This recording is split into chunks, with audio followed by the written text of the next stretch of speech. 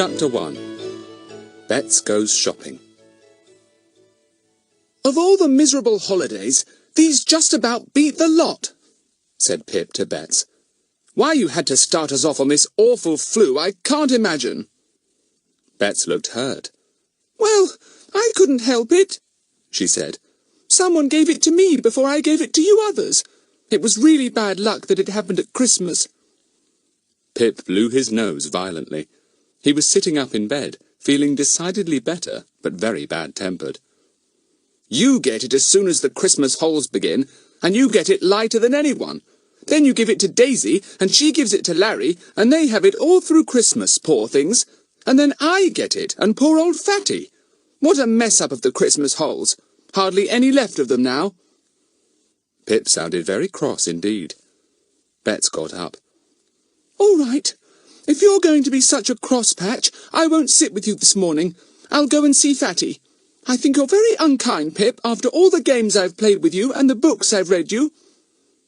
She was just stalking out with her head in the air, looking very high and mighty, when Pip called to her. "Hey, Bets! Tell Fatty I'm feeling better, and ask him to get on the track of some mystery at once, because I feel it's just the kind of tonic I need. And we've only got about 10 days of the holes left." Bets grinned round at him. "All right, I'll tell him. But Fatty can't just spin a mystery out of thin air, Pip. I think we'll have to go without one this holes."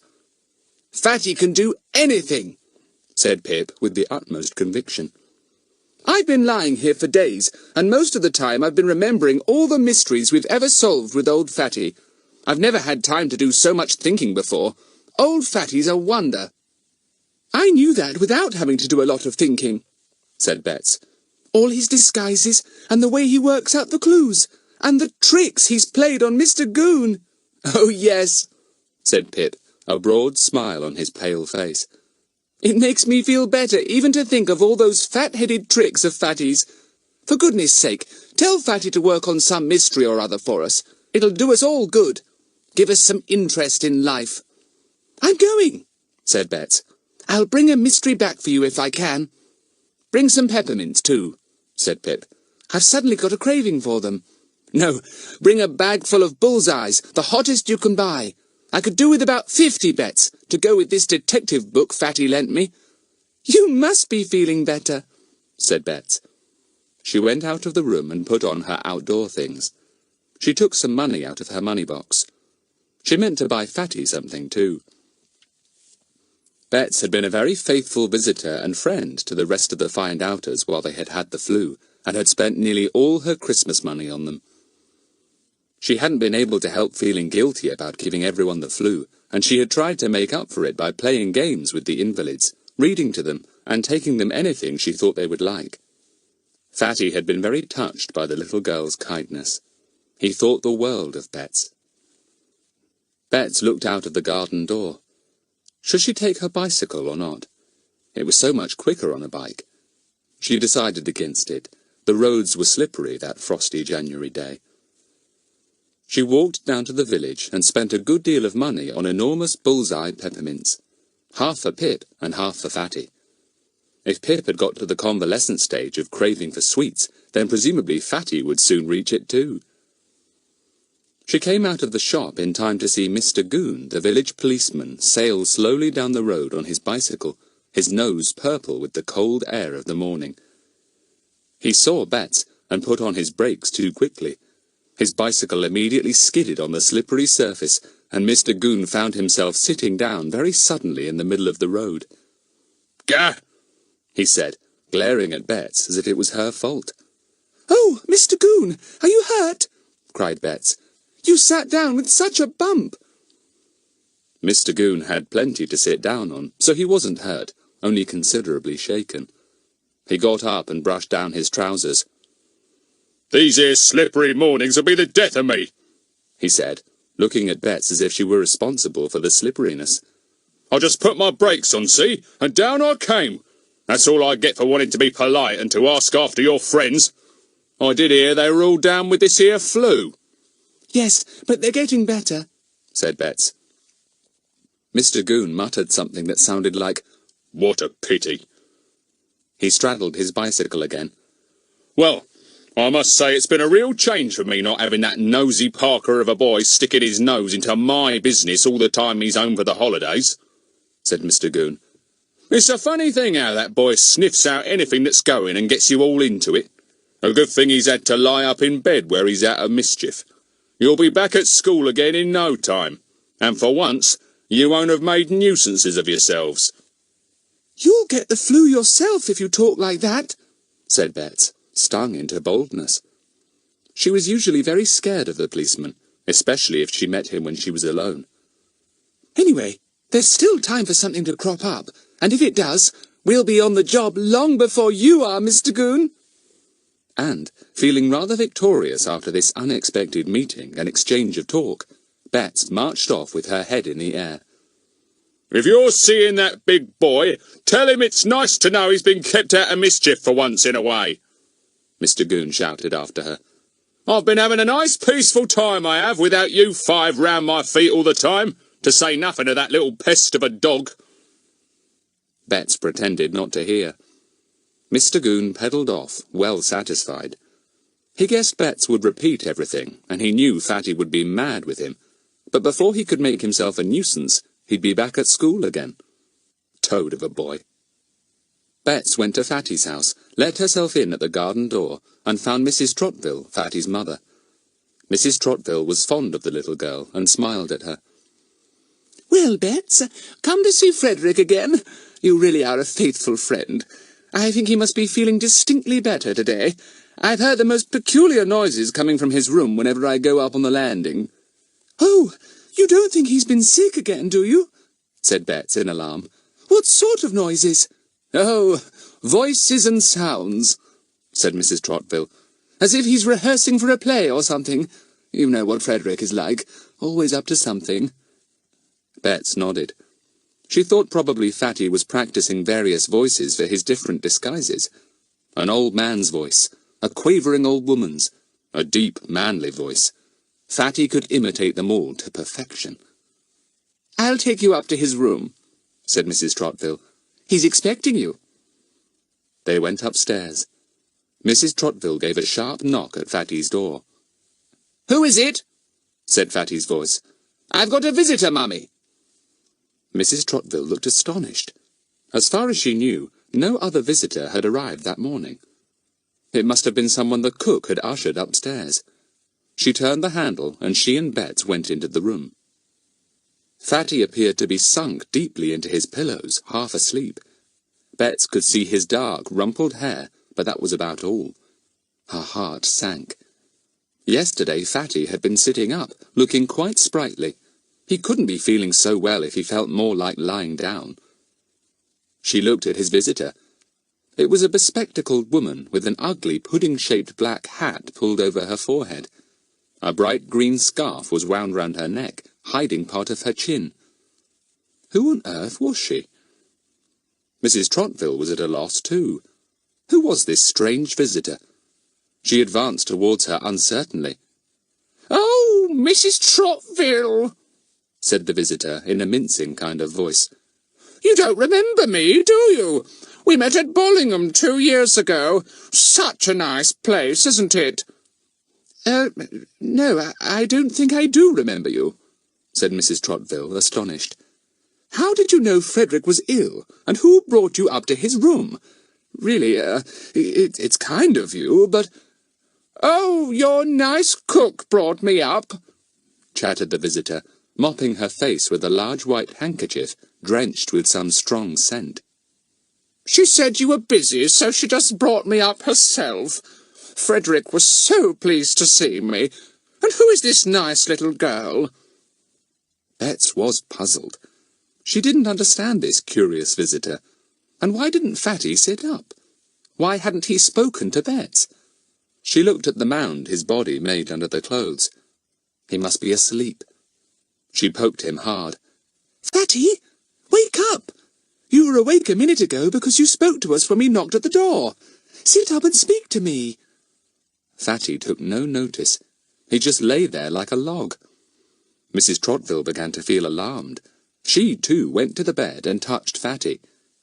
"Frederick, are you all right? Sit up." Bets glanced at the visitor, who had now got up and was looking out of the window, her back to them. Her shoulders were shaking slightly. What was the matter? It was very peculiar and mysterious, and Bets didn't like it at all. Mrs. Trottville turned back the covers of the bed. There was no Fatty there. A dark wig had been put over a pudding basin, and bolsters had been laid in the bed. Mrs. Trottville gave a little scream. "Fatty!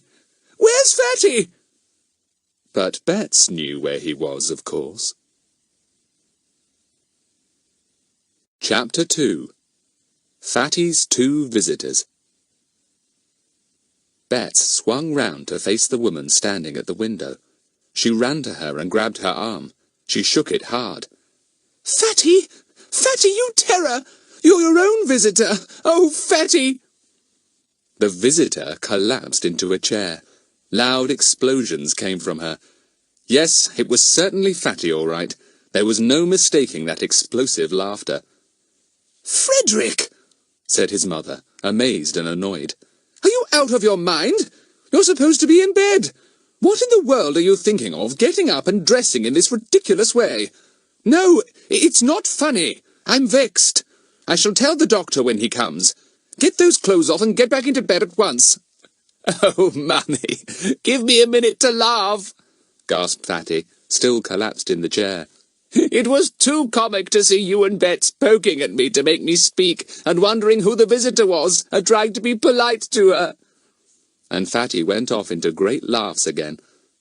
"Well, all I can say is that you must be feeling a lot better if you can get up to such silly antics," said Mrs. Trottville, still annoyed.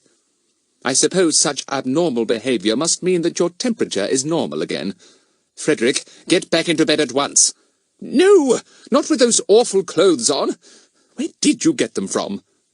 "Cookie brought them for me from an old aunt of hers," said Fatty, pulling off the bright green scarf and the awful old hat. "They're part of my wardrobe of disguises, Mummy. Don't pretend you don't know." Mrs. Trottville often had to turn a blind eye on many of Fatty's doings. There was simply no knowing what he would get up to next. She stared at the clothes in disgust. "That awful scent, Frederick! I really can't even call it perfume. I shall have to open the window and let out the smell." "Yes, do," said Fatty. "I can't bear much more of it myself. Gosh, I did enjoy that. Here, Bets, hang up this long black coat and skirt in my big wardrobe over there." He stripped off the coat and skirt and appeared in his striped pyjamas. Bets took the coat and skirt and was about to hang them up when Mrs. Trottville took them away from her. "I really must tell Cook not to unload her aunt's old clothes onto him," she said. "Mummy, don't you dare say a word," said Fatty in alarm. "Cook's a marvel. She lets me have her uncle's old things too. I've got to get proper disguises from somewhere. You know perfectly well I'm going to be a first-class detective as soon as I'm old enough, and you have to begin practicing young. Don't you say a word to Cook." "Frederick, I am not going to have the house full of old garments belonging to Cook's uncle and aunt," said his mother firmly. "You needn't," Fatty almost wailed. "I usually keep them down in my shed at the bottom of the garden, don't I, Bets? I just wanted to play this visitor trick on Bets, Mummy, that's all. So I got Cook to fetch these things from the shed for me. Bets can take them down to the shed this very minute if you want her to." Fatty was now in bed. He looked beseechingly at Bets and his mother. Mrs. Trottville thought that he had suddenly gone rather pale. All this silly excitement. "All right, Frederick, we won't say any more," she said. "Bets can take the things down when she goes. Put them out on the landing for now, Bets. Frederick, lie down. I'm sure your temperature must be going up again. I certainly won't let you get up for a short while this afternoon, if so." "Mummy, can Bets stay and have lunch with me?" said Fatty, changing the subject quickly. He fully intended to get up that afternoon. "Say she can. None of the others are coming to see me today. They're still wobbly. I'd like Bets's company, and you know she's quiet. She'd be very good for me, wouldn't you, Bets?" Bets beamed. To spend the day with Fatty would be marvellous. Pip was in the bad-tempered stage, and too difficult to get on with amiably at the moment. It would be fun to stay with Fatty. She gazed hopefully at Mrs. Trotvill, her arms full of the old clothes. Mrs. Trotvill considered. Well, yes, I think if Bets would like to stay, she would probably keep you from doing any further ridiculous things, she said. Would you like to stay, Bets, dear? And promise me that you won't let Fatty leap out of bed, or dress up, or play the fool in any way at all. I promise, said Bets happily. Thank you, Mrs. Trotvill. I'll telephone your mother and see if it's all right, said Mrs. Trotvill, and disappeared out of the room. Bets beamed again, and Fatty beamed back. Good old Bets, said Fatty, snuggling down in bed. Gosh, I nearly burst when you and Mummy kept poking at the bolster in the bed. It wasn't a very good disguise, really, but it was the best I could do on the spur of the moment. I feel better today, and I was longing for a joke of some kind. I guessed you'd be coming, so I got Cookie to fetch me those things from the shed. She's a pet, is Cookie. You must have been annoyed when your mother came in, too, said Bets. Oh, Fatty, it's nice that you're better. Have a peppermint? They're the biggest bullseyes I could buy. There's half for you and half for Pip. I must be a lot better, said Fatty, taking 2 peppermints and putting them both in his mouth at once. I couldn't possibly have even sniffed at a bullseye yesterday. I shouldn't be a bit surprised if I eat a lot of dinner today. You look awfully pale, Fatty, said Bets. Lie down for a bit. You really shouldn't have got out of bed and dressed up like that. Now don't you start lecturing, said Fatty. My legs do feel a bit funny, actually, but it was worth it. Now, spill the news. Have you got any? Bets faithfully gave her news. Fatty lay quiet and listened. He was feeling rather faint, but he wasn't going to tell Bets that. He hadn't realized that the effort of getting up and dressing and playing the fool would make him feel so weak. Apparently you couldn't play about with flu too much, even if you were feeling better. Larry and Daisy are much better, said Bets. They're both up and about now, though they haven't been out yet. Daisy says they'll be out tomorrow if it's sunny. They're extremely bored, though, and keep wishing something would happen. How's Pip? asked Fatty. Oh, he's better, except in his temper, said Bets. Don't you go and get bad-tempered too, Fatty, when you're almost better. Oh, and I nearly forgot to tell you. I met Mr. Goon this morning. Ah, the great Mr. Goon, said Fatty, half sitting up at the mention of his old enemy's name. And what had he to say? Well, he said, "Gah," at me, fell off his bicycle, and sat down hard in the road, said Bets with a giggle. Couldn't be better, said Fatty hard-heartedly. And what else had he got to say beside "Gah"? Bets told him. He said he'd had a nice, peaceful time without that nosy Parker of a boy interfering all the time, she said. He was really rather rude. He said it was a good thing you were in bed and out of mischief, and you'd be back at school again before you'd time to do any. Ha! said Fatty, sitting up straight now and looking very determined. That's what he thinks, does he? Well, I'll be up properly tomorrow and out the next day, and Mr. Goon had better be on his guard. Things will happen as soon as I'm up. What things? asked Bets, thrilled. A mystery, do you mean? Oh, Fatty! Yes, a mystery. Even if I have to make one up myself, said Fatty. If Mr. Goon thinks he's ever going to have a nice, peaceful holiday when we're home, he's wrong. Bets, we'll have some fun when I'm up. Gosh, it makes me feel better again already to think of it. What sort of fun? asked Bets, her eyes shining. Oh, Fatty, I wish a real mystery would turn up again. But there isn't time now.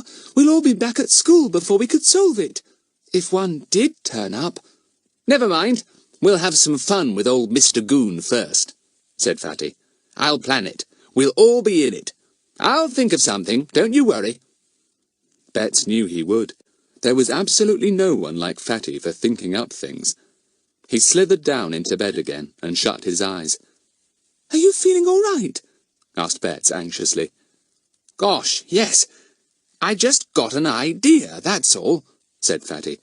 You know how ideas come, all in a flash from your imagination. You don't even have to think of them. They don't come to me like that, said Bets. I have to think hard before I dig up an idea, and even then, it's hardly ever a good one. You're a genius, Fatty.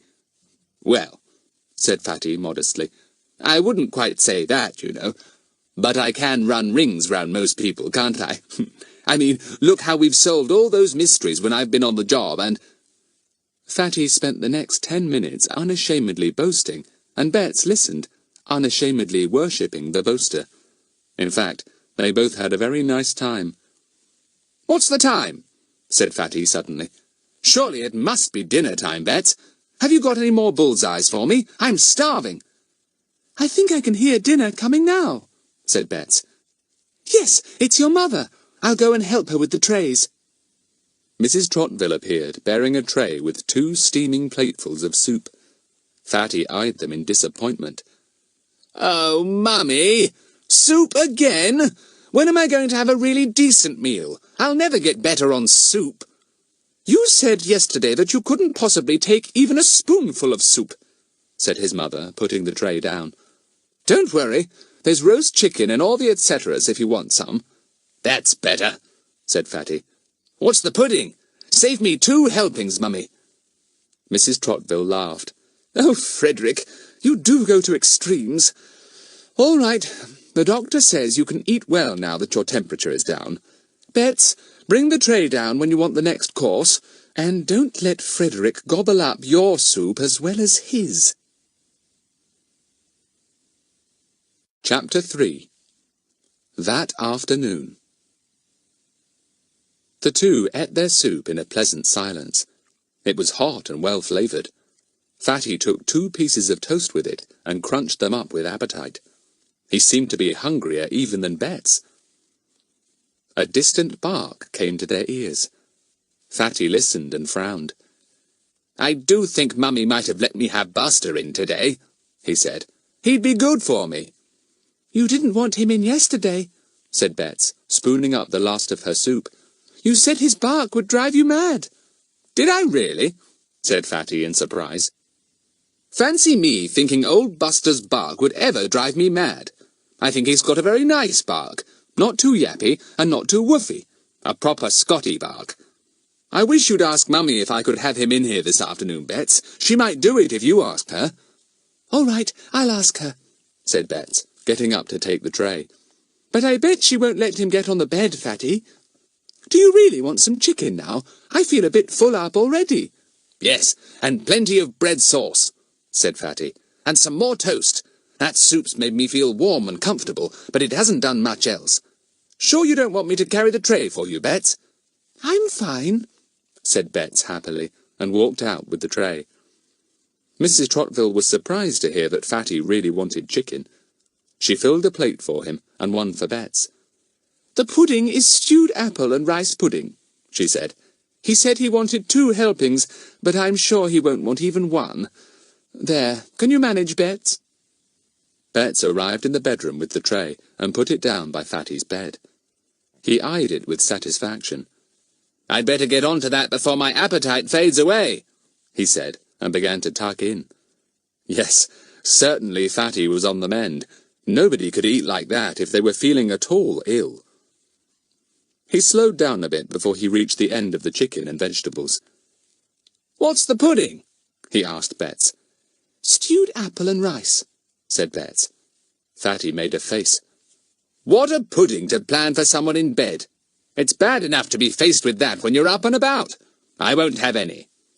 "I suppose you're pretending you would have had 2 enormous helpings if it had been treacle pudding," suggested Betts slyly. "You're a fibber, Fatty. You can't eat another thing. Nor can I, as a matter of fact. I'll take this tray down now."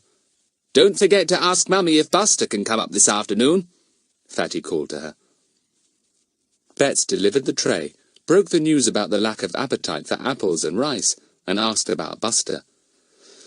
"Well," said Mrs. Trottville, considering the matter.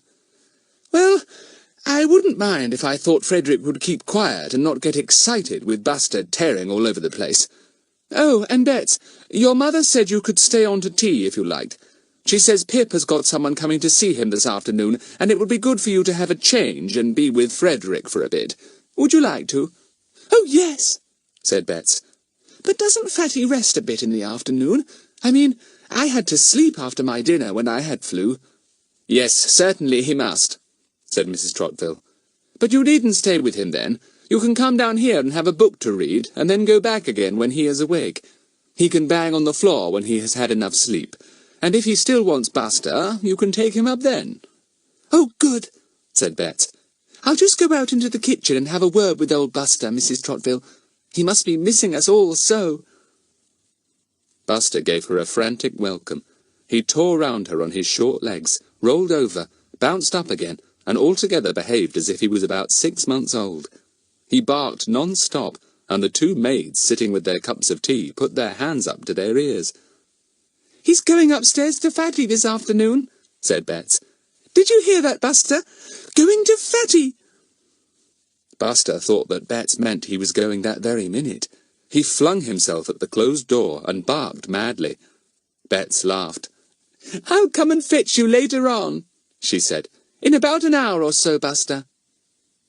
She managed to slide out of the door before Buster could squeeze out too. She left him barking crossly. What?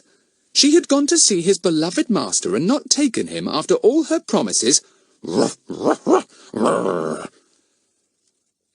Bets went back upstairs to tell Fatty the good news. "I'll settle you down if you like," she said to him. "Then you can go to sleep, and when you wake up, bang on the floor with this stick, and I'll come up with Buster. I'm allowed to stay to tea, so we've plenty of time to talk and play games." "Good," said Fatty, pleased. He was now feeling sleepy, and he snuggled down. "But don't go, Bets. There's a nice comfy chair over there, look. And you can borrow one of my Sherlock Holmes stories if you like. There's a pile on that table." "Your mother said I was to go downstairs and read," said Bets. "I'd better go." "No, don't," said Fatty. "I don't like being left alone. Stay with me, Bets." "Don't be silly. You don't care at all about being alone, and you'll be asleep in a few moments," said Bets with a laugh. "Bets," said Fatty suddenly, in a voice that made her look across at him in surprise. "Bets, you must stay with me, because of the voices." Bets gaped at him. Voices? Whatever did Fatty mean? "What voices?" she said. "I don't know," said Fatty, still very mysterious.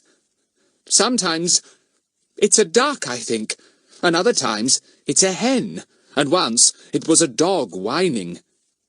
Bets was amazed. "What? Here in your bedroom?" she asked, disbelievingly. "Fatty, you must have had a very high temperature to think you heard voices." "I tell you, there are voices in this bedroom when I'm all alone," said Fatty, leaning up on one elbow. He looked very earnest. "There's a silly old man, too, who keeps asking for a cigarette. Bets, do stay with me. If you hear the voices, we could try and find out what they are. Do stay here and sit in that chair. But don't you say a word to Mummy, will you? She'll think I've got a temperature or something again." "All right, I'll stay," said Bets, puzzled and disbelieving. "But I believe you're making it all up, Fatty, just to make me stay here with you. You shouldn't do that." "Bets, as sure as I lie here, there have been voices in my room," said Fatty. "Will you believe me if you hear them? See that duck on the mantelpiece, the china one? Well, I've heard it quacking. And see that dog in the picture? He barks and whines." "You lie down, Fatty," said Bets, and she pushed him down. "You're dreaming, or just being silly. I'm going to sit in that chair and read Sherlock Holmes. Don't say another word, or we'll have your mother up here." Fatty lay down. Bets sat in the chair, wondering why Fatty spoke so much about voices. She decided that he must have had such a high temperature that he had wandered a little in his mind and heard voices that were not really there. She opened her book and yawned. Bets fell asleep, and so did Fatty. Except for a log falling in the grate, where a bright fire was burning, there was nothing to be heard. Buster was snoozing in the kitchen, keeping one eye open for the big cat. The cat had to keep a certain distance. One paw over the line, and Buster flew at her. The clock on the mantelpiece ticked on. 2:30. 3 o'clock. It was raining outside, and the afternoon was dark. It would have been too dark for Bets to read if she had been awake. 3:30. Both Fatty and Bets were perfectly still, and the fire grew rather low. Then Bets woke up with a jump. She sat up, wondering where she was. Of course, she was in the big chair in Fatty's bedroom. How low the fire was!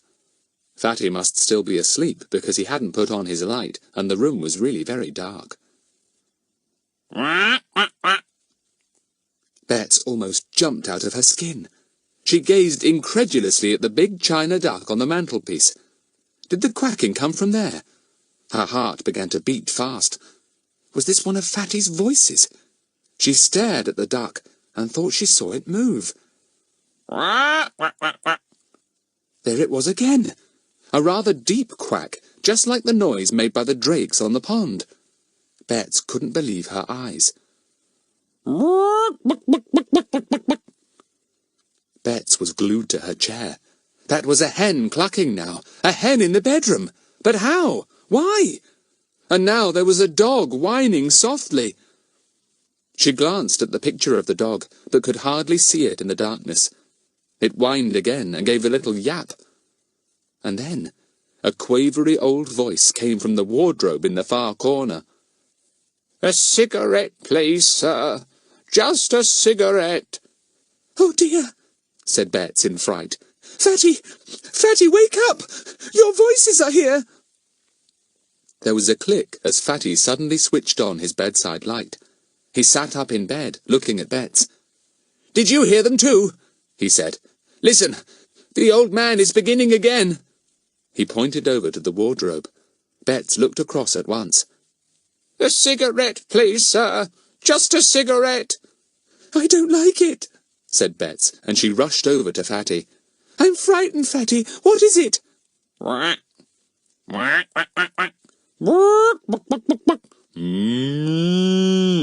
"Oh, Fatty, Fatty, what is it?" wept Bets, and covered her face and ears. "Fatty, come out of this room. I'm frightened." "Oh, Bets, don't cry. I didn't mean to make you cry," said Fatty, and put an arm round the scared little girl. "I thought you'd guess what it was at once. You are a little silly, Bets, not to guess." "Guess what?" asked Bets, astonished. She looked up into Fatty's smiling face. "Fatty, it's not just a trick you're doing, is it? What is it?" "It's a bit of a secret, Bets," said Fatty, putting his mouth to her ear. "I'm practicing to be a ventriloquist, that's all. Didn't you really guess?" Chapter 4. A Lesson on Ventriloquism. Bets could hardly believe her ears. She stared at Fatty's grinning face in amazement. But, was it you, then, making that duck on the mantelpiece quack?" she said. "And that hen cluck, and the dog bark, and that old man ask for a cigarette? It can't be you, Fatty." "It is, though," said Fatty. "I've been working at it all last term. Gosh, the noises that have come from the corners of our dorm each night, and the noises in class, too. Once I even got the master to open a cupboard to see if a cat was mewing there." "But, Fatty, how do you do it?" asked Bets, staring at him. "I've seen ventriloquists on the stage, of course, making their dolls speak. But how do you do it? Fatty, I didn't like it." "Now, don't you be silly," said Fatty. "I wouldn't have played the trick on you if I thought you were going to be scared. It just shows I must be really good. There's no talking duck or hen or dog or old man in this room, Bets. You must know that. I wanted to try and see if I could puzzle you. I didn't mean to frighten you. Gosh, I must be a better ventriloquist than I thought." A voice came from the wardrobe again. Or at least, Bets thought it did. "A cigarette, please, sir. Just a cigarette." Bets looked swiftly round at Fatty, and this time she laughed. "Oh, Fatty, you're clever, but I just saw your throat moving when you said that. How do you manage to throw your voice somewhere else, though? Fatty, it's marvellous. Whatever will the others say?" Fatty sat comfortably up in bed. "Well," he began, "I'll tell you a bit about it, Bets. A man came down to our school last term to entertain us. He was a ventriloquist, and he had a couple of idiotic-looking dolls whose heads could turn from side to side. Their eyes could open and shut, and their mouths worked up and down. You've seen a ventriloquist, haven't you? Well, He was absolutely super, this man. I honestly couldn't see either his mouth or his throat working in even the smallest movement. And yet it was his own voice that made those dolls seem to talk, and sing too. Yes, I think ventriloquists are marvellous too, said Bets. I haven't the faintest idea how they do it. But you must know, Fatty, because you can ventriloquize, said Fatty. Well, I do know a bit now, but I've had to get it out of books, because you can't learn interesting and really useful things like ventriloquism, or conjuring, or disguising yourself at school. Such a pity they don't have things like that in the timetable. Wouldn't I work at them? Yes, so would I, said Bets. Did you have to practice ventriloquism yourself then, Fatty, with nobody to help you? Yes, said Fatty. But it's difficult to be anywhere by yourself at school, you know, so I had to let a few of the boys into the secret. We've got about 6 ventriloquists at my school now. But you're the best, I bet you are, Fatty, said Bets at once. Fatty wished he could say he was, but honesty compelled him to admit that another boy was better than he was. We've got an African boy at our school, he said, a Zulu prince or something. He's the best. But that's not to be wondered at, because apparently all his uncles and great-uncles and grandfathers were able to throw their voices wherever they wanted to. Anyway, when he knew I was trying to learn to throw my voice, he showed me a few tricks. Tell me, Fatty, begged Bets. What tricks? Well, said Fatty, banging his pillows and settling himself comfortably. First of all, I'll explain the name ventriloquism. It comes from 2 words, venter, which means tummy, and loqui, which means to speak. In other words, a ventriloquist was supposed to be a man who could speak by using his tummy in some way. Do you use your tummy, then? Asked Bets. As a matter of fact, the people who thought that made a mistake. The tummy is not used, said Fatty. Oh, what is then? Asked Bets, intensely interested. Well, said Fatty, as far as I can see, a ventriloquist forms his words in the ordinary way, but he lets his breath escape very slowly indeed, and he closes up his glottis, his throat, as much as he can, and opens his mouth as little as possible. Oh, and he only uses the tip of his tongue. Bets couldn't follow this, but she didn't much mind, as she had no intention of becoming a ventriloquist herself. She was quite sure she would be no good at it at all. The whole thing sounded quite impossible to do. But Fatty, as usual, had tackled the impossible and done it. You are clever, Fatty, she said. Now do some more ventriloquism, and let me see how you do it. But she couldn't see, of course, except that Fatty's throat moved a little, and once his lips moved too. Just a cigarette, please, just a cigarette, came a quavering voice which didn't appear to be anywhere near Fatty at all. She instinctively looked over to the wardrobe again. Fatty was looking there too, as if somebody was really there. It's strange, said Bets.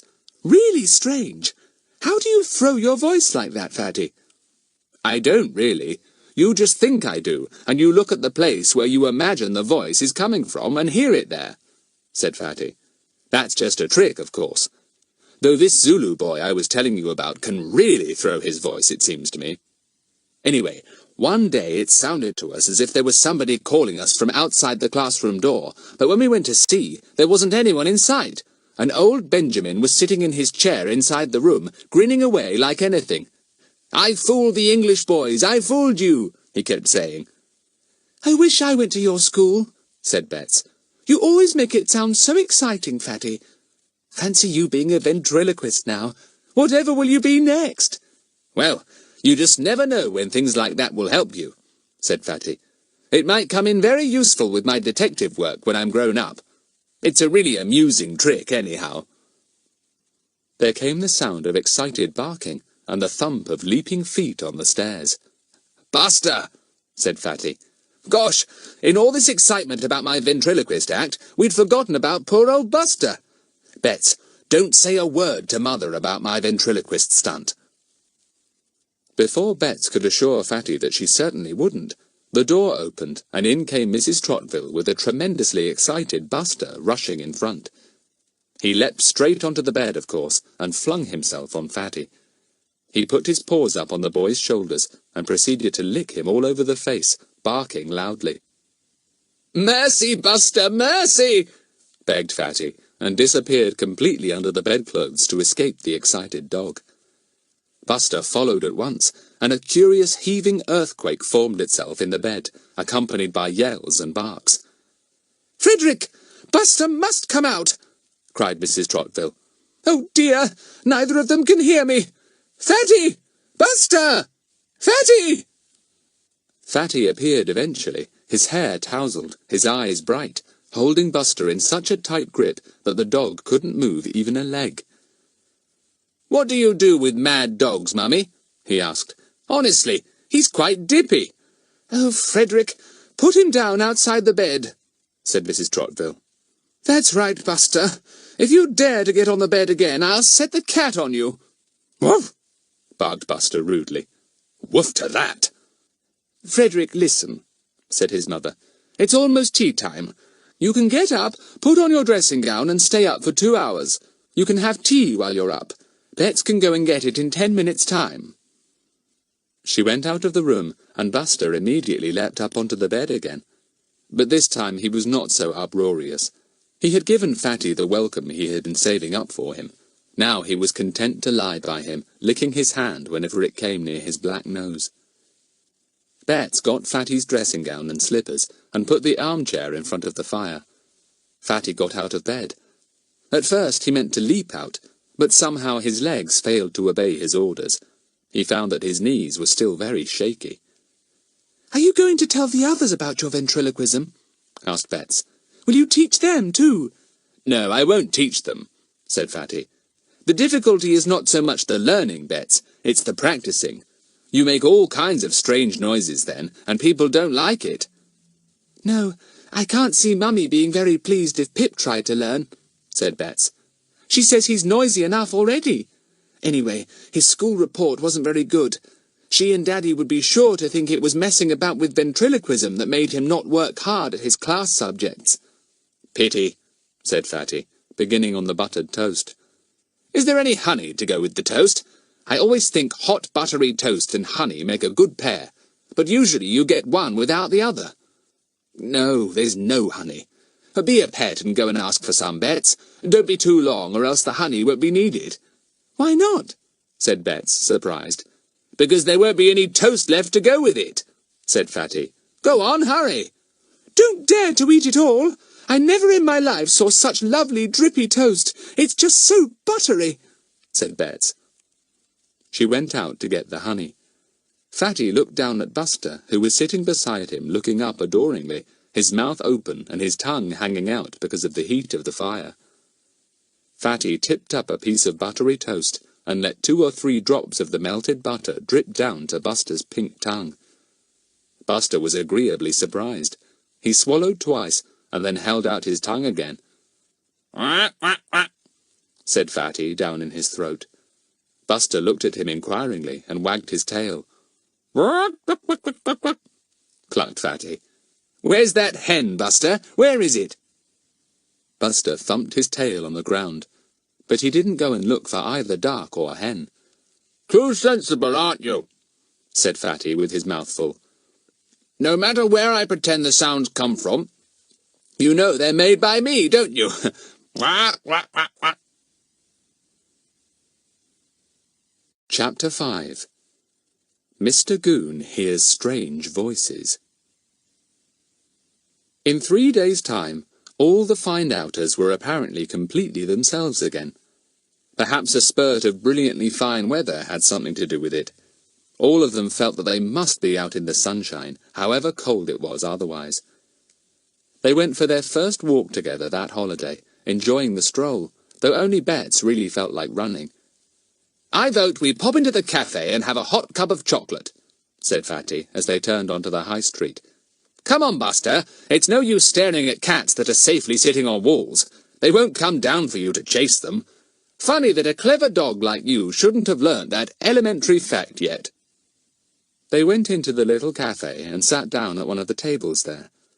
In the summer, they had ice-cold milk there, and ice creams or lemonade. In the winter, The little shop did a roaring trade in hot milk, cocoa, and hot chocolate. A short woman came to serve them. "Well, well," she said, beaming at them. "I thought you must have gone back to school. I've not seen you for so long. What would you like?" "Hot chocolate, ginger biscuits, and currant buns, please," said Fatty. He drew a handful of change out of his pocket to pay. Fatty always had plenty of money. "I'll pay," said Larry. "I've not spent half my Christmas money yet. You're always paying for us." Fatty let him pay.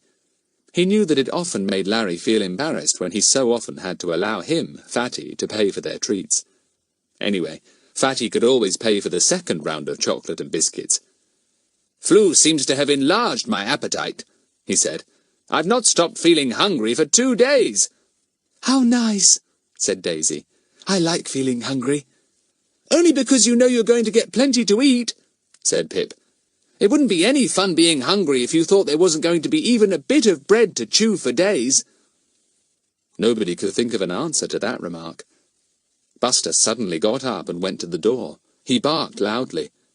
"Be quiet," said Fatty. "Behave yourself, Buster. Don't bark at that dear old lady."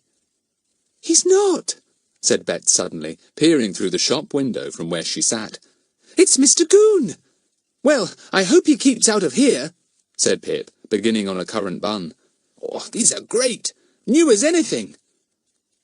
Bet let her eyes wander round the shop. Up on the mantelpiece was a model of a cow standing about 2 feet high. It had a head that would nod up and down if anyone set it going. She got up and went over to it. "I like this cow," she said. "I'll set its head nod-nodding. Let's see if it manages to nod it the whole time we're here." She set the head nodding and went back to her chair, watching the cow. Buster began to bark again, and the 5 swung their heads round to the door. Mr. Goon was standing there, the buttons on his tunic stretched to bursting point. "Call this dog to you," he commanded Fatty. "Put him on a lead. I won't have him dancing round my ankles." "Why, are you coming to have a drink of hot milk or something?" asked Fatty. He deftly put Buster on the lead and made him sit down. Fatty was hoping against hope that Mr. Goon was indeed coming to sit in the shop and have a drink. Fatty had a bright idea and wanted to carry it out. Mr. Goon stalked in and sat down at the table next but one to the 5 children's. He called for a cup of cocoa and a bun. "Cold outside for you again, isn't it, Mr. Goon?" said the short woman, setting down a cup of cocoa and a bun in front of the red-faced policeman. Mr. Goon took no notice of her. He glanced across at the children. "Huh, seems like I've had a nice quiet time these holidays," he began. "No nosy parkering, no interfering with the law. That says something for the flu, that does. You must have felt funny not being able to stick your noses in a mystery." Nobody answered. Fatty spoke a few words to Larry, and Larry said a few back. Nobody looked at Mr. Goon. He didn't like being ignored. He raised his voice. "Or have you got a mystery on hand?" he began again. "A nice juicy mystery to make a mess of." Fatty looked at him. "Now how did you hear that, Mr. Goon?" he said in a surprised voice. "Larry, have you been saying anything about our latest mystery?" Larry rose immediately to Fatty's invitation to be absurd.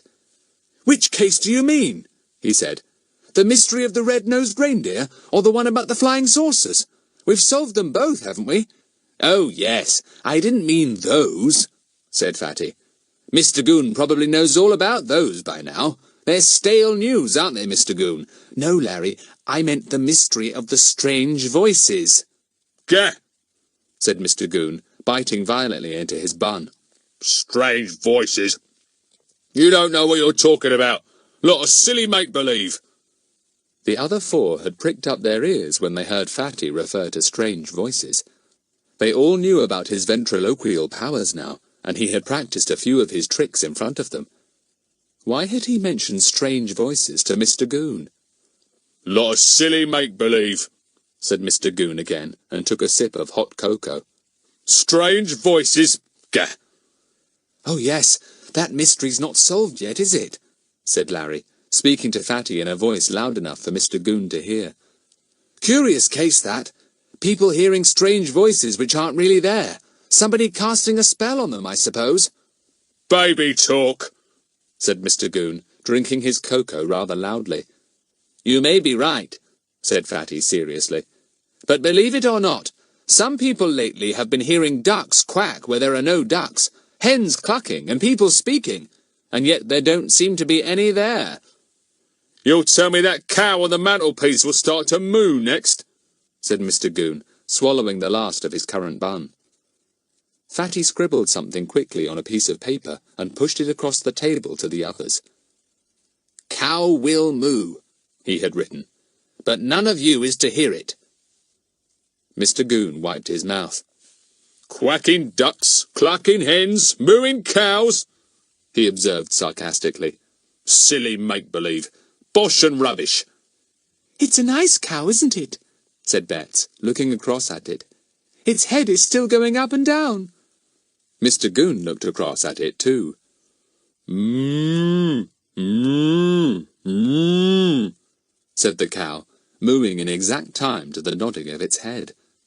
The mooing was so realistic and so exactly in time with the nodding that even the children, with the exception of Fatty, thought for one moment that the mooing noise did actually come from it.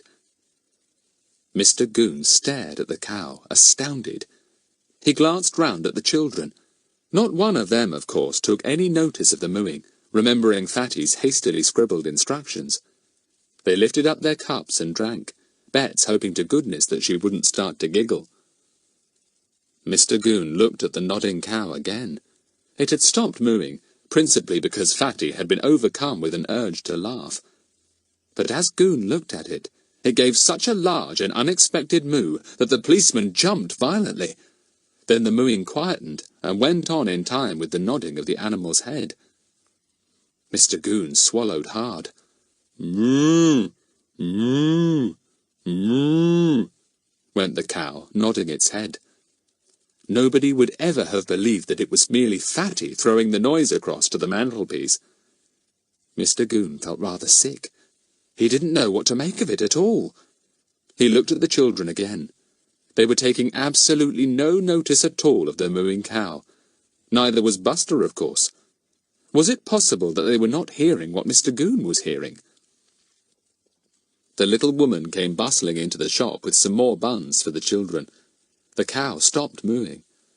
Mr. Goon cleared his throat and spoke to the shopwoman. Nice cow, that, of yours, my good woman.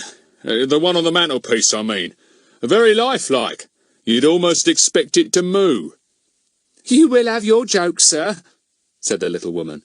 My, if I heard it moo, I'd think there was something wrong with me. I'd think I was going crazy. That's just what we were saying, said Fatty gravely. Strange voices are about. People are hearing them. What are they? A warning? I'm glad I don't hear them. Well, we live in funny times, no doubt about it, said the little shopwoman, puzzled, and hurried off again. The cow began to moo once more, but so softly that Mr. Goon was not absolutely sure if he was hearing it or not. Could he be imagining it? He gazed so earnestly at the nodding cow that Betts felt an irresistible giggle rising up from the very middle of her tummy. She knew from experience that they were the worst kind of giggles, the ones that heaved up and broke out helplessly. "Talk! Do talk!" she besought the others in a low voice. "I'm going to laugh!" All but Fatty talked in low voices, saying any nonsense that came into their heads. Fatty stopped making the cow moo. Mr. Goon sat back cautiously. Thank goodness the cow was behaving normally now. Maybe his ears had just played him a trick. Quack, quack, quack. Mr. Goon jumped violently again and looked all round. That was a duck quacking, no doubt about it. Quack. Mr. Goon's eyes caught sight of a wild duck, beautifully stuffed, placed in a glass case at the end of the shop. He gazed at it, holding his breath. Quack, quack, quack. The duck appeared to be looking at him out of its glass eye, and its half-open beak seemed to be quacking. Mr. Goon leapt up, full of horror. "That duck!" he said wildly. "Did you hear it?" "What duck?" asked Larry. Oh, Mr. Goon, surely you are not suggesting that the duck in the glass case is quacking? Mr. Goon, don't say you are hearing the strange voices, said Fatty, earnestly and solemnly. Quack! The noise seemed to come from somewhere behind Mr. Goon. He gave a loud, hunted cry and ran from the shop, Buster almost tripping him up with his lead. And then the children collapsed over the table, crying tears of laughter into their empty cups. Mr. Goon, you couldn't have been funnier. Chapter 6. Something happens at last. Oh, Fatty, how do you do it? Said Daisy, mopping her eyes and feeling very weak. The way you made that cow moo in time to its nodding was perfect. Honestly, I could have believed myself that the thing was mooing. So could I, said Bets. Oh dear, don't do that sort of thing too often, Fatty. I simply won't be able to keep my giggles down if you do. Mr. Goon's face. His eyes almost fell out of his head. He must be feeling pretty puzzled, said Larry. I bet he'll wake up at night and hear noises that aren't there. They paid their second bill and went out. What a pity there wasn't any first-class mystery to probe into. These were the first holidays in which nothing of any sort or kind had turned up, and there were only a few days left. Can't we spoof old Mr. Goon a bit, just to have some kind of excitement in our last few days? Said Larry. That laugh did me more good than a dozen days in bed. Me too, said Pip. I was feeling rather low this morning, but now I'm feeling fine. That's obviously what we all need, a really good laugh every now and again. And Fatty's the one to give it to us, said Bets, squeezing his arm. Fatty, do let's see if we can't spoof Mr. Goon a bit. But how? Said Fatty. I mean, we can't follow him around with all kinds of noises. He'd soon begin to associate them with us. If every time he hears a cow moo or a duck quack, or hears mysterious voices going on, and sees us somewhere near, well, even he's wide awake enough to put two and two together, us and the noises. I suppose you're right, said Bets with a sigh, putting away her visions of pursuing Mr. Goon with strange and wonderful sounds. Well, perhaps something will happen to give us a bit of excitement. It was strange that she said that, because that very night something did happen, though nothing very startling. They didn't know about it till the next morning. The milkman told Larry. Heard about the break-in at the Cedars last night? He said. It's next door but one from you. It's a small house, and a man called Mr. Fellows has rented it since a week or two ago. Lived there all alone. What happened? Said Larry. Well, apparently somebody broke in and rifled the house from top to bottom, said the milkman. We don't know if Mr. Fellows was there or not. Anyway, he's gone this morning. Hasn't come back yet either. Who discovered this? Asked Larry, quite excited to think that all this had taken place so near to his own home. Why, he might have heard something in the night. A shout, the breaking of a window or something. However, he had been too sound asleep. I found the house door open and a window broken at the back when I took the milk early this morning, said the milkman. I peeped in at the hall door, and my, what a mess the place was in. I stepped in and telephoned the police at once. Oh, did Mr. Goon come? Asked Larry, disappointed. He had hoped for one moment that the find-outers might get in first. It was still early, only just after breakfast. Yes, he's there now, taking notes and looking for fingerprints and the rest of it, said the milkman. He's feeling important this morning.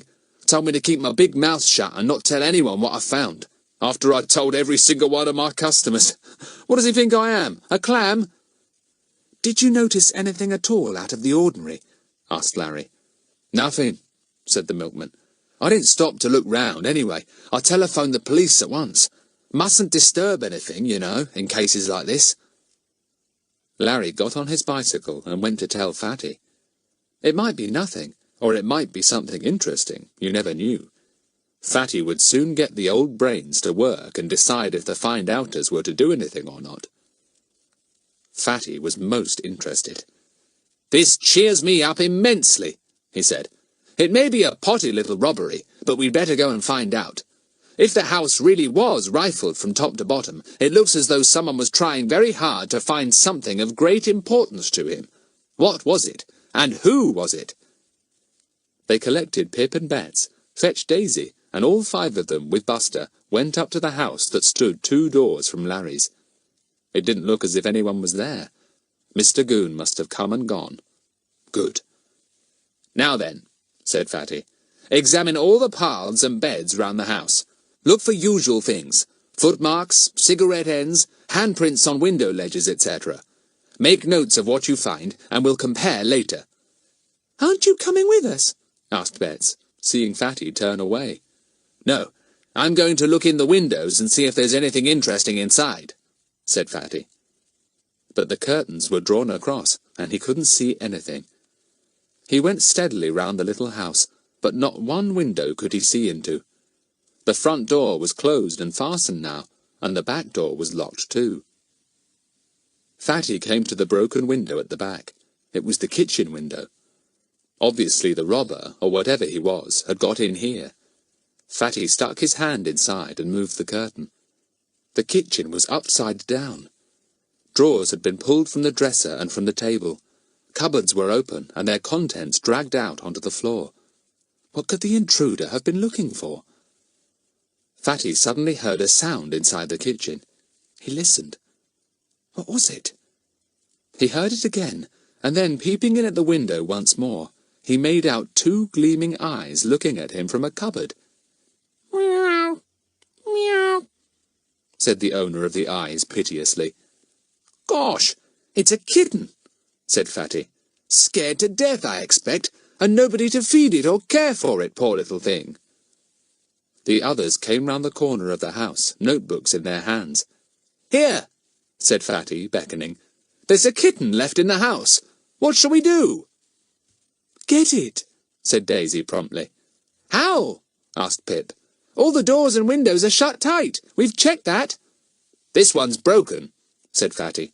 If I wrap my hand in a handkerchief, I think I could put it through the broken pane and do what the thief did, undo the clasp and open the window. Then I could get in and rescue the kitten. Well, go on then, said Larry, looking all round. There's no one about.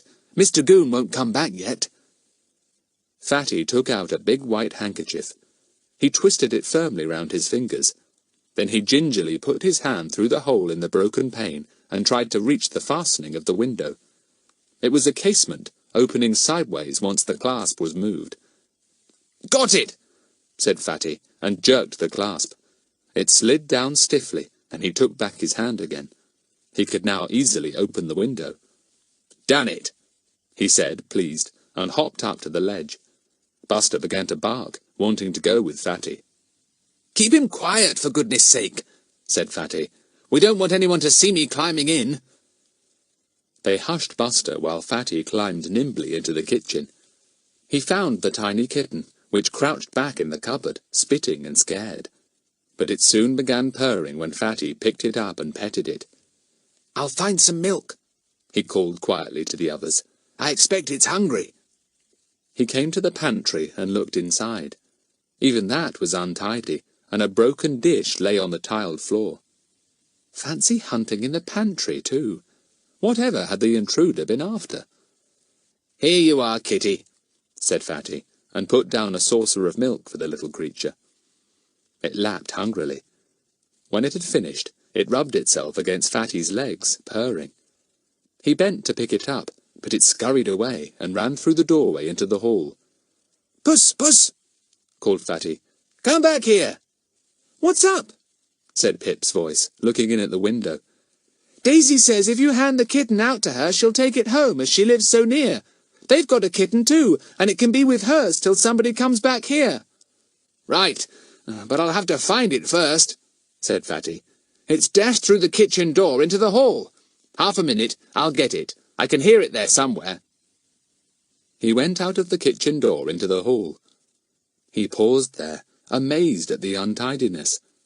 Coats, shoes, and umbrellas were all in wild confusion on the floor, flung there from the hall cupboard and from a chest of drawers.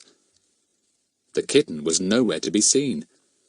Fatty went into one room after another, but the little thing was hiding, Whether from fright or from play, he didn't know.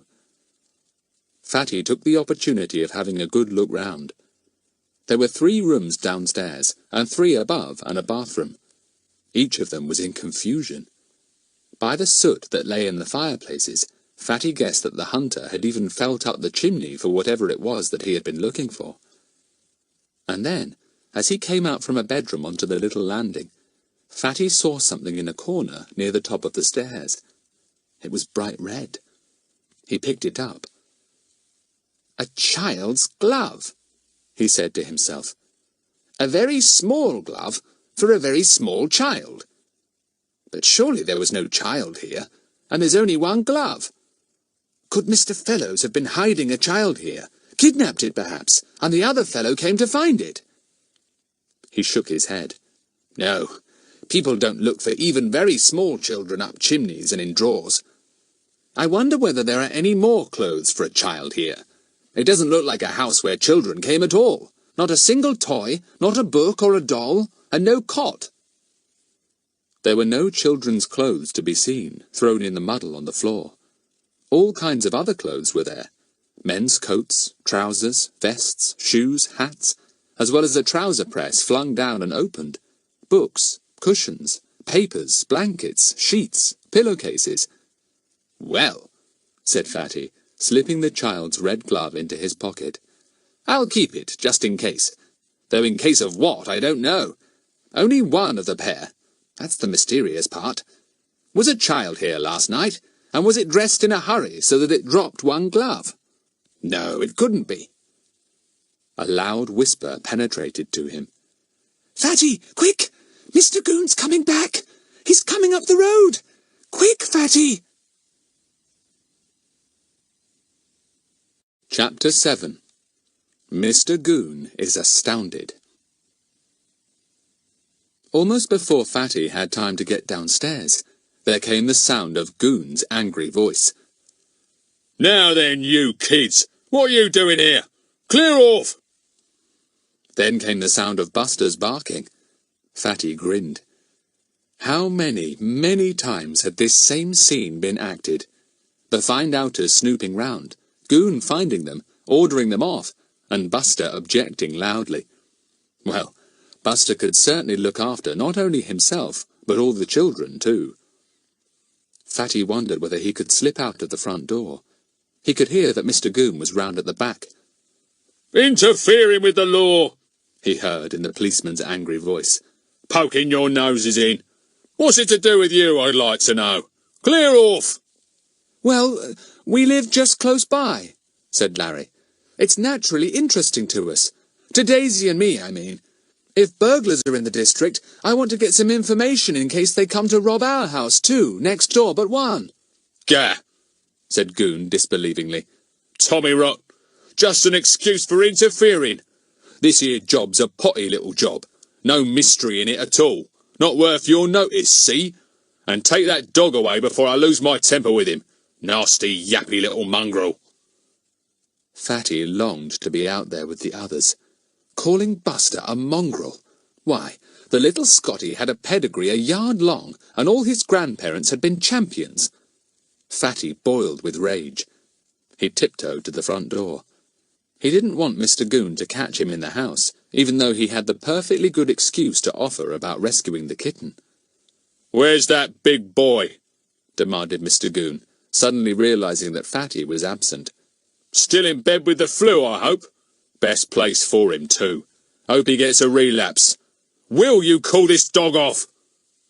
Larry called Buster. "Buster, come here. I can find some better ankles for you if you want some." Mr. Goon snorted. That was one of the things he did remarkably well. "Get out of this garden, all of you," he said. "Any more messing about here and I'll report you. Yes, and I'll go round to your parents again too. Especially yours, Philip Hilton." Pip hastily removed himself from the garden of the little house, taking Bets with him. He didn't want Goon to make any more complaints to his parents. They had a habit of taking Mr. Goon seriously. Larry and Daisy followed, Larry holding Buster by the collar. They stood outside the front gate, wondering what Fatty was going to do. Fatty was most unfortunate. He opened the front door from inside at exactly the same moment that Mr. Goon unlocked it from the outside. Mr. Goon stared at Fatty as if a thunderbolt had hit him. His mouth fell open, and he went a familiar purple colour. He swallowed hard. "Good morning, Mr. Goon," said Fatty smoothly. "Do come in. I'll shut the door for you." Mr. Goon stepped in, still wordless. Then he exploded into speech. "What are you doing here? Here, in this house that's under police supervision? You want to get locked up, I suppose, being found on enclosed premises and up to no good, I'll be bound. Huh!" Fatty stepped back out of range of Mr. Goon's explosions. "I heard a kitten mewing here," he said, still politely.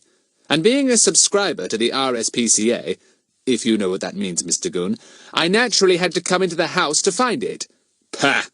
said Mr. Goon disbelievingly. "This here house is absolutely empty. I've been through it myself with a tooth comb already." "This here house isn't absolutely empty," said Fatty. "Dear me, I seem to be getting muddled. Hark, Mr. Goon, can't you hear the kitten mewing now?" "Meow," said the kitten, and obligingly crept out from under the hall stand. It went to Fatty and rubbed affectionately against his legs. Then it looked at Mr. Goon, hissed at him, and spat. "Most intelligent behaviour," observed Fatty. "I hope you believe in the kitten now, Mr. Goon." Mr. Goon did. He had to. "Take it away and take yourself off too," he said to Fatty. "I've work to do here, and keep out of this, see?" "You'll be careful of the dog here, won't you, Mr. Goon?" said Fatty. "I'm not quite sure where it is. You may possibly hear it growling somewhere and trace it by that." "There's no dog here," said Mr. Goon, stalking past Fatty. "A kitten I might have missed, being so small like, but not a dog. What do you take me for?" "It would be better not to tell you," murmured Fatty. "Not here, anyway." He was just behind the policeman, and it was as well for Mr. Goon that he couldn't see the innocent expression on Fatty's face, a look that all his school-teachers knew only too well. A blood-curdling growl suddenly came from somewhere in the house. Mr. Goon stopped as if he had been shot. "What's that?" he said. "Sounded like the dog," said Fatty. "What a horrible animal it must be. I think I'll go, Mr. Goon, and leave you to tackle him." Another growl came from somewhere, and the policeman took 2 hurried steps backwards, treading heavily on Fatty's foot. "Ouch!" said Fatty. "Look out where you're going if you want to walk backwards, Mr. Goon. Well, goodbye. I'll leave you now." "You come and help me find that dog," said Mr. Goon, changing his mind completely about wanting Fatty to clear off. "It might want 2 of us to get him. Funny I didn't see him or hear him when I was here before this morning." Fatty grinned behind Mr. Goon's broad back. He debated whether to produce another animal noise. This ventriloquism was most useful. "All right, Mr. Goon," he said.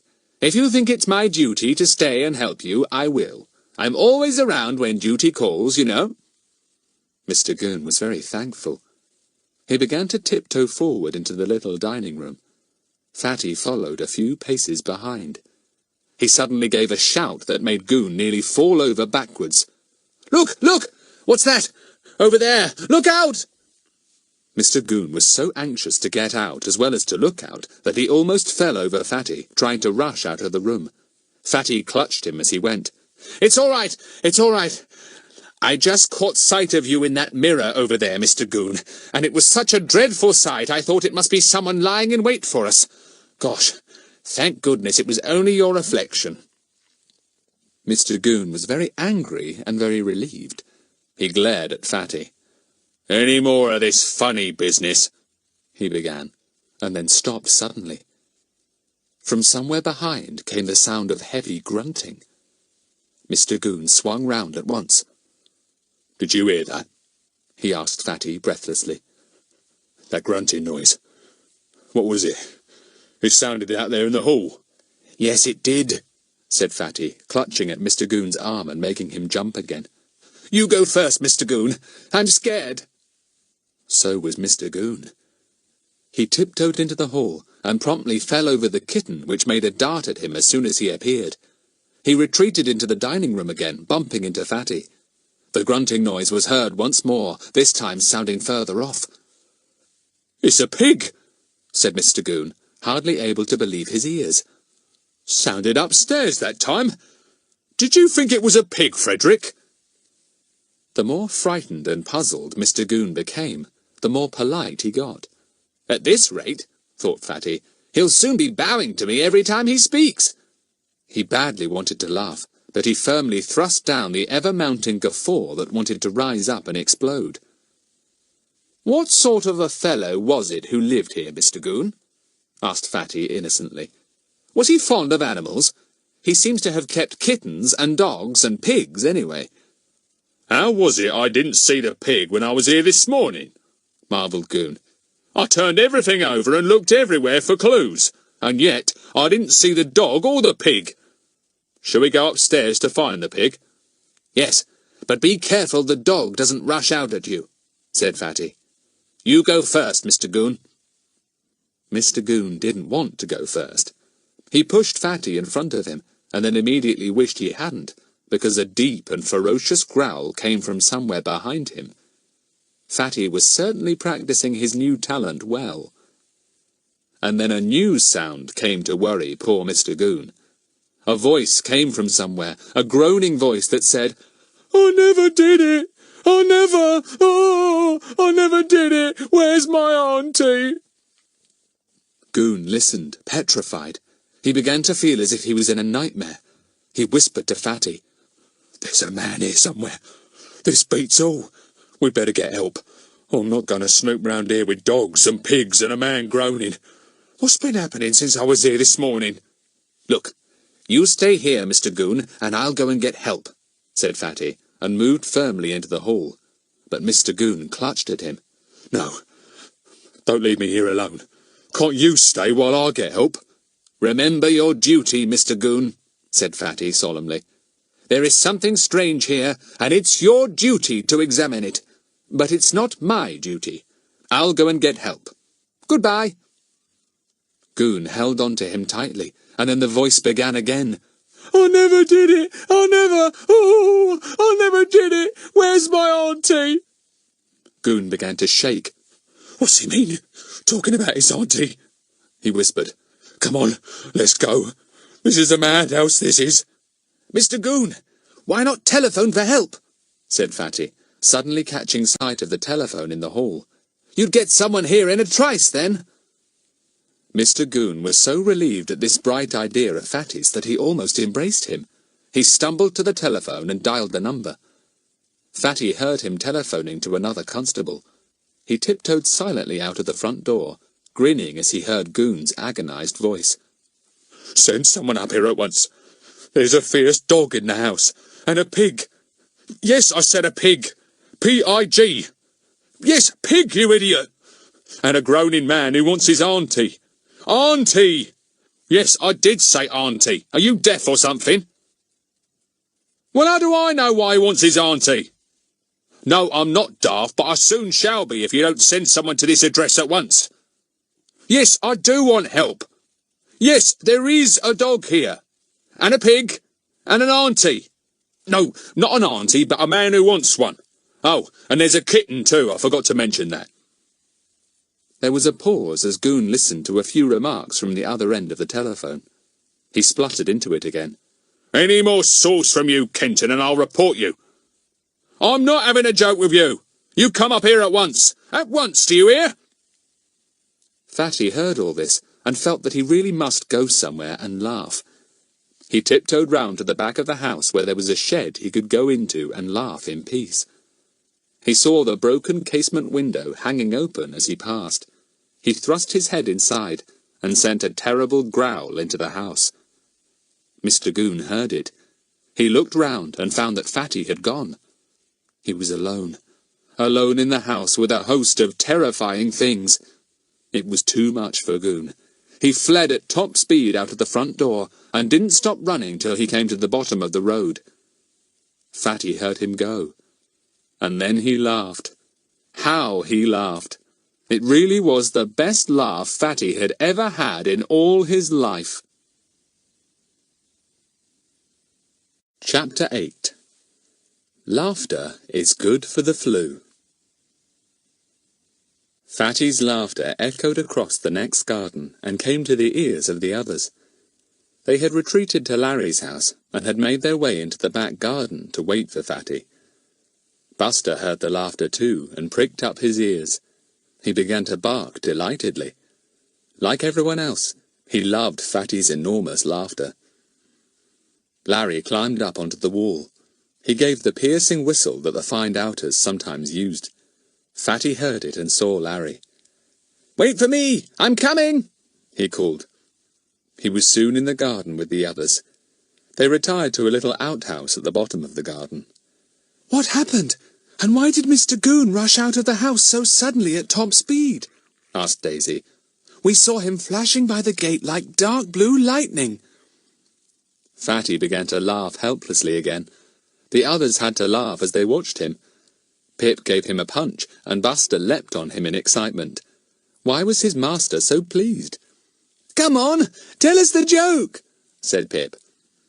So Fatty told them, and soon they were all helplessly sitting on the floor of the outhouse, holding their sides, picturing Mr. Goon's amazement at the thought of the grunting pig, the growling dog, and the groaning man. "That auntie bit! Oh, what made you think of that?" groaned Larry, holding his aching sides. "That's a touch of genius. Oh dear, only an idiot like Mr. Goon would have taken all that in. What will Inspector Jenks think when Mr. Goon makes out a report full of pigs and dogs and men that want their aunties?" That made them all laugh again, but Fatty began to look a little more sober. He rubbed his nose thoughtfully. "I hadn't thought of Mr. Goon making out a report," he said. "Yes, I suppose he'll have to. The chief inspector will smell a rat, I should think, especially if he knows I was with Mr. Goon at the time all this happened." "He may not put you into the report," said Daisy comfortingly. "He'd leave you out if he possibly could. He hates admitting you were ever on the same job as he is." "He telephoned for help," said Fatty. "Let's go and see if he's met his help and if they're coming back." Just as they got to the front gate and hung over it, with Buster doing his best to squeeze underneath, Mr. Goon came up the road with P.C. Kenton. P.C. Kenton had been most astonished to have Goon bump violently into him at the corner of the road. "I just came to meet you," explained Goon in haste. "Thought you might know where the house was. Come on." He scowled when he saw the five leaning over the gate. He especially scowled at Fatty for deserting him. Gah! Toad of a boy. However, he thought it best to say nothing whatever to any of them, in case Fatty was funny at his expense. Fatty could be rude more politely than anyone Goon had ever met. "I bet Mr. Goon's friend will be puzzled to find the house completely empty of kitten, dog, pig, and man," said Fatty. He had brought the kitten with him to Daisy's. It had most conveniently jumped out of the window and landed at his feet while he had been standing laughing at the back of the burgled house. It was now playing with Daisy's kitten in a very friendly manner. P.C. Kenton was indeed astonished to find nothing, and no one in the house of the kind that Goon had described. "Not even Auntie," he complained. "I was looking forward to seeing Auntie. You sure you weren't seeing things, Goon?" "I didn't see anything, except the kitten. I heard them, I keep telling you," said poor Mr. Goon, amazed to hear no sound of growl or grunt or groan, and to find nothing that could conceivably have made them. "I can't think where Auntie's gone," said P.C. Kenton maliciously. "Don't keep on and on about Auntie," said Mr. Goon, exasperated. "Auntie, whoever she was, wasn't here. The man just kept on wanting her, that's all. I keep telling you."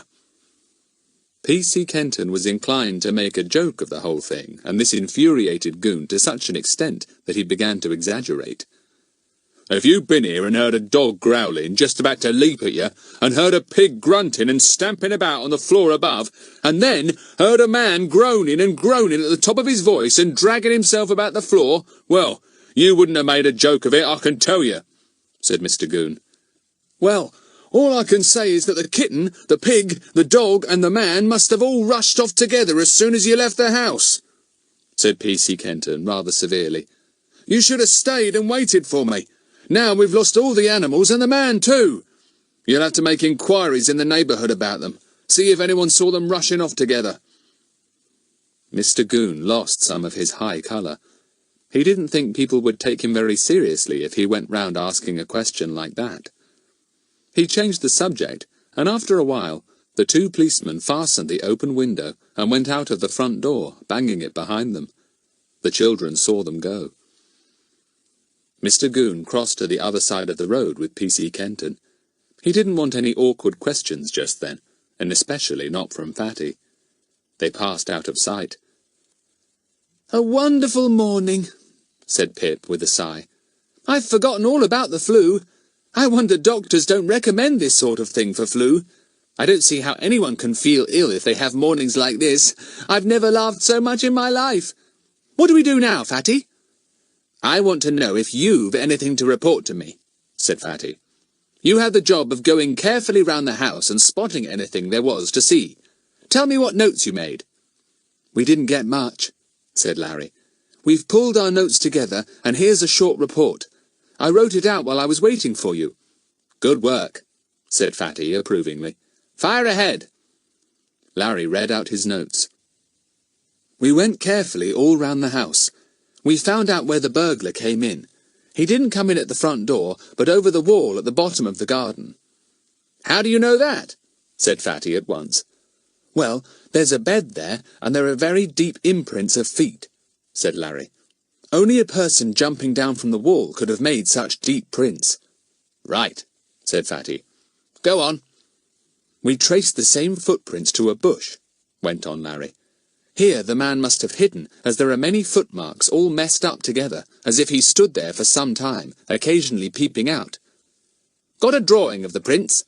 asked Fatty. "Of course," said Pip, producing a sheet of paper from his pocket and unfolding it. "But it's not much help. We think the man wore Wellingtons, about size 11. Anyway, the marks are exactly the same as our own Wellington boots make, except that ours are smaller." "Right," said Fatty again. "Go on." "We found this cigarette end," said Larry, and passed a damp cigarette butt to Fatty. "Can't tell much from that, though. We could only find this one, and that was under some leaves. I expect Mr. Goon found any others there were. We saw what must have been his enormous footprints everywhere too, but we know those all right, so we could tell them easily from the others." "Good thing Mr. Goon has such colossal feet," said Fatty. "We always know his footmarks. Anything else?" "Oh, yes. We traced the footprints from the bush to the back of the house," said Larry, reading his notes again. "We couldn't see them on the lawn, of course, but we could trace them on another bed, and also on a very soggy gravel path by the back of the house. There are quite a lot of marks, all mixed up on the path under the broken window. He must have got over the wall, hidden under the bush, and waited till he judged the time right for entering, then crept up the garden and broken the window. There's a half brick just below the window. We think he broke it with that." "Yes, probably," said Fatty. "That means that someone might have heard him just then. We'll find out. Any more?" "Yes. There are other footprints, different ones, going from the front door, across the beds there in front of the house, then on a bit of the gravel path that leads to the back gate. Then no more," said Larry. "They don't go straight from the front door to the front gate. If they had, we wouldn't have seen them probably, because there are so many other footprints there now." "I see. So you think someone else, probably Mr. Fellows, ran out of the front door, and instead of making straight for the front gate, ran across the front beds to the back gate and disappeared out that way.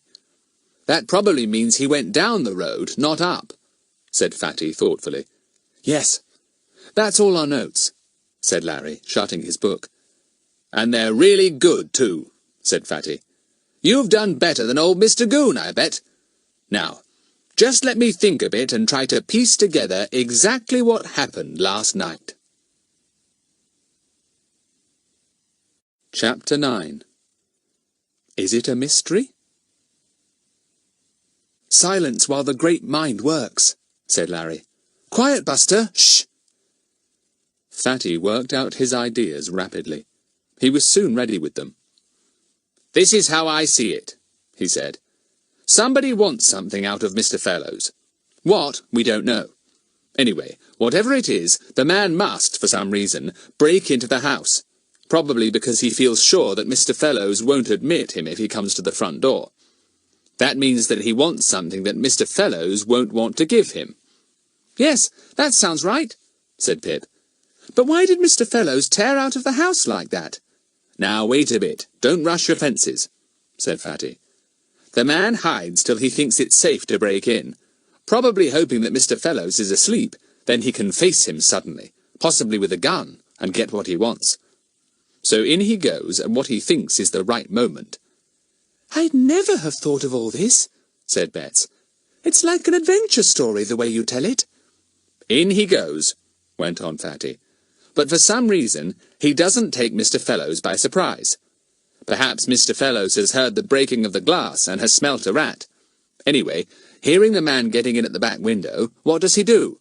He shoots out at the front door, leaving it wide open, and rushes out into the dark, dark night." "It wouldn't be so very dark," said Daisy. "There was moonlight last night. My bedroom was flooded with it." "You're right, so was mine. Good for you, Daisy," said Fatty. "Well, to go on, he fled out into the moonlit night, possibly taking with him whatever it was that the other fellow had come for. The other fellow found the bird flown, but, not being certain if he had taken with him whatever it was he wanted, he proceeded to turn the house upside down to look for it. And he didn't leave any corner or drawer or cupboard, or even the chimneys, unsearched." "You are clever to work all this out," said Bets. "I never knew anyone who could put 2 and 2 together and make 4 so quickly." "Ah, but where Fatty scores is that he makes them come to 5, said Larry. "He's always one up on Mr. Goon or anyone else. Mr. Goon makes 2 and 2 come to 4, but old Fatty goes one better." "Thanks, Larry," said Fatty, amused but also pleased. "That's what all good detectives do. Now, the thing is, what was it that Mr. Fellows rushed off with? It can't have been anything terribly bulky or heavy, or he wouldn't have been able to run far with it, and someone might have spotted him and stopped him if he was carrying a suspicious parcel or big sack." "So they might," said Daisy. "Gosh, Fatty, if you work all this out much further, you'll be telling us what it was the man was carrying." "I wish I could," said Fatty. "But I think I've found something that might be a help, though how, I can't possibly imagine." He produced the little red glove from his pocket. They all stared at it, and Buster sniffed hard. "It's a doll's glove," said Daisy. "Or a baby's. Could it have been a baby's?" "I did play with the idea that Mr. Fellows had kidnapped a baby or some very small child," said Fatty. "But I came to the conclusion he hadn't. There wasn't anything in the house to suggest that a small child had been there. Only this glove." Larry took the glove and turned it over. "It's very clean," he said. "It couldn't have fitted a child of more than 2, I should think. Where's your big doll, Daisy? The one you had when you were 3. It was nearly as big as you then." "She's packed away somewhere," said Daisy. "I'll go and get her. Wait a minute." While she was gone, Fatty turned to Pip. "You showed me the drawing of the burglar's footprints," he said. "But what about Mr. Fellows's footprints? You saw them go from the front door, across the front beds, and on the path by the back gate. Did you take a drawing of them?" "Gosh, yes! I forgot to show it to you," said Pip, feeling in his pocket.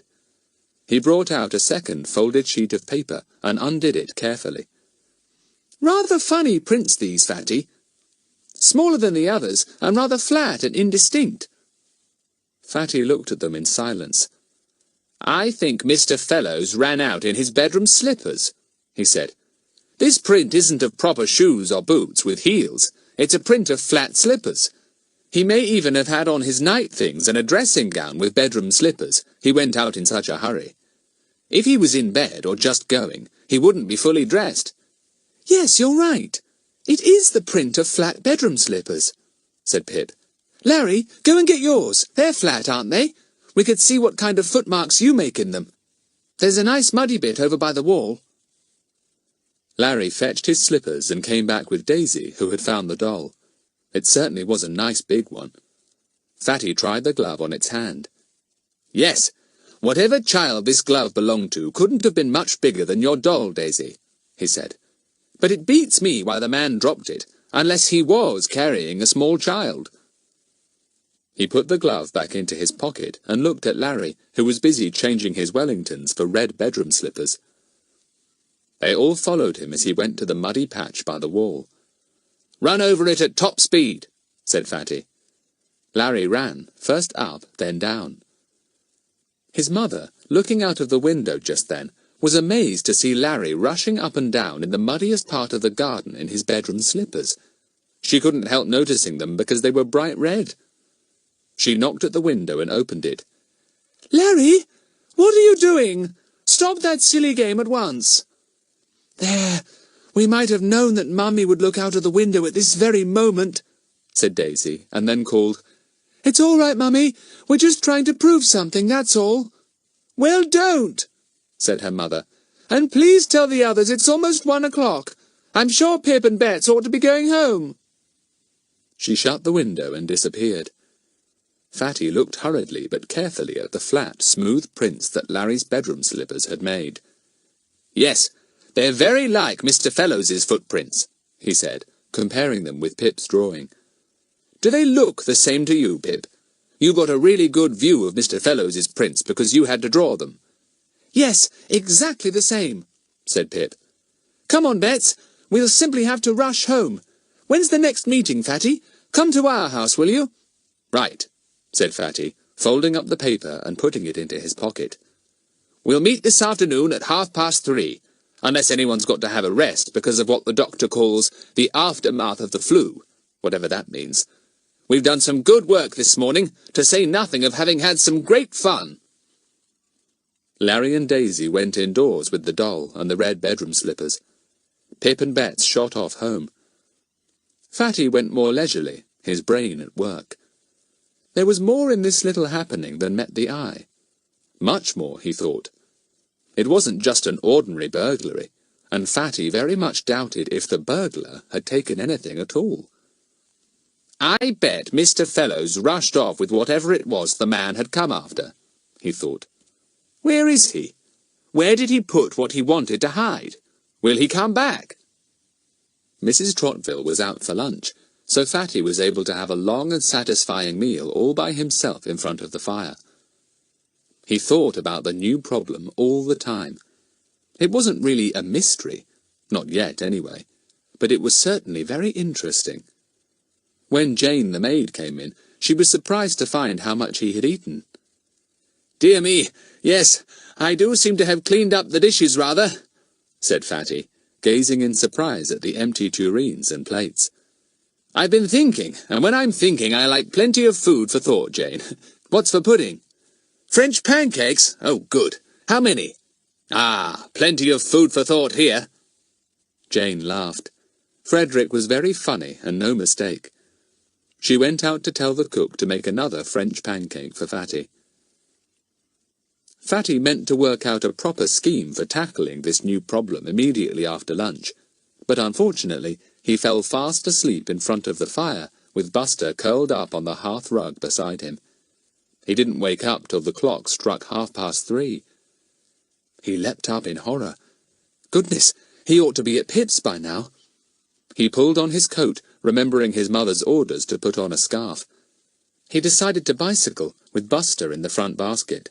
He wouldn't be so late then. He arrived at Pip's, ringing his bell furiously down the drive, much to Mrs. Hilton's annoyance. Why must Fatty always announce his coming? Really, that boy wanted taking in hand. He was getting too big for his boots. "Sorry we're late," said Fatty, arriving in the playroom upstairs, with Buster dancing at his heels. "I fell asleep. Can't think why." "We all did," said Larry with a grin. "Another bit of the doctor's aftermath, I suppose. Pip and Bets were still asleep when we came." "Well, we're wide awake now," said Pip. "And Mummy says you can all stay to tea if you like, Fatty. Our cook has made a big chocolate sponge, so you're lucky. Mother says we can finish it between us if we like." "That's one good thing about having had flu," said Bets. Grown-ups think we want feeding up, and instead of Mummy saying, 'Now don't be greedy,' she keeps saying, 'You must have more than that, dear. Take a second helping. Long may it last.'" Everyone agreed heartily.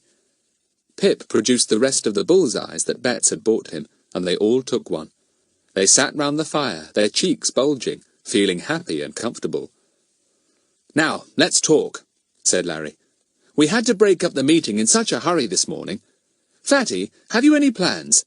Is this a mystery, do you think, by any chance? I mean, it seems rather ordinary, really, after the mysteries we've tackled before, but even a little one would be nice before we go back to school in 4 or 5 days' time." There were groans at the last few words. Nobody felt like school, but they were all fit enough to go back now. "I think," said Fatty slowly, "I really do think this may be a mystery, and if so, we'll make the best of it. After all, a mystery, little or big, is always a mystery and has to be solved. I vote we get down to it at once." Chapter 10. A few good plans and a good tea. Everyone was delighted to hear this, of course.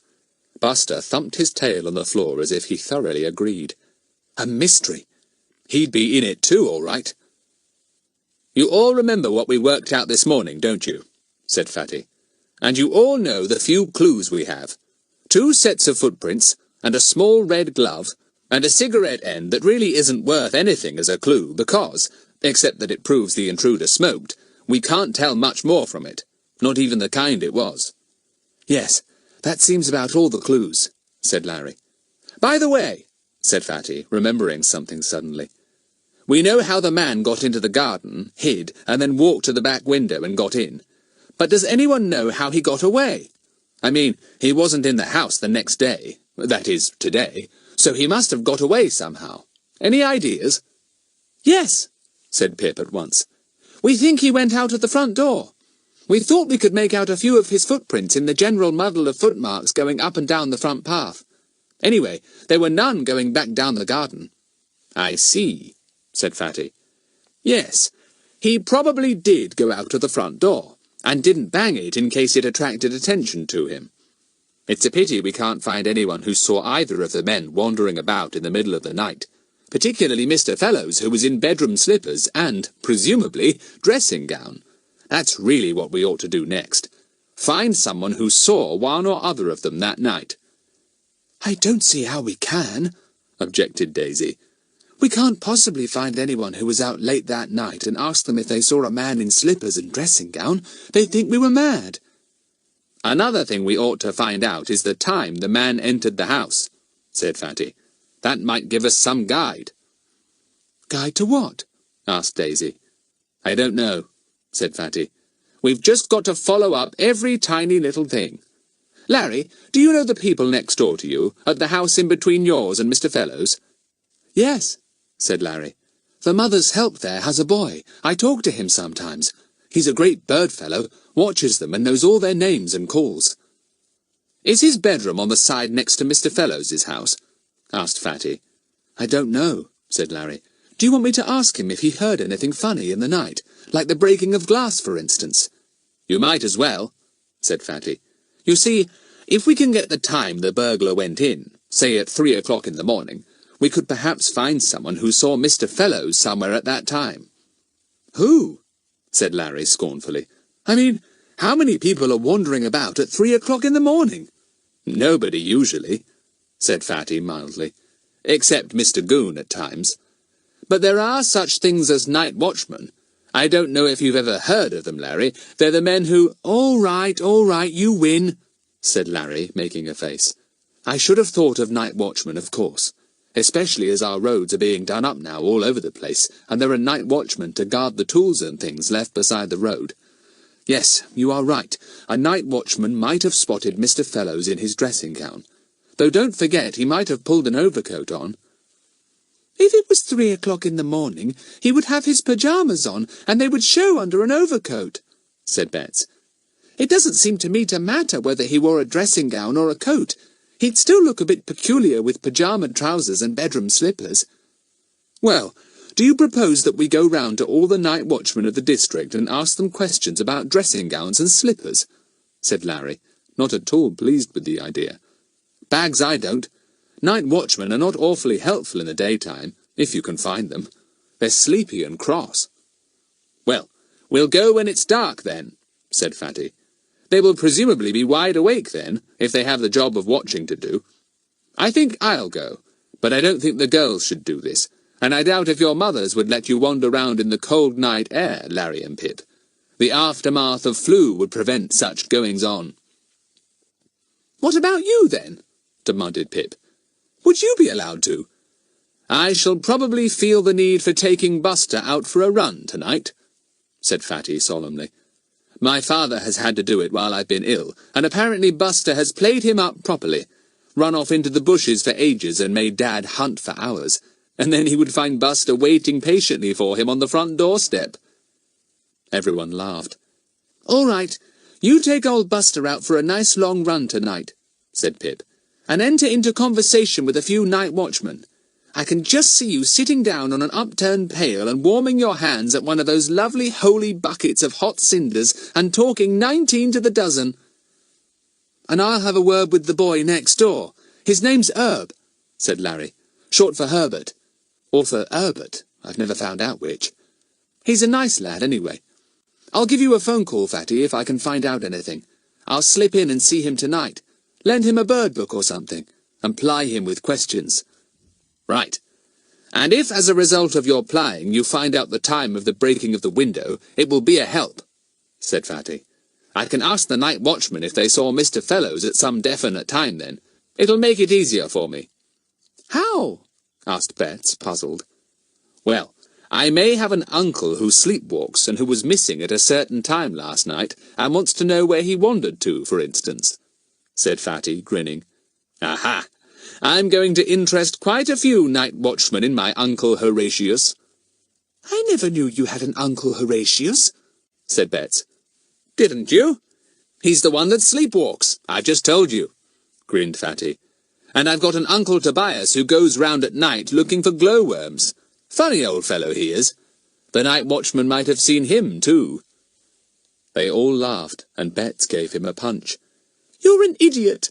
You've got an imagination that's too good to be true." Buster got up suddenly and ran to the door, standing there with his nose glued to it. "Buster hears tea coming," said Pip. "I wish I had ears like a dog. By the way, Daisy, how's the little kitten?" "Fine," said Daisy. "It's a real darling. If it belonged to Mr. Fellows, and I suppose it did, he must be feeling worried about it. I'd hate to desert a tiny thing like that and leave it to starve in an empty house." "He may come back," said Fatty. "And if he does, that'll make a wonderful excuse for going to see him, Daisy. I can take back the kitten and ask him all sorts of innocent questions." "Good idea, if he comes back," said Pip. "Hurrah! Buster was right! It is the tea!" He and Betts ran to the door and took in 2 large and well-loaded trays. "Thanks," said Pip, eyeing the trays with approval. "Gosh, what a great chocolate sponge!" It was a very fine tea. Hot, new-made scones, sweet and buttery, strawberry jam, bread and butter, and potted salmon and shrimp paste, small ginger buns, shortbread biscuits, and, of course, the large chocolate sponge, which had a thick cream filling. "I vote we march down in a body to the kitchen after tea and give 3 cheers," said Larry. "Well, flu certainly has its good points. Afterwards, I hope we shall all be fed just as much at school when we get there." "We shall be, but not in quite the same way as we are being fed up now," grinned Pip, offering the scones round. "I soon get fed up at school." "Ha ha, joke over," said Larry, biting into his scone. "Gosh, this is the most buttery scone I ever had. Buster would just love to lick my face clean after it." It was a lovely tea, cosy, companionable, and full of silly jokes. Buster accepted titbits from everyone, and was not above abstracting a biscuit from the plate when no one was looking. They ate everything, and Pip asked everyone politely if he should go down and ask for any more, but nobody could manage another thing. Buster thumped his tail on the carpet to say that he wouldn't mind a few more biscuits, but unfortunately nobody took any notice of him. They played a game of Monopoly after tea, but had to stop before it was finished. Both Larry and Daisy had been told to get home by 6:15, as an aunt was coming to stay. "Will you have time to go in and see that boy next door? Herb, didn't you say his name was?" asked Fatty. "Oh, yes. I'll leave Daisy chatting brightly to Aunt Pamela," said Larry. "She's good at that sort of thing. Well, come on, Daisy, we must go. I'll ring you later on this evening, Fatty." They all went down to the kitchen and gave 3 cheers for their wonderful tea. The 2 maids were tickled and pleased. "Go on with you," said the cook. "You're only doing this to get as good a tea next time you come. Oh, there's Buster. Did they give you any tea, Buster?" Buster drooped his tail as if to say no. "Oh, you fibber," said Pip. "Who stole a biscuit off the plate? You thought I wasn't looking, but I was. Good thing I was your host, or I'd have had something to say to you."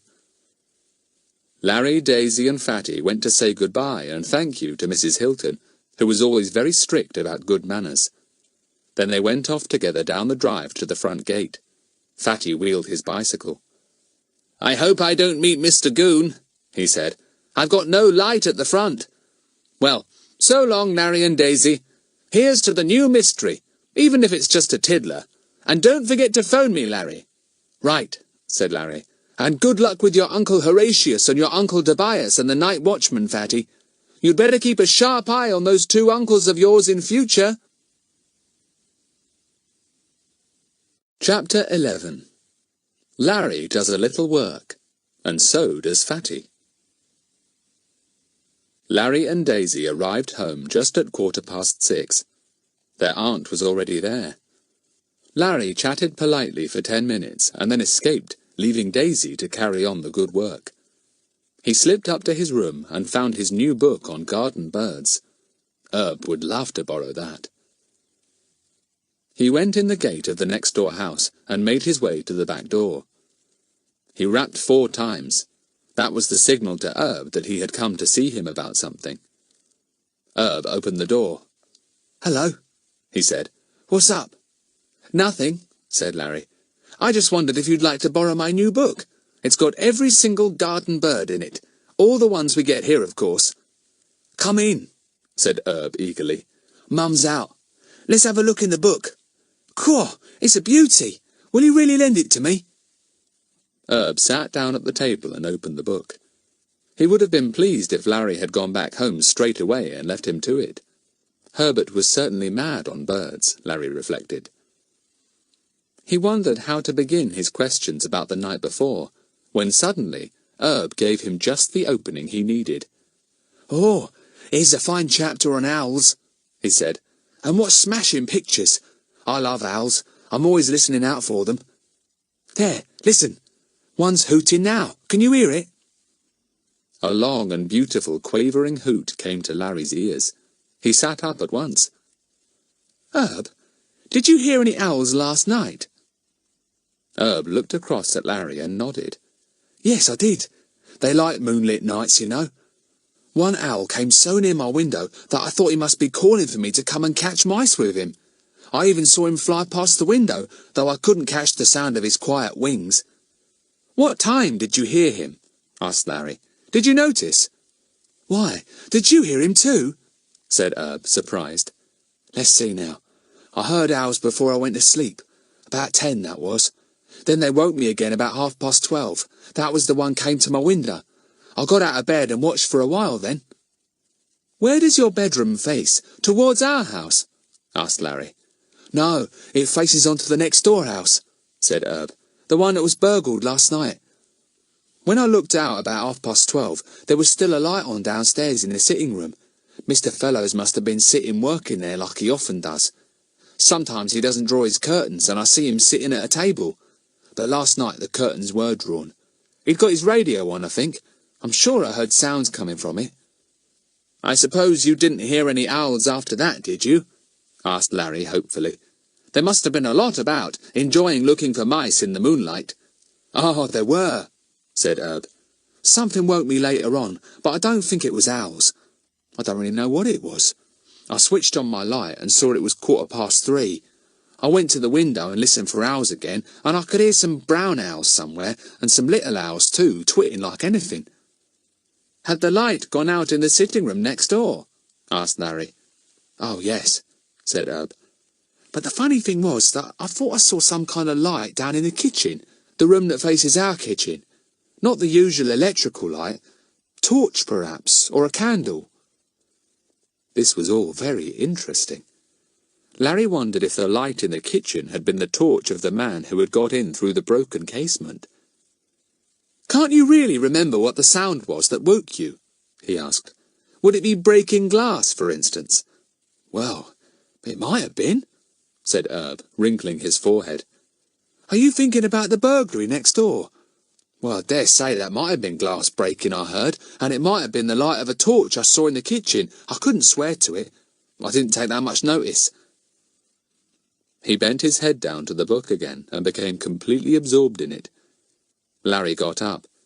He didn't think he could get anything more out of Herb. Herb obviously took much more interest in birds than he did in burglaries. He didn't seem at all interested in the happenings next door. "Goodbye, Herb," said Larry, and went back home. Herb and his owls. Larry hoped he would enjoy the bird book. He deserved the loan of it in return for all the information Larry had got out of him. He telephoned Fatty and told him the whole conversation clearly and concisely. Fatty approved.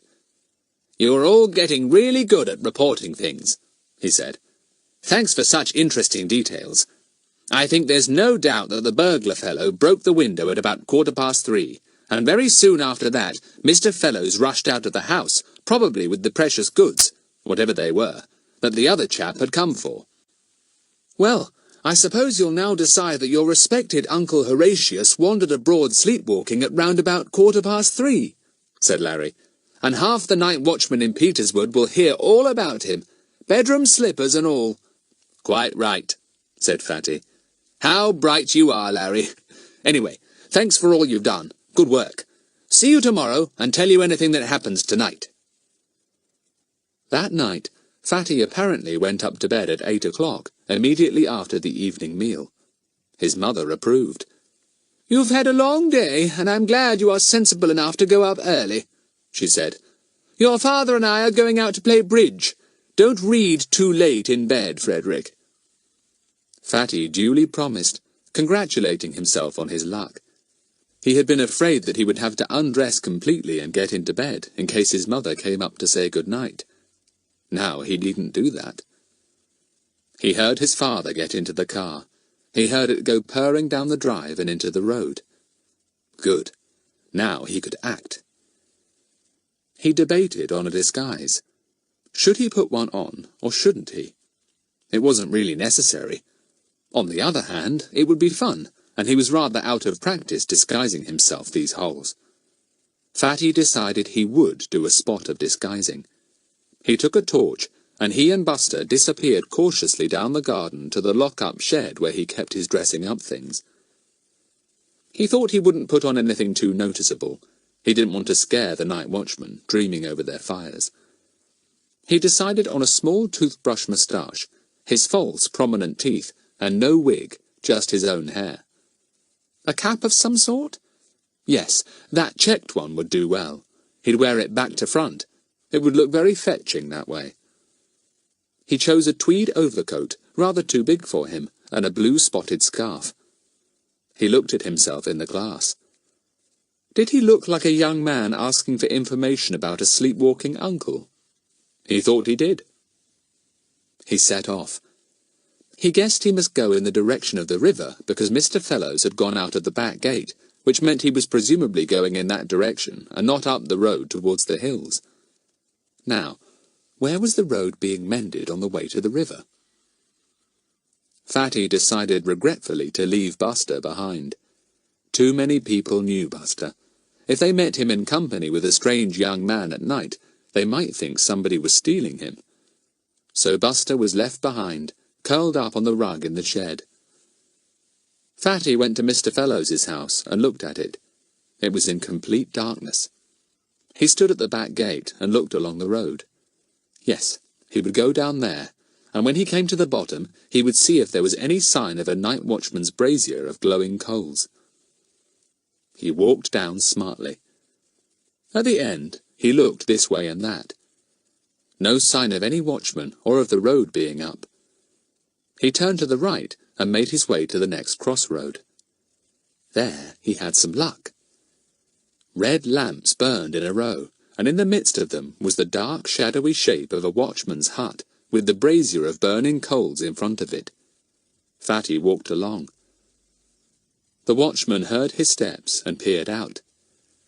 "Good evening," said Fatty cheerily. "Nice fire you've got there. Do you charge anything if I warm my hands, mate?" "Warm 'em and welcome," said the old fellow. "Everybody who comes by likes a warm at my fire, so he do. Do you get many people late at night?" asked Fatty, spreading his fingers over the warm glow. "I mean, after midnight." "I gets the policeman, Mr. Goon," said the watchman. "Chatty fellow he is, handles a lot of important cases, so he tells me. And I gets a fisherman or two that likes a bit of midnight fishing. Nobody about then to disturb the fish, you know." "I wonder if you've ever seen my Uncle Horatius," began Fatty. "He's a funny old fellow, walks in his sleep." "Do he now?" said the watchman with interest. "Yes, he do. Does," said Fatty. "I suppose you didn't see him last night, did you? Wandering about in a dressing gown, or perhaps a coat over his pyjamas, with bedroom slippers on his feet?" The watchman went off into a cackle of laughter just like a goose. Fatty listened to it intently. He could copy that at some time. Wonderful. Cackle, cackle, cackle. "No, I didn't see him," said the old man. "Good thing, too. Or maybe I'd have thought I were asleep and dreaming. And that's not a good thing for a night watchman to do. But old Willie, him that's watching further along near the river, he did say something about a chap in pyjamas last night. Maybe that was your Uncle Horatius. You should ought to lock him up, mister. He'll get himself drownded one night, sleepwalking near the river."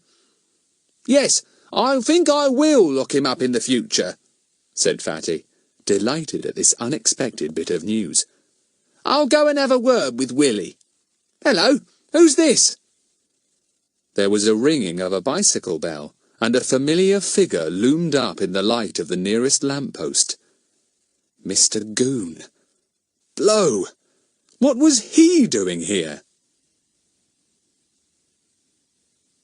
Chapter 12. A Little Night Prowling.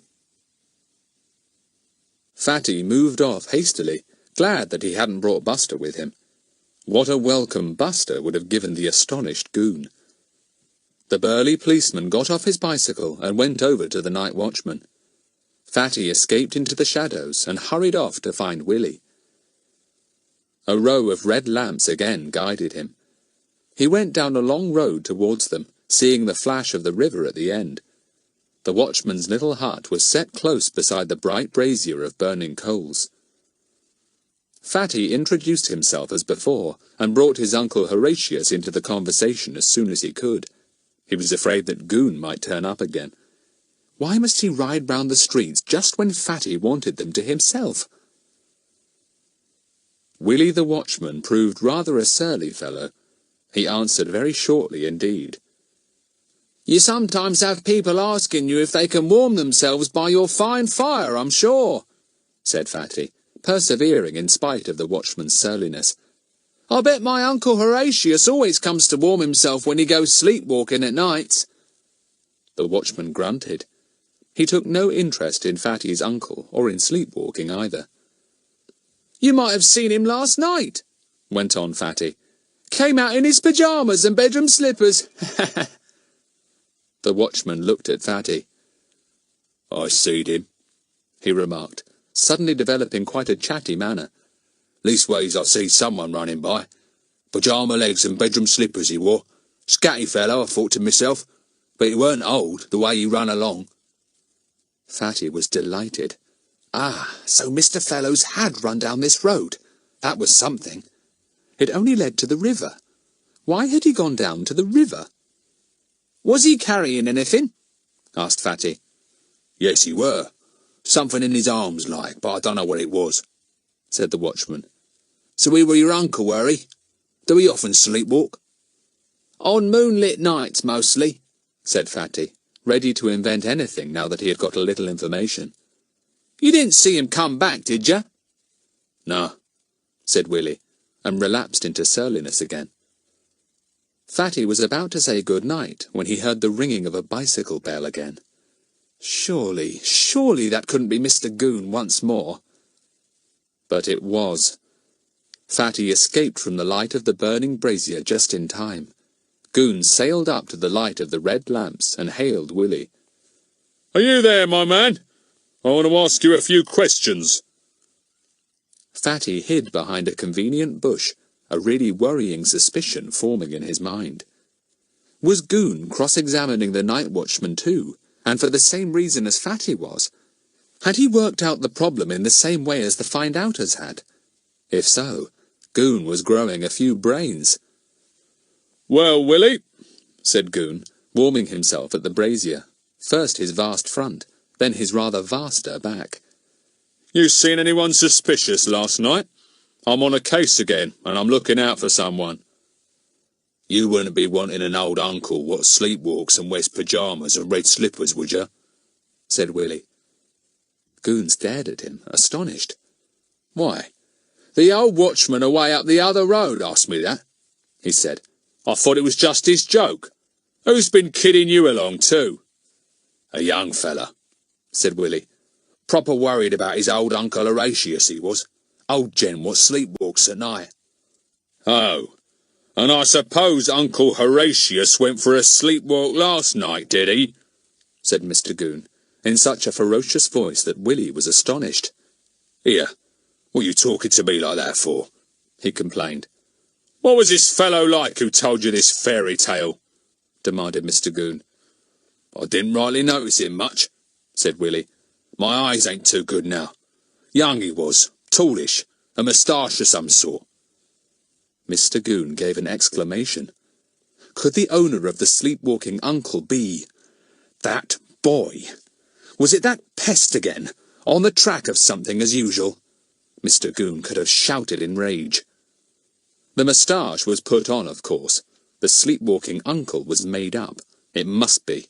It was that big boy following the same clues that he, Mr. Goon, had so painfully worked out himself. Where was he? Where had he gone? If Mr. Goon could have got his hands on Fatty at that moment, Fatty would have had to yell for mercy. "Now you listen here, Willie," said Mr. Goon, suddenly making a plan. "You listening?" "Aye," said Willie. "Speak louder, though. My ears ain't so good." Mr. Goon spoke up, much to Fatty's joy. What was he going to say? "That fellow will come back this way," said Mr. Goon. "I want to get my hands on him, see? So when you see him coming, you holler out to him.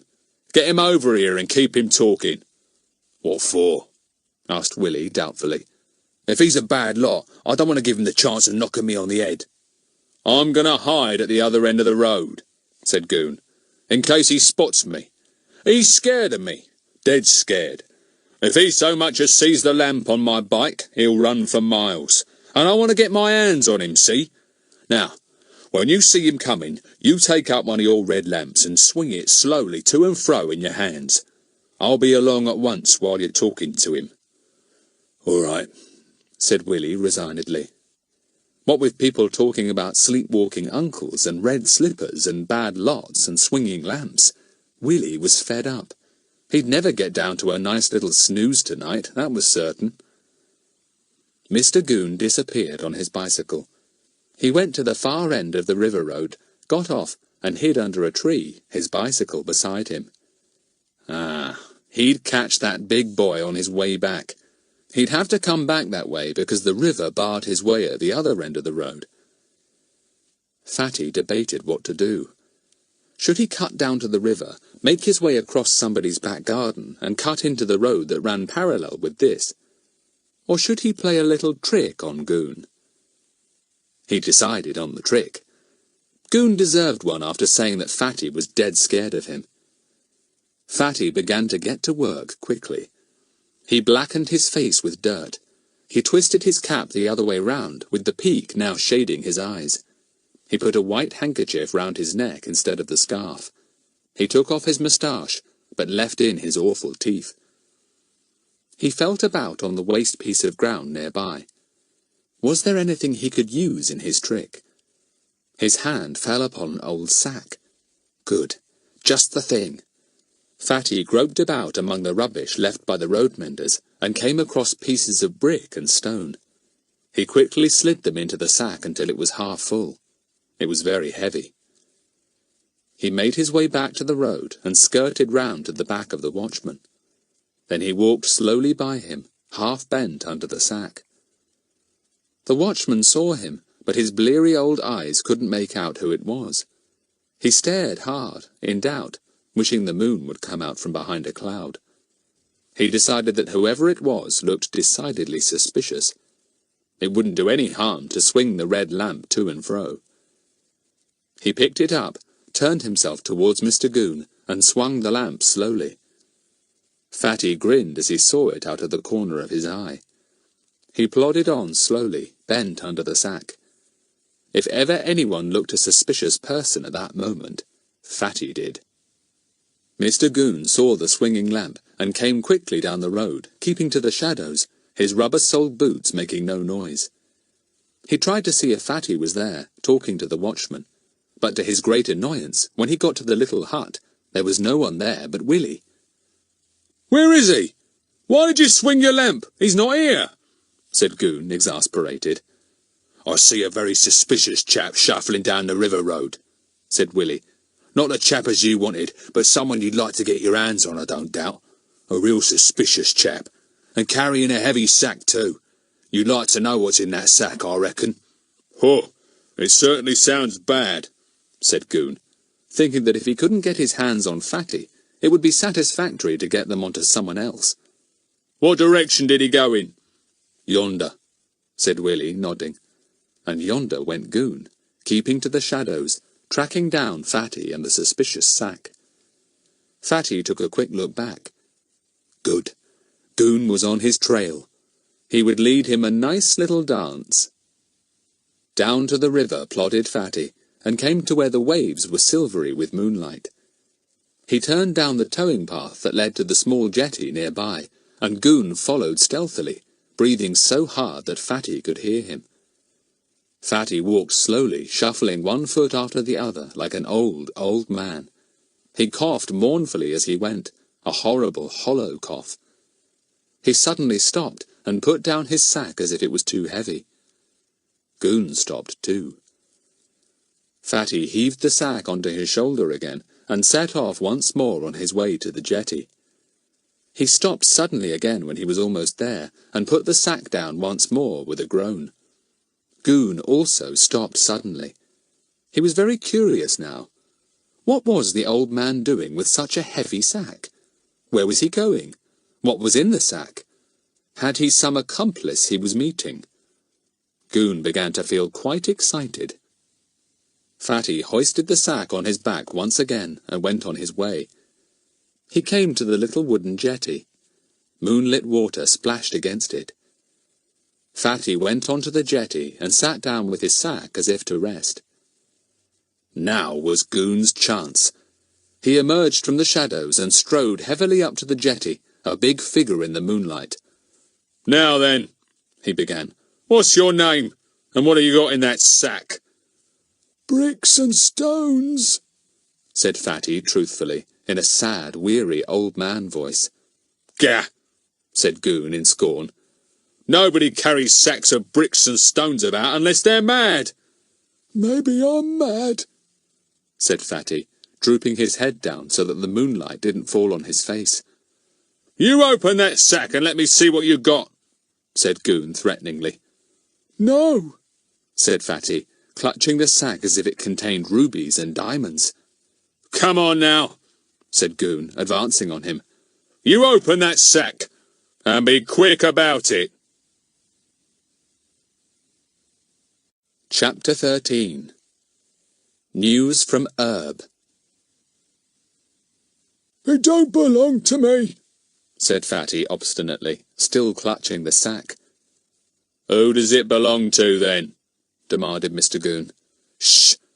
It belongs to Mr. Fellows, whispered Fatty, on the spur of the moment, and then was horrified to realise what he had said. Mr. Goon was amazed. Belongs to Mr. Fellows? He repeated. But how did you get it? Look here, you give it to me. You are acting in a suspicious manner, and you'll be arrested in a moment.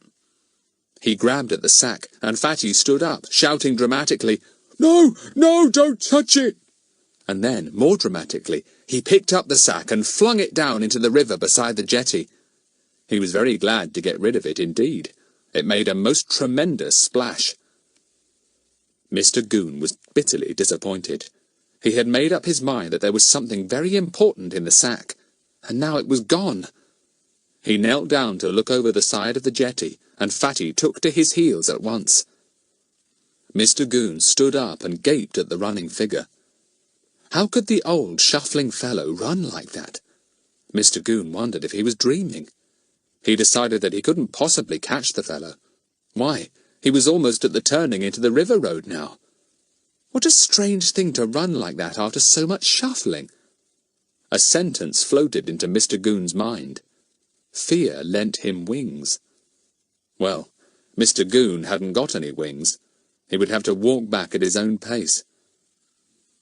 He knelt down again to look into the river, but of course he could see no sign of the sack. He made up his mind to come with a boat-hook the next day and haul it up. He would find out what was in that sack if he had got to go into the water himself to get it. Willie was astonished to see yet another figure, this time racing past instead of shuffling past. The goings-on there were in these times. It was quite certain he wouldn't get a snooze before midnight at this rate. That policeman would probably be coming back in a minute too. Fatty fell to a walk after a bit. He guessed Mr. Goon wouldn't come after him. He felt relieved to think that the policeman hadn't recognised him. But whatever had made him say the sack belonged to Mr. Fellows? That was really rather idiotic, and not fair to Mr. Fellows. Fatty felt distinctly uncomfortable about that. He got home without any further adventure, feeling unexpectedly tired. Buster gave him an uproarious welcome, and Fatty discarded all his clothes down in the old shed with the little Scotty dancing round him in delight. Then Fatty crawled tiredly up the garden path from the shed to the house. Gosh, I'm shuffling just like I pretended to, he marvelled. But shuffling's not so good when it's real. Fatty was so tired that he was almost asleep as he climbed the stairs. He fell into bed and immediately began to dream of red lamps following him in a threatening manner. He groaned in his sleep, and Buster pricked up one ear. Then Mr. Goon appeared in his dream riding on his bicycle, and fortunately the red lamps all attached themselves to him, so Fatty was at peace once more. At breakfast the next morning, the telephone rang. The maid came in and looked at Fatty. "It's for you, Frederick," she said. "Larry's on the phone." Fatty jumped up as if dogs were after him. There must be something up if Larry telephoned so early. He hurried to the telephone. "That you, Fatty?" came Larry's excited voice. "Guess what? Mr. Fellows is back. I thought you'd better know at once in case old Mr. Goon doesn't know yet." "Gosh, yes. Thanks for phoning," said Fatty. "But how did you know?" "Herb told me. I was out in the garden with Daisy looking for one of the kittens that wouldn't come in, and Herb called over the wall to me. He said he was awake last night listening to his precious owls again when he heard the click of the gate next door." "Go on," said Fatty. "What time was this?" "He said it was about 2 o'clock in the morning. He went to his window at once, wondering if it was a burglar again, but he says it was Mr. Fellows. He saw him clearly in the moonlight, and he saw him again when he went into the house, because he switched the light on in the sitting room whose window Herb can see into, and it was Mr. Fellows all right." "What was he dressed in?" asked Fatty, excited by this news. "He couldn't really see, but he thinks he had on a dressing gown. He wasn't carrying anything, though, so if he did rush out of the house with a parcel of some sort—" "He did," said Fatty. "I found that out from a night watchman last night." "Oh, good. Well, whatever it was, He apparently didn't bring it back with him. Do you suppose he was shocked to see his house turned upside down? No, he probably expected it, said Fatty. Well, I'll be along at your house after breakfast. Telephone Pip and Bets, will you? We'll have to think out our next move. By the way, Mr. Goon's on the same track as we are. He was very chatty with the watchman last night, too. Seems to me he's been setting his brains to work. Most unusual. "Frederick," called his mother. "your breakfast is getting cold. Do come back." "Goodbye. See you later, Larry," said Fatty hastily, wondering just how much of the telephone conversation his mother had heard. He went back into the dining room and sat down. "That was Larry," he said. "We're all going to his house this morning, if that's all right, Mummy. You don't want me for anything, do you?" "Well, I was going to look through all your school clothes," said his mother, "but it will do another time." Fatty groaned. "School! I'm usually really pleased to go back, but this flu has taken it out of me. I'd like the halls to be longer this time." "You look the picture of health," said his father, putting his newspaper down. "And judging by the number of sausages you've eaten, you feel healthy enough, too. You'll go back to school on the right day, so don't try to get round your mother." "I'm not," said Fatty indignantly. "And sausages have nothing to do with how I feel. Actually, I was eating them quite absent-mindedly this morning." "What a waste of sausages, then," said his father, putting up his newspaper again. "Frederick, I couldn't help overhearing part of your telephone conversation just now. I hope you are not going to get mixed up in anything to do with that absurd policeman again." "Not if I can help it," said Fatty, spreading butter on his toast. "Any news in the paper this morning, Dad?" "Plenty, and I'm quite aware that you are hurriedly changing the subject," Mr. Trotville said dryly. Fatty said no more, but chewed his toast, his mind dwelling on the return of Mr. Fellows. He would go and see him immediately after breakfast, taking the kitten with him. What a marvellous excuse for going! He would see what he could get out of him.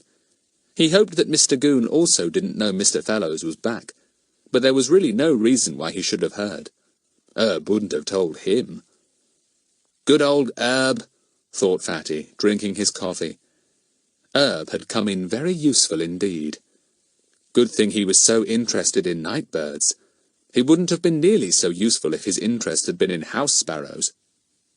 Fatty took his bicycle and rode off to Larry's at top speed, with Buster in the basket. On the way he saw Mr. Goon, also on a bicycle, far in the distance. The policeman saw Fatty and waved to him frantically. He had a few questions to ask him about the night before. Fatty knew that. He certainly wasn't going to stop. He waved back cheerily, as if he thought that Goon was simply being friendly. The policeman pedalled furiously to catch up Fatty. "Blow him," thought Fatty, and pedalled as fast as he could. He turned a corner, leapt off his bicycle, and disappeared with it into the garden of an empty house. He crouched behind the fence. Mr. Goon came by, purple and panting, and sailed up the road, marvelling that Fatty could disappear so swiftly. Fatty came out quickly, mounted his bicycle, and rode off in the opposite direction. Buster was surprised at all this, but hadn't even got out of the basket. "Mr. Goon's on the lookout for me," thought Fatty. "I'll have some awkward questions to answer. Blow him. Does he suspect it was me last night that he followed? I wonder if he's found that sack of bricks and stones yet. He said he was going to get a boat hook and drag it up. Well, good luck to him. It'll keep him out of the way for a bit, messing about in the river." He arrived at Larry's out of breath. Pip, Bets, Larry and Daisy were watching for him. Daisy was holding the kitten. "Nobody's seen a sign of Mr. Fellows," said Larry as soon as Fatty came up. "We think he may be lying low for a bit. Do you think you really should go and see him? I mean, he may not be at all pleased to see you." "Can't help that," said Fatty. "I can't miss this chance. I simply must question him before Mr. Goon gets at him." He took the kitten. "Thanks, Daisy. Well, you funny little thing. You won't like leaving your playmate, will you, and going back to that lonely house?" He left his bicycle at Larry's and went up the road to the next house but one, Mr. Fellows's. He looked in at the gate. Should he go to the front door or to the back? There was no sign of life in the place at all. Was Mr. Fellows pretending to be still away? "I'll go round to the back," thought Fatty. "I don't want Mr. Goon to see me standing at the front door if he comes by." He went quietly and cautiously round to the back. He looked in at the window there, the one that was broken. Nobody was about. Fatty debated with himself again.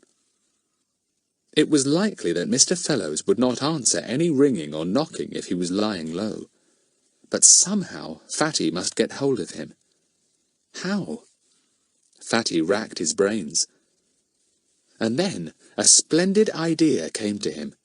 It was quite likely that Mr. Fellows had been looking for the kitten. Now he was back. Perhaps he was worried about it. Fatty would stick his face close to the broken pane and meow as loudly as he could. If that didn't fetch Mr. Fellows into the kitchen, nothing would. Chapter 14. An Interesting Conversation. Meow. Meow. Meow. A most pitiful, heart-rending noise penetrated into the kitchen through the broken window. The little kitten that Fatty was holding jumped when it heard his lifelike mewing. It suddenly added its own high-pitched mew. "That's right," whispered Fatty. "Keep up the good work, kitty. Mew as loudly as you can." Meow. said the kitten obligingly. Meow. Fatty listened. He thought he heard a noise in the house. It seemed to come from upstairs. Meow, meow, meow, meow, said Fatty piercingly. He listened again. Yes, certainly someone was moving in the house now. There were footsteps on the stairs. Then they stopped. meow. Said the kitten shrilly. It certainly was doing its best for Fatty. A man appeared at the inner door of the kitchen, the one that led into the hall. "That must be Mr. Fellows," thought Fatty, looking at him closely. He was fully dressed, though Fatty had half expected him to be in dressing-gown and slippers. He hadn't caught sight of the boy and the kitten yet. He was looking all round the kitchen floor as if wondering where the mewing had come from. He was a youngish fellow with a thin face and bright, intelligent eyes. His hair was smoothly brushed, and he didn't in the least look as if he had rushed, panic-stricken, out of his house 2 nights before. Meow, said the kitten again, struggling to get out of Fatty's arms. The man heard the mew and looked across to the window. He saw Fatty's head and shoulders there, and made as if to draw back at once. Then he saw that Fatty was a boy, and that he was holding the kitten. He came forward slowly. Fatty guessed that he was annoyed at having been seen. He spoke apologetically through the broken pane. "Sorry to disturb you, sir, but this is your kitten, isn't it? We've been looking after it through the, upset." The man smoothed back his hair. He answered cautiously. "Yes, it's my kitten. Wait a minute, I'll undo the kitchen door." He unlocked and unbolted it. Fatty was at the door, waiting. The man stretched out his hand for the kitten, and Fatty sensed that once he had taken it, he would probably say no more than a word of thanks and shut the door. "I say, sir, your burglary caused quite an excitement," said Fatty, holding on to the kitten. "The police were here, did you know?" Mr. Fellows looked startled. "The police?" he said. "What for? How did they know anything about the house being empty, or, burgled?" Fatty thought rapidly. Mr. Fellows hadn't heard then that the milkman had reported anything. He didn't know that Mr. Goon had inspected the house and found it upside down. Probably he hoped that nobody knew anything at all, either about the intruder or about his rushing out of the house. "I'll tell you all about it if you like, sir," said Fatty, stepping firmly into the kitchen. Mr. Fellows now obviously wanted to know what Fatty had to say. It was news to him that the police had been into his house. He looked worried. He shut the kitchen door and locked it. He took Fatty into the little sitting room. Everything was now tidy and in its place. Mr. Fellows had obviously been very busy since he had got back, and had cleared everything up. The kitten followed, mewing. "Does it want any milk?" asked Mr. Fellows, looking down at it. "I'm afraid there isn't any. The milkman apparently didn't come this morning." "No, I expect the police told him not to, as you weren't here," said Fatty. He sat down on a chair. "What is all this about the police?" said Mr. Fellows irritably. "Can't a man go away for a short while without the police coming in and snooping round? I think that is most unnecessary." "Well, you see, apparently burglars got in and turned the place upside down while you were away," said Fatty, watching Mr. Fellows closely. "Didn't you find everywhere in an awful mess?" The man hesitated. He quite obviously wasn't going to say more than he needed to. "Yes, but I'm an untidy person," he said. Who did you say raised the alarm to the police?" "The milkman," said Fatty, stroking the purring kitten. "He found the front door wide open when he came to leave your milk yesterday morning. Walked in, saw the confusion, and telephoned the police." "I see," said Mr. Fellows. "This is all news to me." "What time did you leave your house, then?" asked Fatty suddenly. He knew quite well what time it had been because of Erb's information, but he wanted to see what Mr. Fellows had to say. The man hesitated again. Sometime that night," he said. "I went to visit a friend and stayed the night with him. I came back last night to find the house a little untidy, certainly, but nothing has been stolen as far as I can see. I don't see why the police had to butt in without my permission." "Because of the open front door," said Fatty patiently. "I suppose you did shut the front door after you when you went out, Mr. Fellows?" "Of course," said the man, but Fatty didn't believe him. He felt sure that Mr. Fellows had probably only pulled it too, not wanting the intruder in the house to hear him go. It was the intruder who had left it wide open. Fatty debated whether or not to ask Mr. Fellows what he had been dressed in when he had left the house. He decided that he wouldn't. He would only be more on his guard than ever, and would anyhow lie about it. Fatty glanced at him. He looked extremely clean and tidy and well-brushed. "Not a bit like my Uncle Horatius," thought Fatty. "Now, if I want to find out if he really did wander about in a dressing gown and bedroom slippers, I'll somehow have to slip upstairs and snoop round for them. But how?" All conversation suddenly came to an abrupt end. A big red face unexpectedly appeared at the sitting-room window and looked in. The face owned a helmet. It was Goon. Mr. Fellows gave an exclamation. "Who's that? Of all the brazen cheek, it's the police again! What do they think they're doing, snooping and prying on private property like this? I'll put this fellow where he belongs." "I certainly would if I were you," Fatty agreed fervently. "A man can't call his house his own these days. Are you going to let that policeman in, sir? He's speaking to you." Goon had just been on his rounds, and had, as a matter of routine, called in at Mr. Fellows's house to see if anything had happened there. As there was no smoke from the chimneys, and everything seemed quiet, he hadn't done anything but peep in at the windows. He wasn't going to enter that house alone again if he could help it. He could hardly believe his eyes when he saw Fatty sitting there with a man who must be Fellows. He gaped at them both. Then a familiar rage boiled up in him. That boy! That toad! There he was again, poking his nose in, and getting it there before he, Mr. Goon, could get in his. How did he do it? "Open the door, sir," bellowed Mr. Goon. "I have a few words to say to you." Mr. Fellows glared at the red-faced policeman.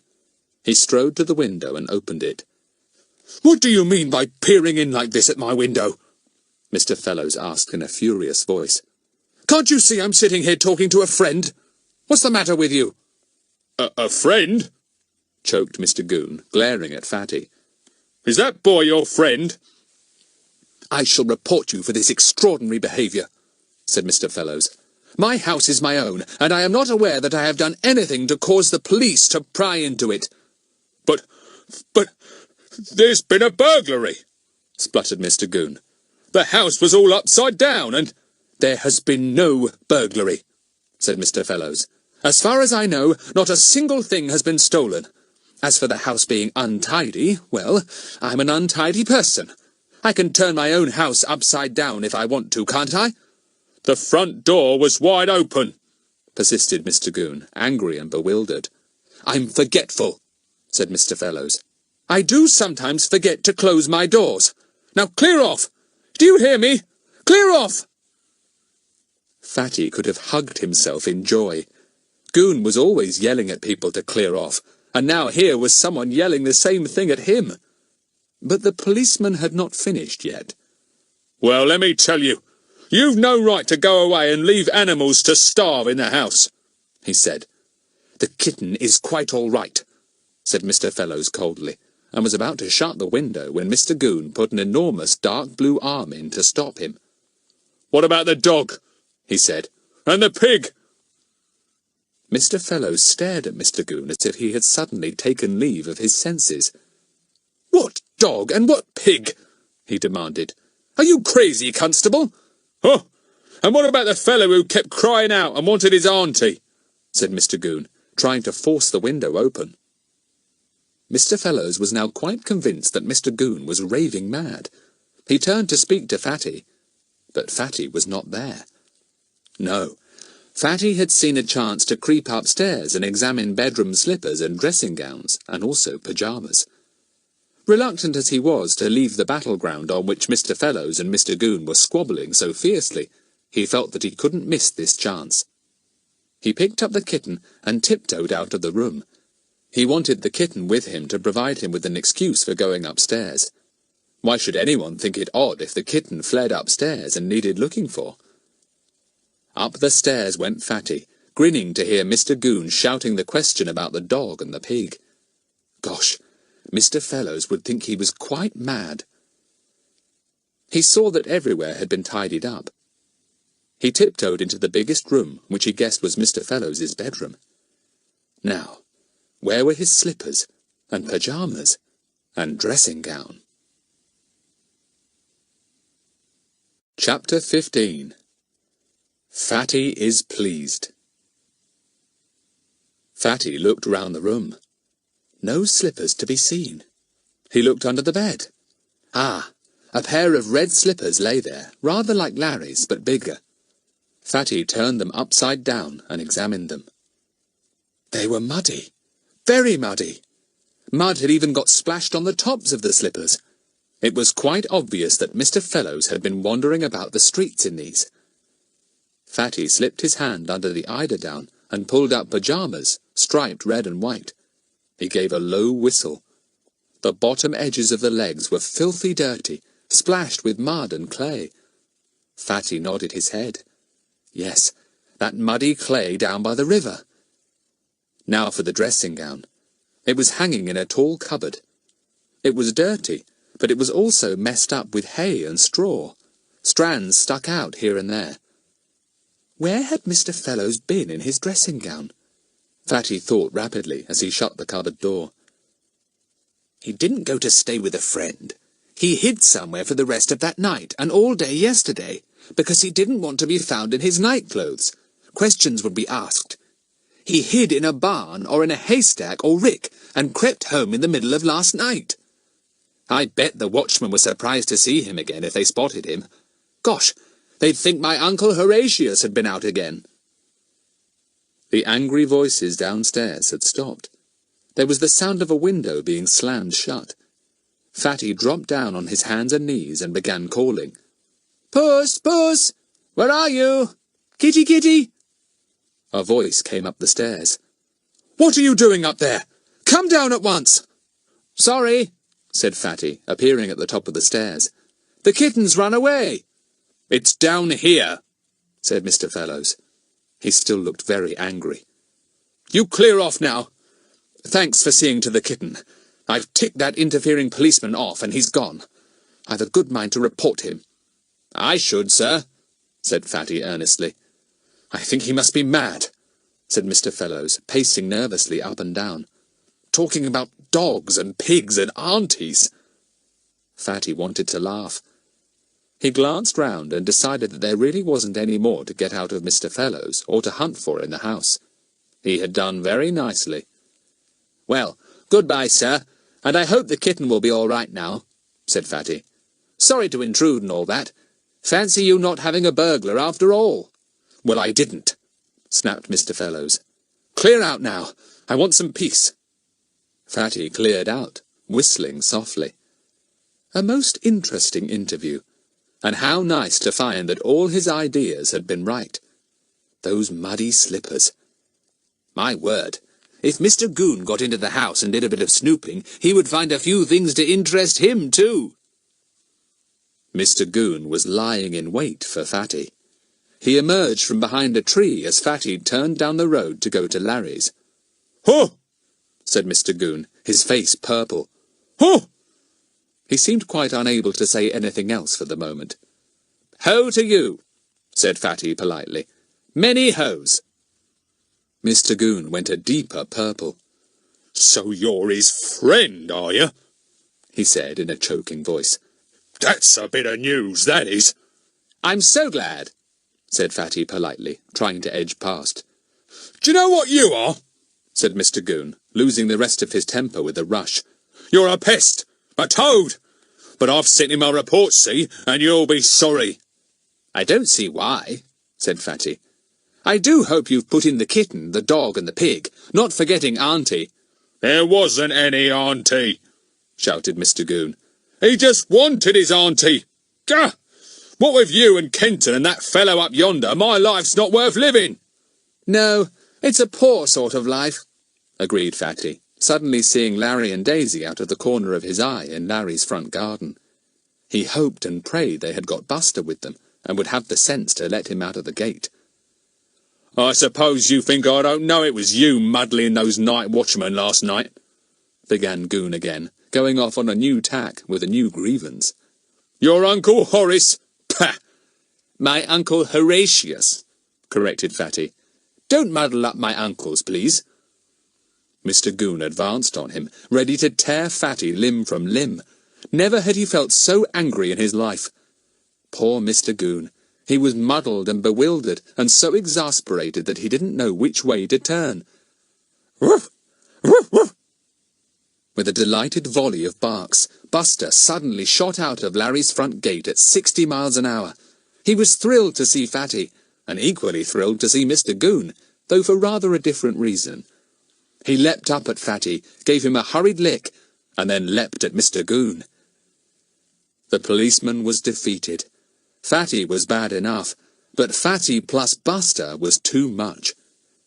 Mr. Goon gave the biggest snort of his life, flung himself on his bicycle, and wobbled down the hill, one of his feet slipping frantically on a pedal. Buster flew after him, leaping and pouncing in delight. Fatty began to laugh. He staggered into Larry's gate. Larry held him up, laughing too. The other three were there, and they made their way to the shed at the bottom of the garden. Fatty collapsed on the ground, quite weak with excitement and laughter. They held a very interesting meeting. Everyone hung on Fatty's words as he described his peculiar interview with Mr. Fellowes, Goon's sudden appearance, and all that Fatty had discovered in his snooping upstairs. "Wow! Then all your reasoning was correct," said Bets in admiration. "Every single thing. He did rush out in pyjamas and dressing gown and slippers, and he came back in them too, after sleeping and hiding somewhere." "Yes, but we still don't know what he took with him when he went, or where he has hidden it," said Fatty. "According to Herb, he had nothing with him when he returned. He wouldn't anyway, I suppose, because it would be senseless to take back whatever it was that was so valuable. He might find the burglar waiting for him again." "Yes, he's hidden it," said Larry. "I wonder where. We can't very well hunt in all the haystacks and ricks round about Peterswood. There are dozens of them." "He's very careful in all he says," said Fatty. "There's something going on. I wonder what it is. Gosh, we must try and find out before we go back to school. An unfinished mystery. How disgraceful." Everyone agreed, but nobody could see for the life of them how they could get any further. Mr. Fellows was not likely to help them. He had something he badly wanted to hide, that was certain. Could they possibly go hunting in stacks and ricks? The farmers wouldn't be at all pleased. Fatty told the others about his escapade of the night before. They laughed delightedly. "Oh, Fatty," said Betts, "I never knew anyone like you in my life, and I never shall. There's just nothing you're scared of doing." "I was a bit scared of old Mr. Goon just now," said Fatty. "Honestly, he looked like an angry bull. I don't blame him. I must be pretty annoying. I was really glad when Buster came flying out." "Woof!" said Buster, thumping his tail approvingly. "Do you think Mr. Goon has got that sack of yours out of the river yet?" said Daisy. "Whatever will he say when he finds it is full of stones and bricks? He doesn't know it was you who dumped it there, does he?" "No, but he'll guess it was when he finds what's in the sack," grinned Fatty. "You should have seen me heave it in. Old Mr. Goon nearly went in after it." "Do you think he's gone to look for it now?" asked Betts. "He wouldn't leave it too long, would he? Let's go for a walk down to the river and see if he's anywhere about. We can bike down." "Yes, let's," said Daisy. "You've been having all the fun, Fatty. We want some now, too.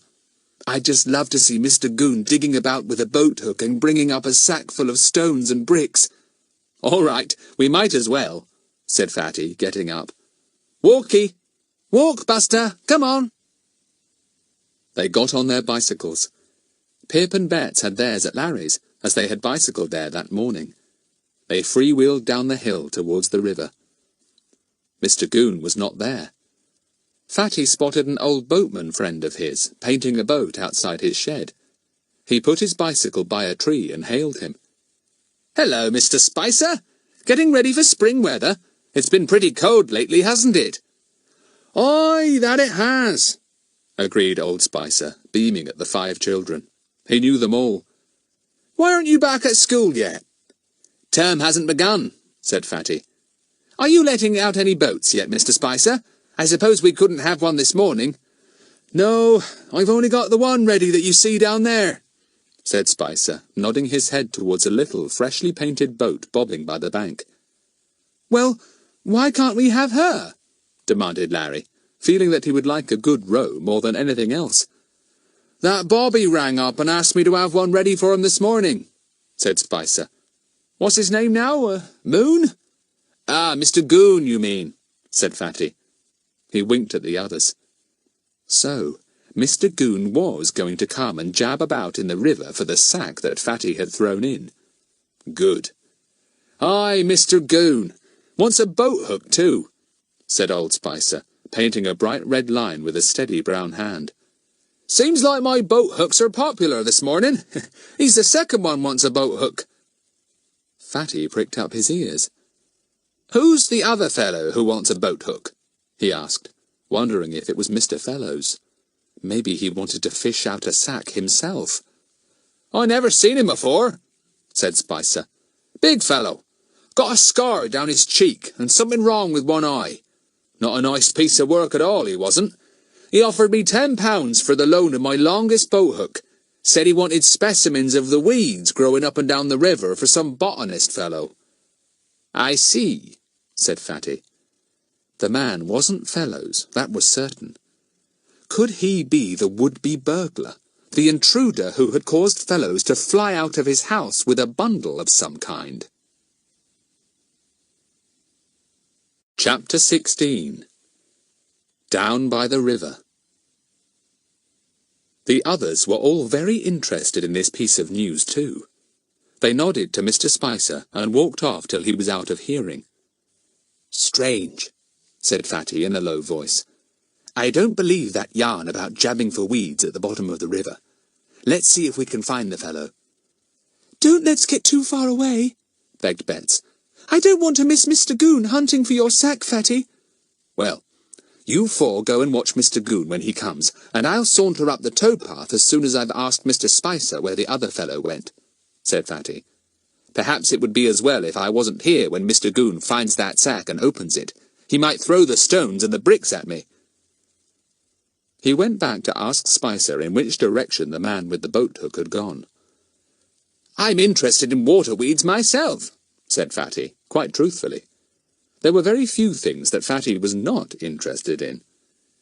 He went up yonder, said the old boatman, pointing up the towpath. He can't have got very far.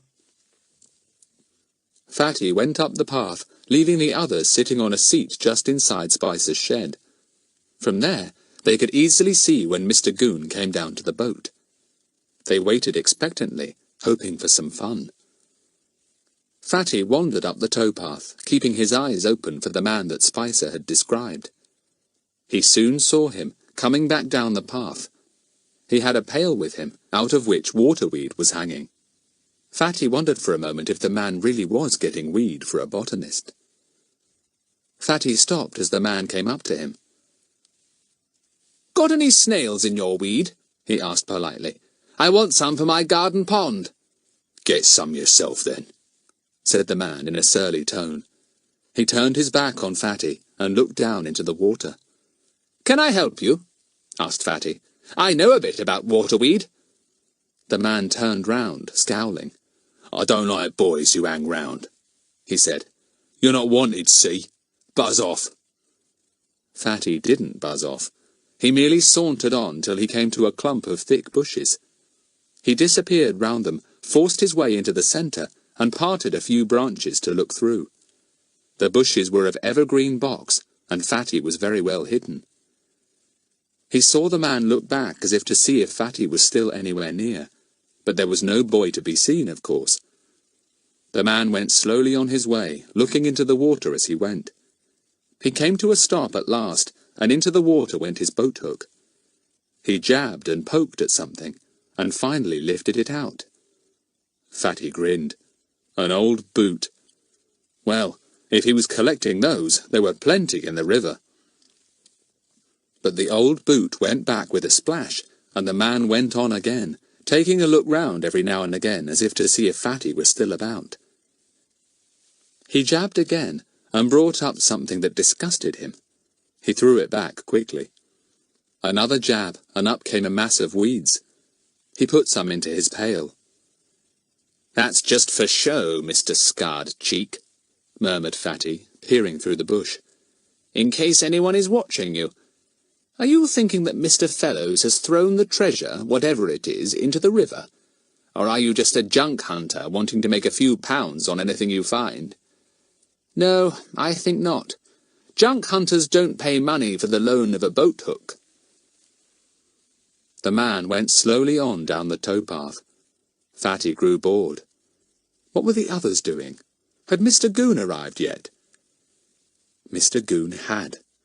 To the delight of the 4 watching children, and of Buster, who had not been allowed to go with Fatty, Mr. Goon had arrived at full speed on his bicycle. He had jammed on his brakes, thrown his bicycle against a tree, and yelled to Spicer. "Got that boat ready? And I want the boat hook too, please. I'm pressed for time." "The boat's ready yonder, and the hook's alongside," shouted back Spicer. Goon grunted and went to the little boat. He got in and took the oars. The boat-hook lay beside him. Off he went, and soon began to pant with the effort of his rowing.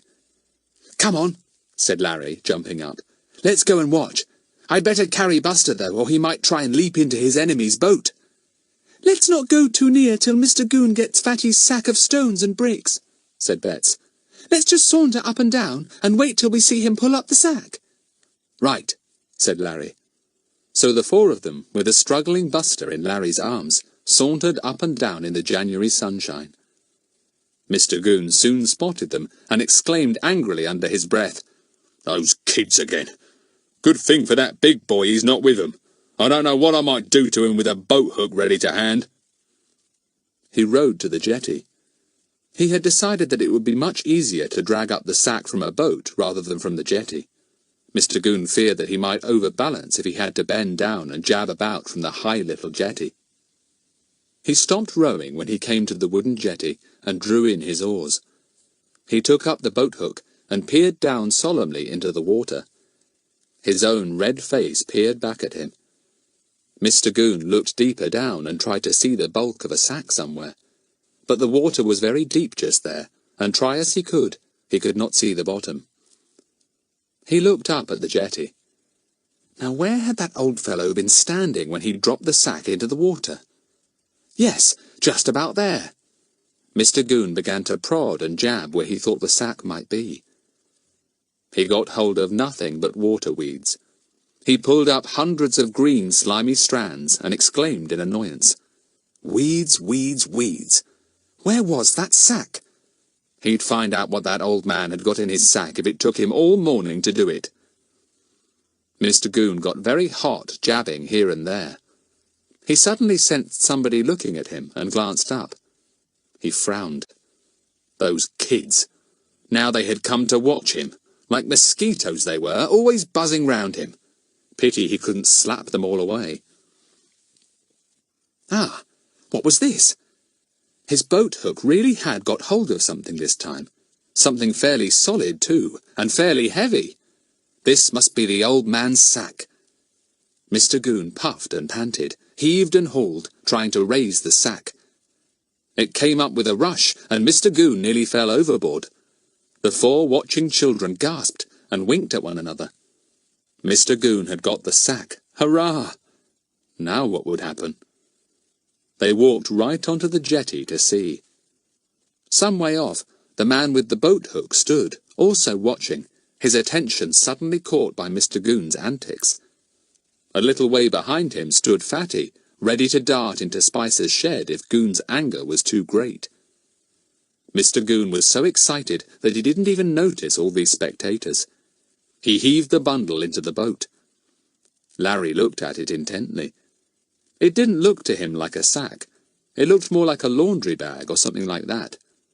Was it Fatty's sack that Goon had got, or was it something else? Goon looked at the dripping bundle. He saw that it was a bag, not a sack, but he didn't worry about that. He had only seen the bundle on Fatty's back by moonlight. Bag or sack, he was absolutely certain that this was what the old man had thrown into the river last night. He undid the string that tied the neck. He opened it wide. He put in his hand, wondering what he was going to find. The result of several burglaries, he had no doubt. Ah, a big stone. That would be to weight it down.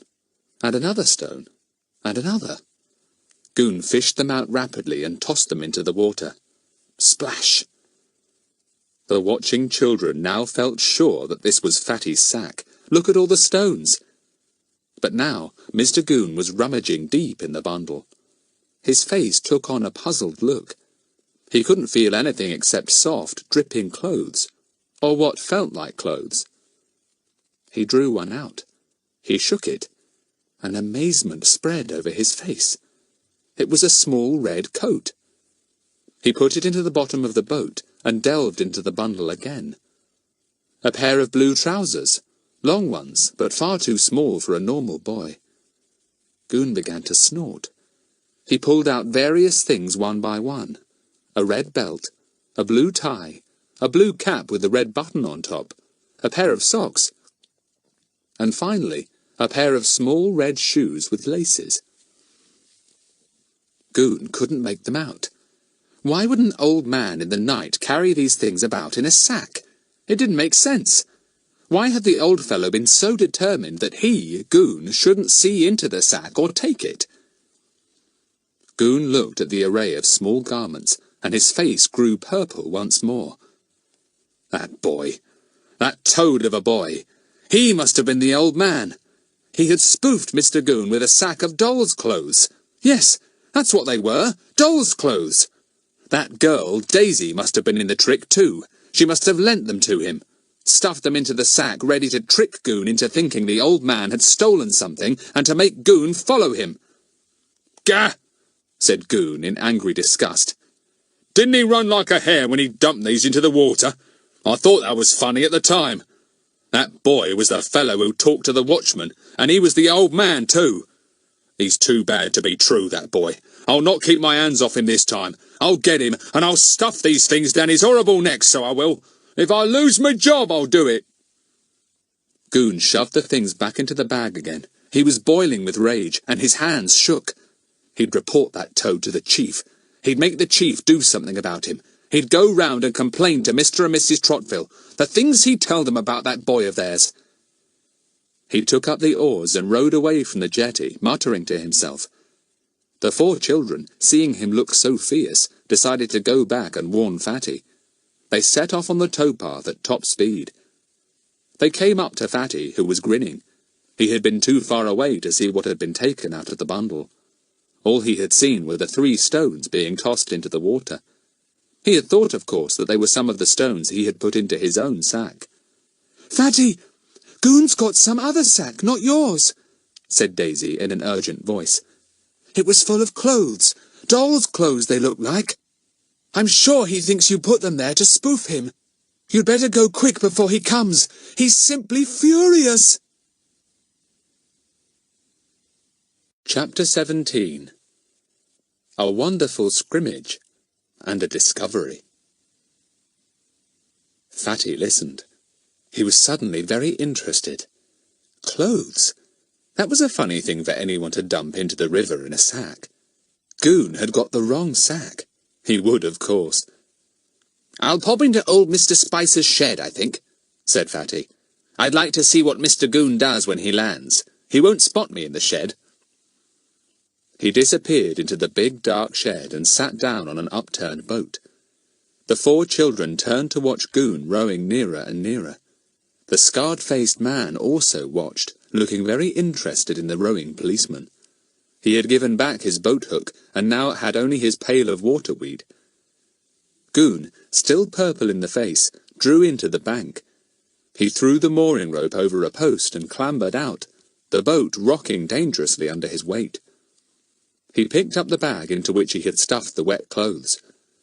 He looked at the 4 children nearby, scowling. "Where's that friend of yours? I want him. I've got a few things to say to him." "What friend?" asked Larry innocently.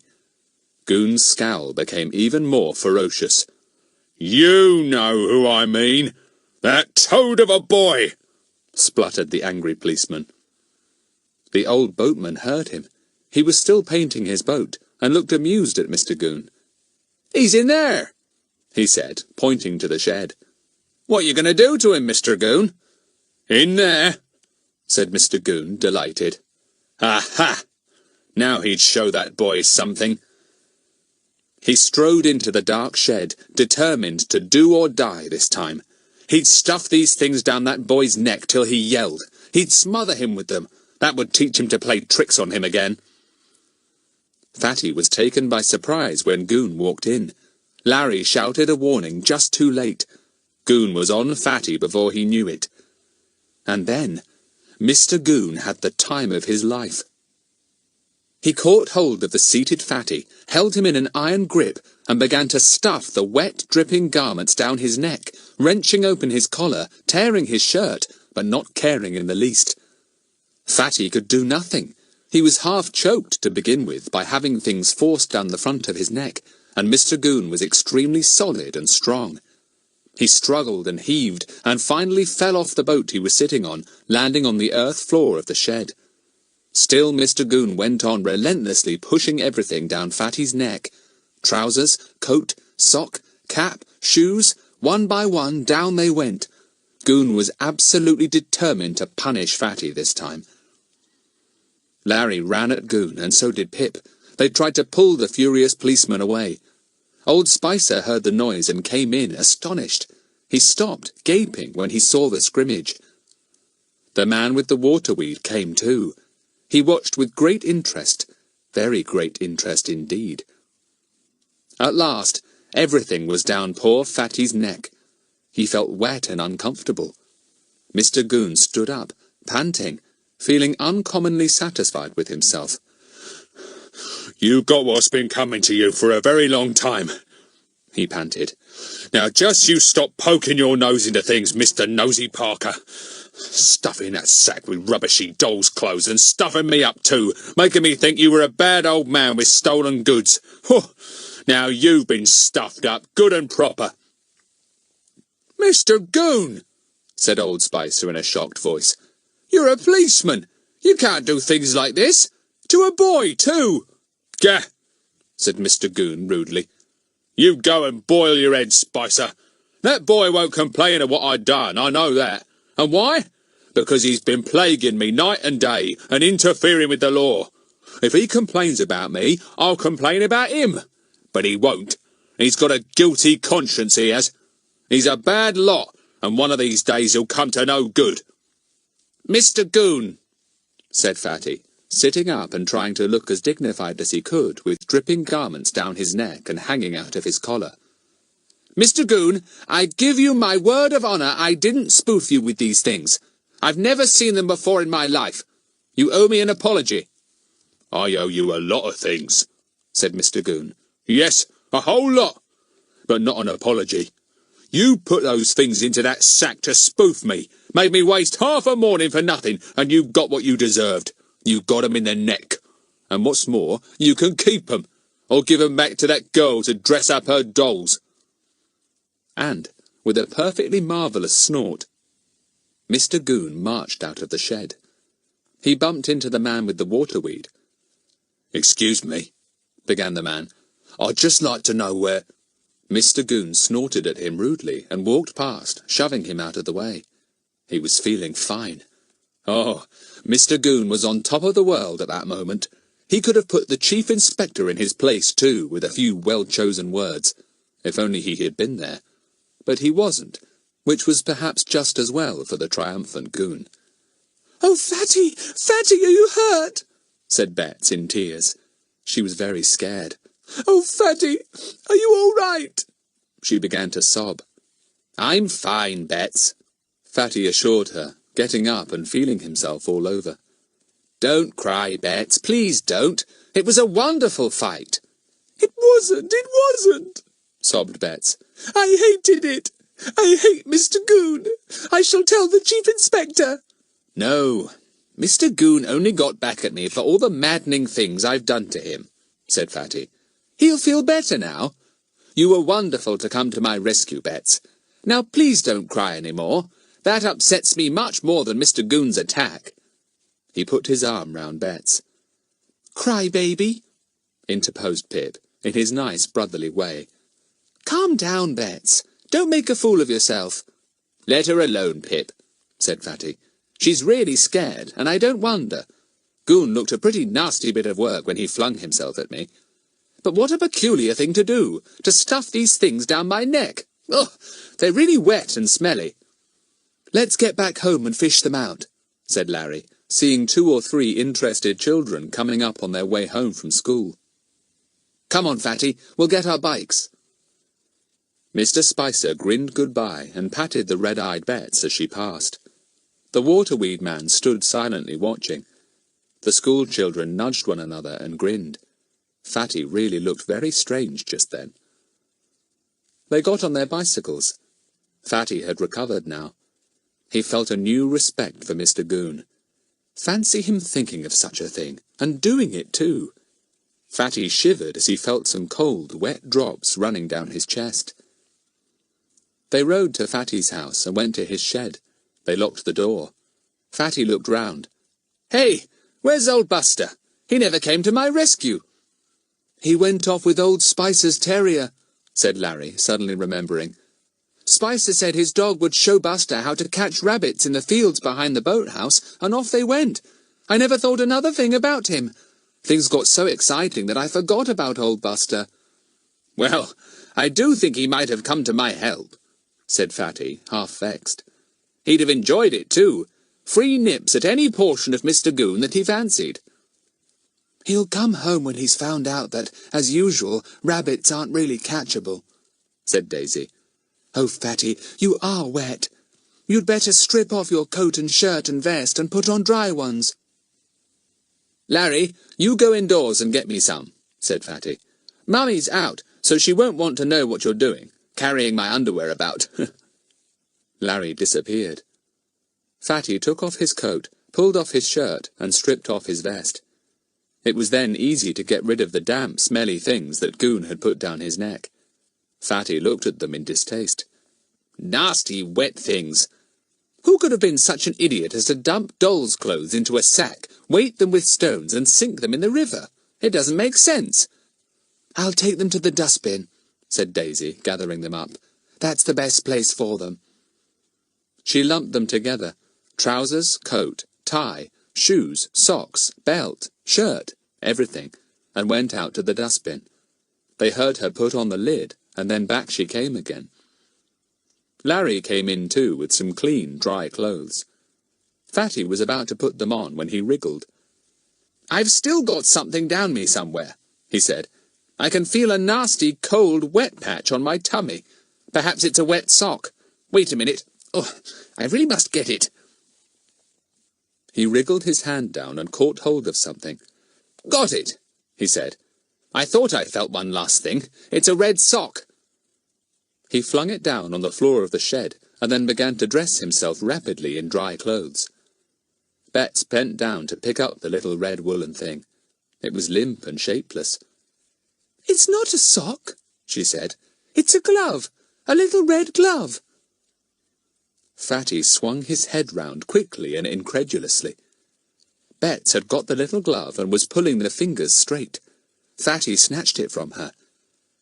"A little red glove! Another one!" he said jubilantly. "The pair to the one I've got in my pocket. Where is it? Look! Exactly the same!" He pulled the first little red glove out of his trousers pocket and put it beside the one that Mr. Goon had stuffed down his back. They were an exact match. Everyone stared at the two gloves. "How very, very extraordinary!" "But what does it mean?" asked Daisy at last. "You found that first glove in Mr. Fellows's house, and Mr. Goon stuffed the second one down my neck. He's given us the biggest clue yet," said Fatty. "Oh, dear, dear old Mr. Goon! You've nearly solved the mystery for us by stuffing things down my neck." Chapter 18. That night. There was a silence after this rather peculiar statement. Nobody could quite follow it. What did Fatty mean? "Don't stand round me looking daft like that," said Fatty. "Don't you see what this means? It means that the bag of clothes that Mr. Goon hooked up is the bundle that Mr. Fellows rushed off with and threw into the river to hide. The bundle that the other fellow was after for some reason or other." "But how do you know?" asked Daisy. "Well, because I picked up one of the red gloves in a corner of the landing in Fellows's house," said Fatty impatiently. "He must have pushed everything quickly into a bag to rush off to hide it somewhere, but one of the little gloves dropped out." "Oh, I see," said Larry. "Yes, your red glove does prove that this bundle was the one that Fellows rushed off with in such a hurry. But, Fatty, why are these dolls' clothes so important?" "We'll get them and see," said Fatty. "Daisy, go and haul them out of the dustbin again. We'll go through them carefully. There must be something to tell us why they are apparently of such importance." Daisy and Larry went off to get them, but just as they were going back to the shed with them, they heard the voice of Mrs. Trotville's cook. "You children! Do you know it's nearly 1:30? Your mother's been telephoning here for you, Daisy, and so is Mrs. Hilton for Pip, and Frederick's lunch has been waiting for him for a long time." "Oh, blow, blow, blow!" groaned Larry. "Just when we were going to do something really exciting." He hurried to the shed and told the others. Fatty looked longingly at the bundle of wet clothes. "Well, we must wait till this afternoon. Anyway, the clothes will be drier by then. I'll take them up to my room and dry them by the fire." "Promise you won't examine them till we come back," said Bets urgently. "I promise," said Fatty. "Go on now, all of you, and I hope you don't get into a row." They all left at top speed, fearing that they certainly would get into a row. They did. 2 really angry mothers met them at their doors. "1:45? What are you thinking of?" The dreadful result was that not one of the 4 was allowed to go down to Fatty's that afternoon, nor even to leave the house. Larry and Daisy sat disconsolately in their playroom, and Pip and Bets sat in theirs. Fatty waited till 3 o'clock and then phoned. He wasn't even allowed to speak to the others. Larry's mother was cross. "You should really not keep Larry and Daisy so late," she said. Fatty apologized humbly and gloomily. Mrs. Hilton said a good deal more. Fatty felt even humbler when she had finished. He could hear Betsy's voice calling to her mother at the end. Mummy! Mummy! Ask Fatty if Buster is back. Please! Please ask him! Mrs. Hilton asked him. Yes. Tell Betsy he arrived an hour ago, covered in sand and awfully hungry, said Fatty. I won't let him go off with old Spicer's dog again. He heard Mrs. Hilton's receiver click down. He turned and glared at Buster, who was sitting nearby, looking very guilty. To think you deserted me when Mr. Goon attacked me, said Fatty. Shameful dog. To go rabbiting when your master is in danger. Poor! Fatty went up to his room and looked longingly at all the things he had put in front of the fire. They were perfectly dry now. How he longed to examine them. But no, he had promised, and it simply didn't occur to Fatty to break such a promise. He bundled all the clothes into a drawer. The rest of the day was extremely dull. The mystery was at a standstill till the others could come and look at the curious clothes. Buster was still feeling guilty, and was not at all lively. It began to pour with rain. The other find-outers were not allowed out at all that day. They sat and moped and sulked. How maddening to be kept in just when they really had got somewhere. Bets and Pip talked about the dolls' clothes. Funny that they should be important enough for someone to break into Mr. Fellows's house and turn the place upside down for them, said Pip. I bet Mr. Fellows will be going out with a boat hook too to try and get them back, said Bets. Strange that those dolls' clothes should be for a boy, not for a girl, said Daisy to Larry. How mad Mr. Goon would be to know that he had made a present of such an enormous clue to Fatty, said Larry. I guess nobody has ever had a clue stuffed down their neck before, just like Mr. Goon. They all went to bed early. Both Larry's mother and Pip's were still annoyed, and only Fatty's mother was good-tempered that day.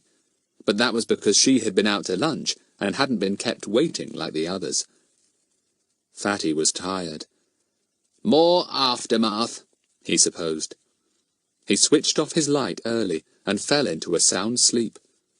His parents were up in town that evening, having driven up to a theatre and a dance afterwards. They would not be back until about 1 o'clock in the morning, perhaps later. At 10:30, the whole house was in darkness, except for a small light left on in the hall. The two maids were in bed and asleep. Buster slept soundly too. So did Fatty. He was suddenly awakened by Buster barking loudly. Woof, woof, woof. He sat up with a jerk and turned on the light. 1:45. Shut up, Buster. It's only Mummy and Dad you can hear, said Fatty sleepily. Do shut up. Surely you know the sound of their car by now. But Buster wouldn't stop. He leapt from the bed to the floor and barked frantically. Fatty threw a book at him. Shut up, I tell you. It's only Mummy coming home. You know she and Dad are out. Come here, Buster. Buster took not the slightest notice. Fatty thought there really might be something the matter. He jumped out of bed, pulled on his dressing gown and opened the door. A frightened voice called to him. Frederick, is that you? Why is Buster barking? Is there someone in the house? I expect it's just my parents coming back, said Fatty. You go to bed again. Buster's gone downstairs at top speed, so you may be sure if there's anyone down there, he'll be after them. Buster was still barking frantically somewhere downstairs. Fatty decided to explore. He was about to go downstairs when he caught sight of his mother's bedroom. The door was open, and the landing light streamed into it. It was in utter confusion. Gosh, said Fatty, switching on the light. Look at that! Burglars! While we were all asleep! He looked in his father's dressing room and into the guest room. Both had had their drawers and cupboards rifled and turned out. Fatty ran downstairs. Buster was standing by an open window in the sitting room, barking madly. It's no good barking now, Buster, said Fatty, glancing round the sitting room, which was in as much muddle and confusion as the other rooms. The thief is gone. He must have been about to come into my room when you heard him and awoke. He's gone out of the same window he came in by. I wonder what he's taken.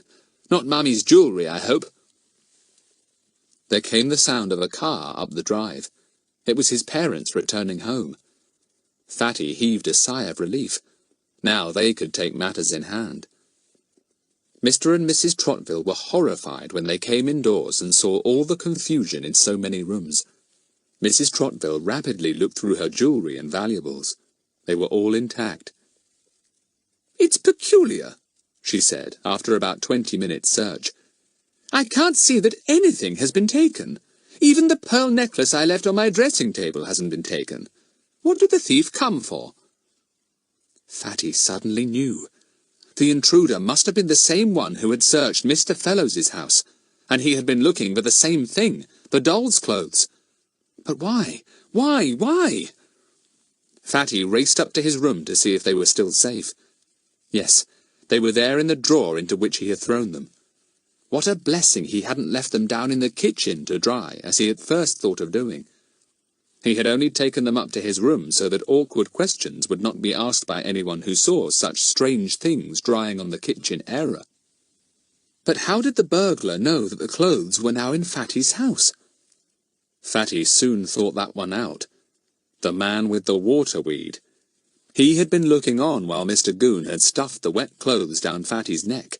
He had been looking for them that morning too, but it was Mr. Goon who had found them, and thrown them away on Fatty.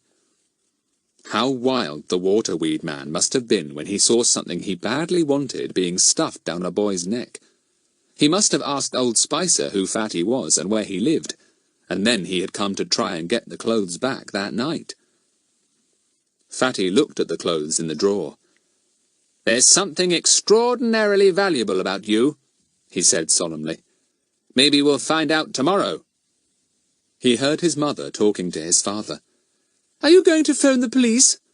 "No, I'm not," said his father's voice. "I don't want that flat-footed policeman stamping all over my house late at night. There's nothing gone as far as I can see. We'll let Mr. Goon sleep in peace." "Thank goodness," said Fatty, sliding into bed. "I just don't feel like seeing Mr. Goon again tonight." Chapter 19. Examining the Clothes. To Fatty's relief, his father decided next day not to inform Mr. Goon of the attempted robbery at all. Mr. Trottville had no great opinion of Mr. Goon, and was not disposed to waste a morning with him. "He'd ask asinine questions and waste everybody's time," said Mr. Trottville. "Just have new fastenings put on all the windows, my dear, and another bolt on the front and back door, and perhaps Buster had better sleep downstairs." Buster had other views, however. He had heard suggestions like this before, but however firmly he was put into a basket in the hall and told to be on guard, he was invariably to be found lying on Fatty's bed in the morning. As Mr. Trottville said, it was most extraordinary the way that Buster could find his way through a closed bedroom door. Fatty telephoned the others. "Come on down as soon as you can," he said. "I've news. We've had robbers in the night. No, nothing taken as far as I can see. Old Buster drove them off. Hurry up and come down." They met down in the shed at the bottom of Fatty's garden. Fatty kept a good lookout for the waterweed man, as he called him, when he took the clothes down to the shed. He wouldn't have been surprised to have him pounce on him from behind a tree. However, Buster trotted happily in front, and nothing untoward happened at all. Fatty was safely ensconced in the shed when the others came tapping at the door. He shut the door and locked it. He pulled the curtains over the windows and lit the little oil lamp so that they were not in complete darkness. "Why all the mystery?" asked Daisy, surprised. "Going to do conjuring tricks or something?" "No, but that waterweed man is somewhere around, I bet," said Fatty. "And I don't want him peeping in at the window while we're examining those clothes. He's dead keen on getting them. He's made 2 break-ins already in different houses to get them. I don't want to have to give them up at gunpoint." "Gracious, Fatty!" said Betts in alarm. "It's all right, Betts. And now for the clothes," said Fatty, taking them out of the box he had put them in. "Use your eyes well. There's obviously something we mustn't miss. Now, the trousers first." He shook out the blue trousers. They were long ones with little buttons at the top. No pockets, said Fatty. Don't dolls' clothes ever have pockets, Bets? Oh, yes, sometimes, said Bets. Aren't they dear little trousers? A boy doll would look nice in those. Let me have them, Fatty. Bets took them. She turned them inside out. There was nothing that would tell them anything. They were just trousers with buttons. Bets passed them round to the others, and then Fatty put them down. Red belt for the trousers, he said, and passed it round. Quite ordinary. A little brass buckle, a bit rusty, due to the river water, I suppose. It was duly examined. Then came the socks. Those were turned inside out too. Bets hunted for any name marked on them, but there wasn't one. Dolls never have their names marked on their clothes, silly, said Pip, when Bets remarked why she was looking so carefully. Mine do, said Bets. I borrowed Mummy's marking tape and ink, and I've marked all my biggest doll's clothes with her name, Pamela Mary. Pass the shoes, Fatty. Gosh, aren't they small?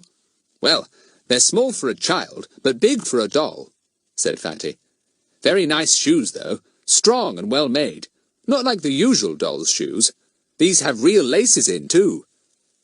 I suppose these clothes couldn't belong to some child, some tiny little child, said Larry.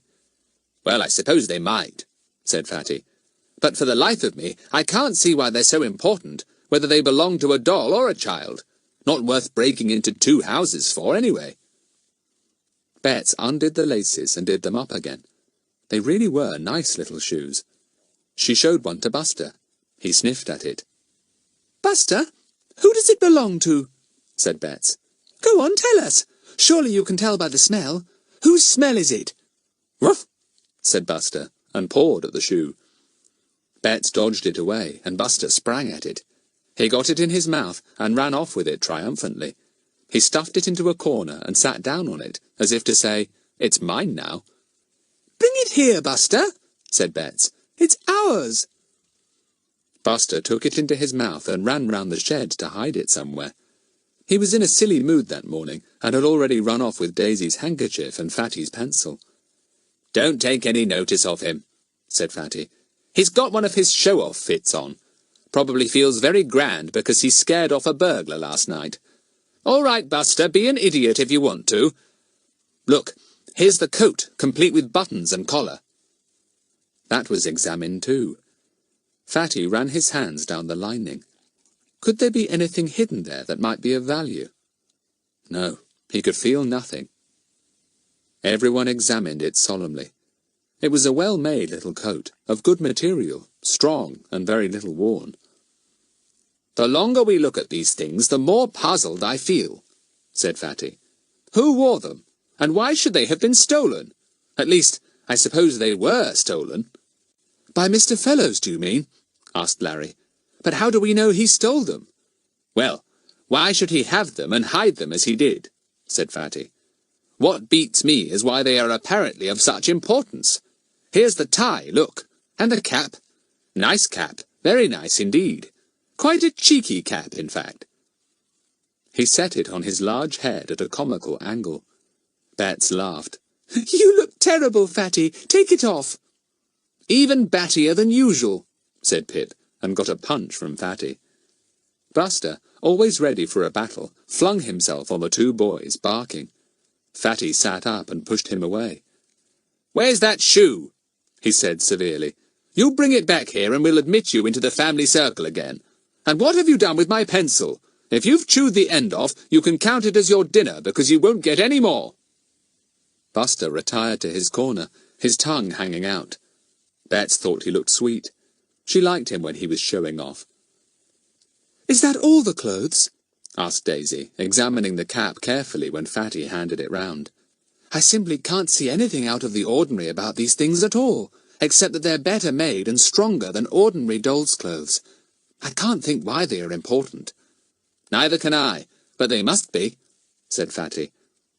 He gazed at the pile of clothes rather gloomily. "I wouldn't a bit mind Mr. Goon having stuffed them down my neck if only they'd prove to be really worthwhile, help us with this rather peculiar mystery. Though I'm beginning to think we may be making a mountain out of a molehill, and that it's not a mystery at all."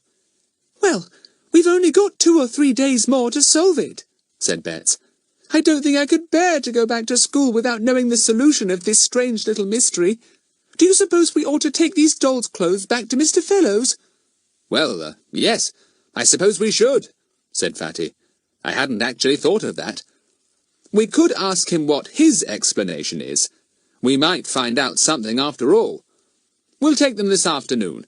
He'll be astonished to see them, I bet. He probably thinks they're still safe in the river. I do wish we'd managed to find some clue hidden in the clothes, said Bets. I'm sure there must be. Let me go through them just once more, Fatty, before you put them away. You think you might discover something that all 5 of us couldn't see? Said Pip scornfully. What a hope! It's always a good thing to have another check on anything if you feel you must, said Fatty, handing the bundle of clothes to Bets. They're all there, Bets, except the shoe that Buster took. Hey, Buster, bring back the shoe, old fellow. But before Buster could do as he was told, Bets gave a loud exclamation that made everyone jump. She was examining the little red coat, and she looked up, her eyes shining. Look, we missed this. A little white handkerchief embroidered with daisies, and it's got a name embroidered on it too, very small. Where was it? Asked Fatty, almost snatching the tiny hanky. There's a very small pocket here inside the coat cuff, said Bets, showing the others. So well hidden that none of us saw it. Fatty, what's the name on the hanky? Fatty spread out the tiny hanky so that all the find-outers could see the little daisies on it and the name that was embroidered all round them, making a circle of the letters. Fatty spelt it out. E-U-R-Y-C-L-E-S. Eurycles. What a name! Never heard it in my life, said Larry. It's Greek, isn't it? Yes, Greek, said Fatty. Wait. I've heard it before. Who was Eurycles? I'm remembering. Yes, I'm remembering. Eurycles, of course, I remember now. What a clue! Chapter 20. Mr. Eurycles and a talk with Goon.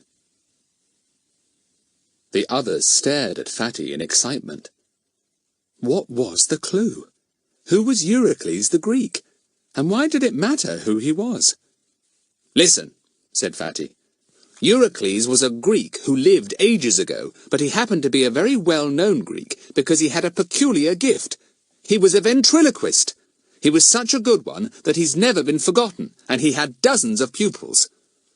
I thought ventriloquists were all modern, said Daisy in astonishment. I mean, I thought it was something that people had thought of in the last century. Good gracious, no. It's a very old art, said Fatty. It was well known in Greece, and all kinds of nations have practiced it. The Zulus, for instance, and the Eskimos. And Eurycles the Greek was a very fine ventriloquist. I read about him when I was teaching myself to ventriloquize and to throw my voice to a distance. Yes, but why should this doll's hanky have an old Greek ventriloquist's name on it? Said Daisy. And why is it important? I simply don't understand, Fatty. Do explain. Now listen, said Fatty, thrilled. When hankies are embroidered with somebody's name, that name usually belongs to the owner of the hanky, doesn't it? Right. Either the one who owned that hanky and wore these clothes was called Eurycles, or his master was. Mr. Eurycles. What could he be but a ventriloquist? And what could these clothes belong to but his talking doll? The others followed this with interest, and at the end Pip exclaimed, Of course! Why didn't we think of it? The clothes were worn by a big doll belonging to a ventriloquist. That's why they are a bit smaller than a child's, and rather big for an ordinary doll, and that's why they are very well made. Yes, and I bet he is owned by someone whose stage name is Mr. Eurycles, after the old Greek ventriloquist, said Fatty jubilantly. I see daylight at last. Well, it's more than I do, said Larry. What kind of daylight can you see? It's true that we think we know who the clothes are worn by, and probably the name of the man who owns the doll who wears the clothes. That lived in the house that Jack built, said Daisy with a giggle. Well, said Fatty, We've only got to find Mr. Eurycles and ask him why the clothes are so important, why they were in Mr. Fellows's custody, why they were important enough for someone to try and steal them twice, and why Mr. Fellows fled out in the night to dump them in the river. Once Mr. Eurycles tells us that, the mystery is solved. "But how do we find Mr. Eurycles?" said Pip after a pause. "It might take ages, and we're going back to school so soon." There was a silence, which deepened into gloom. Only Fatty remained confident. "I'll telephone the place that sells things for conjurers and ventriloquists," he said. "They'll soon tell me if there's a Mr. Eurycles." "Or Mr. Fellows might tell us," said Daisy suddenly. "Yes, he might," said Fatty, "and he might not. If he's stolen the clothes himself from Mr. Eurycles, he won't want to say very much. I'll tell you what we'll do. We'll take the clothes to him this afternoon and see his face when we show them to him, and we'll fire a few questions at him before he's got time to recover from his surprise." "Right," said Larry. "Well, let's put them away till we're ready to take them. I'm sure I heard your mother in the garden just now, Fatty, and she might want to know why we're all playing with dolls' clothes if she walks into the shed." The clothes were bundled anyhow into a box. Fatty shut down the lid. "There's the hanky, look," said Betts, holding it out to him. "It's such a dear little hanky. I suppose I couldn't keep it in my pocket till we take the clothes to Mr. Fellows, Fatty. I won't blow my nose on it." "Yes, you keep it," said Fatty. "And congratulations on finding the one thing that led us to the right solution. We're well on the way to solving the whole thing now. Very good, Betts." Betts blushed and put the little hanky into her pocket. It was a bit of luck finding that tiny pocket in the sleeve of the little red coat. "I vote we go and have some hot chocolate again at the cafe," said Fatty. "And some macaroons if they've made any fresh ones. I feel just like 3 or 4 macaroons." "Yes, all gooey and crunchy," said Pip. "I suddenly feel like a macaroon too. Come on, you do have some bright ideas, Fatty." They went out of the shed with Buster delightedly prancing round their ankles. Fatty locked the door, and they all went up the path to the garden gate. They bicycled to the cafe with Buster running beside them. Fatty thought it would be good for him to have a quick run. "Take off some of his fat," he said. "A fat Scotty is an offence to the eye. Do you hear that, Buster?" panted Buster. Betts giggled. "He says that a master is also an offence to the eye," she said. Fatty stared at her in amazement. "Betts, you've got very bright and very cheeky all of a sudden." "I know, it just popped into my head," said Betts with another giggle. "Sorry, Fatty. Look out, you nearly wobbled over Buster." "There's Mr. Goon," said Larry suddenly. "Look, coming round the corner on his bike. Let's hope he doesn't hang round us." "He's probably hoping we won't hang round him," said Fatty, getting off his bicycle and putting it outside the cafe window. "Come on in. I smell fresh macaroons." They all trooped in. The little shopwoman beamed at them. They were very good customers indeed. Children always were. They ate twice as much as any grown-up who came into her shop. "Hot chocolate for everyone, please, and macaroons," said Fatty, sitting down at a table. 5 macaroons?" asked the shopwoman with a twinkle. "Gosh, no. 10 to start with, just so we won't look too greedy," said Fatty with a grin. "They're newly made," said the little woman warningly. "Don't you eat too many." "Are you trying to put us off your magnificent macaroons?" said Fatty. "What a hope. 10, please, just to start with." Mr. Goon came in. He was looking worried. "You all right?" he said to Fatty in an offhand voice. Fatty stared at him, amazed. "Why this sudden concern for my health, Mr. Goon?" he said. "Why shouldn't I be all right? Are you in good health?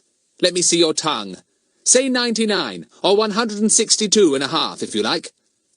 "Perhaps he's feeling sorry he behaved so badly yesterday," said Betts, unexpectedly, giving Mr. Goon a really fierce glare. "Stuffing things down people's necks." "Shut up, young Betts," said Fatty. "It was a good scrum while it lasted." He looked at Mr. Goon, puzzled. It wasn't like the bad-tempered policeman to feel concerned about anything he had done to Fatty. There was something behind this. Fatty wondered what it was. The hot chocolate and macaroons arrived. Fatty threw another glance at Mr. Goon. He was standing looking round the cafe, as if he had something to say and didn't know how to begin. What could have happened? "Hot cocoa, sir, and a bun or macaroon," said the little shopwoman. "Just newly made." No, thanks. Yes, I think I will," said Goon, changing his mind suddenly. He sat down at the table next to the children's. He really did look worried. He made the 5 children feel so uncomfortable that they fell silent. Buster was tied to the leg of the table, but even he didn't seem inclined to bait Mr. Goon that morning. Mr. Goon suddenly cleared his throat with an enormous noise. "Now he's going to talk," whispered Pip. You heard from Chief Inspector Jenks lately?" blurted out Goon suddenly. "Not a word," said Fatty promptly. Goon at once looked vastly relieved. He edged his chair a little nearer to the children's table. "See here," he said to Fatty. "I want to talk with you. Friendly like." "You mean you won't fling yourself at me and stuff things down my neck?" said Fatty, attacking a macaroon. "In a word, friendly like?" "It's like this," said Goon, with his mouth full. "You see, well, it's like this, Frederick. Well." "Get on, Mr. Goon, and say what you want to say," said Fatty, beginning to be impatient. "Good gracious, you sound as if you can't say gah to a goose this morning." Betts gave a sudden giggle. Gah to a goose. That was just like Fatty. Goon made a great effort and came to the point. "It's like this," he said. "You remember that time we were in Mr. Fellows's house together? The time you said you were looking for the kitten?" "Yes," said Fatty. "Well, do you remember hearing a dog growl and a pig grunt and a man groaning?" said Mr. Goon earnestly. "The one who longed for his auntie?" said Fatty. "I've often wondered if she ever went to comfort him. Yes, I remember. Why, what about it?" "Well, I made out a report for the Chief Inspector, see?" said Goon. "Put it all in, pig and all. And the man who said he never did it and kept on about his auntie." "Yes, do get to the point," said Fatty. "I can hardly wait." "I sent in the report," said Goon miserably.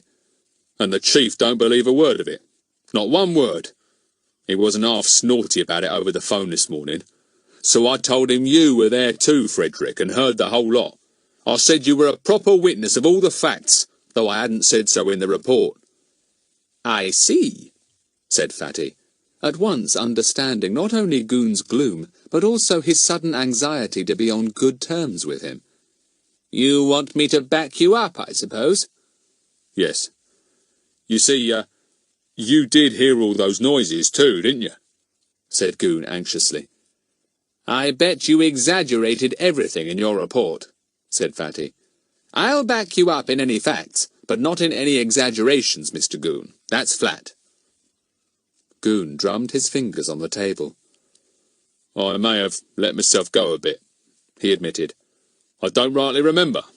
But the thing is, you were with me, Frederick, and you did hear things, didn't you?" "All right, Mr. Goon. But I don't see why you had to go and write a fairy tale about the silly happenings in Mr. Fellows's house," said Fatty crossly. He was beginning to feel distinctly uncomfortable himself. Suppose the inspector demanded full explanations? Fatty would feel extremely small. He could only hope that nothing more would come of this. "Thanks, Frederick," said Goon, breathing more easily. "We've had our scraps, like, and called each other bad names, but I knew I could depend on you to back up the truth. Thanks." He paid his bill and got up to go. A voice came weakly from the corner of the cafe. "I never did it! I never did it! But Goon was gone like a hare before the hounds. With one horrified glance at the corner, he tore out of the cafe. Was he being haunted? That voice, That awful voice.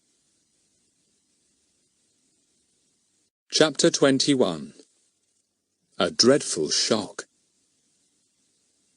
There was a startled silence. The voice had come so suddenly and sounded so pathetic. Then Pip gave Fatty a vigorous punch. Gosh, you startled me. You might warn us when you're going to do that, Mr. Eurycles. I swallowed half my macaroon, complained Larry. You made me jump. Oh, Fatty, how do you do it? Said Betts. You sent poor Mr. Goon out at 60 miles an hour. I bet he's puzzled. He didn't wait for I want Auntie. Serves him right, said Fatty. What does he want to go and write an idiotic report about pigs and dogs and groaning men for? They weren't important. I bet he spread himself, too, put in bits about snarling and the patter of pigs' feet and the sound of a wounded man dragging himself over the floor. I know Mr. Goon. And now, I suppose, as he's told the chief you were there, you'll be asked all about it, too, said Betts. Whatever will you say to him? Will you tell him it was all you? I don't know, said Fatty gloomily. Blow Mr. Goon. I bet he was worried in case I said I wouldn't back up his poppycock story. But I'll have to. Any more macaroons, Fatty? Asked Pip. There's one left. No, thanks. This has rather spoilt my appetite, said Fatty. Well, you've had 4 macaroons, if not 5, so you can't have much appetite left to spoil, remarked Larry. Finish up the macaroon, Pip. Surprisingly enough, no one wanted it. I'll go a splash and buy it for Buster, said Pip. He's been so good and quiet. Buster was surprised and thrilled. He gulped the macaroon down at once. I call it a waste of a macaroon to gulp it down without a single crunch, said Pip to Buster. You dogs haven't learnt the art of eating yet. Wasn't he good with Mr. Goon this morning, Fatty? Yes. He must have known Mr. Goon was in need of comfort and wanted someone to hold his hand and say, there, to him, said Fatty, still cross. Gone all soft-hearted, Buster. Gah! They got up and went off to find their bicycles. Fatty paid the bill. It was a very large one, considering it was only for hot chocolate and macaroons. Still, as Fatty said, school was looming horribly on the horizon, and they might as well make hay and eat macaroons while they could. They biked back to Fatty's, as there was still an hour before lunch. But we must leave in good time today, said Pip. I really believe Mother will send us to bed on bread and water if we're late again. You're lucky not to have a fierce mother, Fatty. Oh, ours isn't fierce, Pip, said Betts, protesting. She's just keen on rules being kept. I wouldn't change our mother for anything. Nor would I, said her brother. But you can't deny she was pretty fierce yesterday. The thing is, we must leave early. Let's go down to the shed again, said Larry. I left a book there. It's a detective story I thought you mightn't have read, Fatty. Fatty's read every single detective story that's ever been written, said Betts. Why, Fatty, what's up? Fatty had thrown his bicycle suddenly to the ground when they came to the shed, and had rushed up to the door with a cry. He swung round. Someone's been here! The lock's forced! The door's ajar! And just look at the inside of the shed! The 5 stared at the shed. Fatty had swung the door open, and inside were piled all the shed's contents in an incredible muddle. All Fatty's disguises had been torn from their pegs or from their chest, and had been flung down. Boxes had been opened and their contents thrown out. It was a scene of utmost confusion and chaos. "Oh, Fatty!" said Betts, trembling. "Oh, Fatty!" "Look at that!" said Fatty angrily. "That burglar fellow has been here while we were out, and he's messed up everything. And what's more, I'll bet he's taken those dolls' clothes." Fatty was right. The precious clothes were gone. Their biggest, finest clue. The box into which Fatty had thrown them was empty. Not even a sock was left. The thief had found at last what he had looked for so persistently. Fatty sat down on a box and groaned. This was a real shock to him. "Why did we leave the things here?" he almost wailed. "Why didn't we take them with us? Now we've finished. Nothing to show for all our work at all." It must have been the thief we heard in the garden when we thought it was just your mother, said Larry. Oh, Fatty, isn't this a blow? Well, we can't take the clothes and tackle Mr. Fellows now, said Pip. I don't see that there's anything we can do. Whatever made us leave the things here for the thief to get?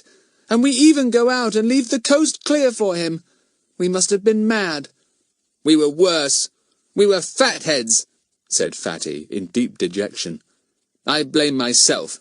How could I be such a mutt? It was no good talking about it. The thing was done. The thief had come and gone and had taken what he wanted away with him. Fatty heard a sound near the shed and went out to see if it was the gardener. It was. Mr. Hedges, have you seen any stranger about this morning? He asked. Someone's been into my shed. Well, I'll be blowed, said Hedges. That'd be that fellow with the scarred cheek, I expect. A nasty chap he looked. I turned him away once. He was trying to make me give him an order for manure. I found him in the garden. He said he was looking for me, Frederick, but I guess he was looking about for what he could steal. Fatty nodded and went back to the others. He was very down in the dumps. It was the waterweed man, all right, he said. The gardener said he had a scarred cheek, so that proves it was the fellow we know. Blow, blow, blow! I'll never forgive myself for this. Let's tidy up, said Betts. We can't leave you to put everything back in its place by yourself. Come on, Daisy. I'll hand you Fatty's disguises to hang up. Everyone was soon busy putting the shed tidy again. It took quite a long time. As Betts was picking up a few things, she gave a sudden exclamation. I've just remembered. The tiny hanky with daisies on it and the name Eurycles is in my pocket, she said. The thief wouldn't have found it with the other clothes. Everyone stared at it. Well, said Fatty, fingering it, you'd better keep it for yourself, Betts. It's not much good to us now. She put the tiny hanky back into her pocket. She felt rather bad. It was all that was left of their wonderful collection of clues. She went on tidying up everything with the others. Better shove all the rest of the things into that chest, said Fatty at last, looking at his watch. You ought to go. It's getting near dinner time. So the last few armfuls were flung higgledy-piggledy into the chest, and the lid was shut down. Then the four got their bicycles, shouted goodbye to Fatty, and raced off. Fatty went slowly back to the house. He was very depressed. Things had been going so well. Now all they had left of their biggest clue was the tiny hanky with Eurycles embroidered on it. And a fat lot of good that was, Fatty reflected. Was there much point in trying to find out if there was a ventriloquist called Mr. Eurycles? Fatty thought not. He was beginning to feel fed up with the whole thing. Oh, there you are, Frederick, said his mother as he came slowly in. Dear me, you do look miserable. Cheer up. A great friend of yours telephoned this morning, but you were out, so he's telephoning this afternoon. Who's that? Asked Fatty, not at all interested. It was probably one of his school friends, he thought. How boring. He would see enough of them in a few days. Poor Fatty was indeed feeling depressed. It was Chief Inspector Jenks, said his mother, expecting Fatty to be delighted. He thought the world of the chief, who knew all the children very well, and had often welcomed their help in many curious mysteries. But far from pleasing him, the news made Fatty feel more down in the dumps than ever. Now he'd have a very difficult and awkward telephone conversation with the chief. Chief Inspector Jenks had a high opinion of Fatty's capabilities, but a low opinion of some of his jokes. Fatty felt that things were getting worse than ever.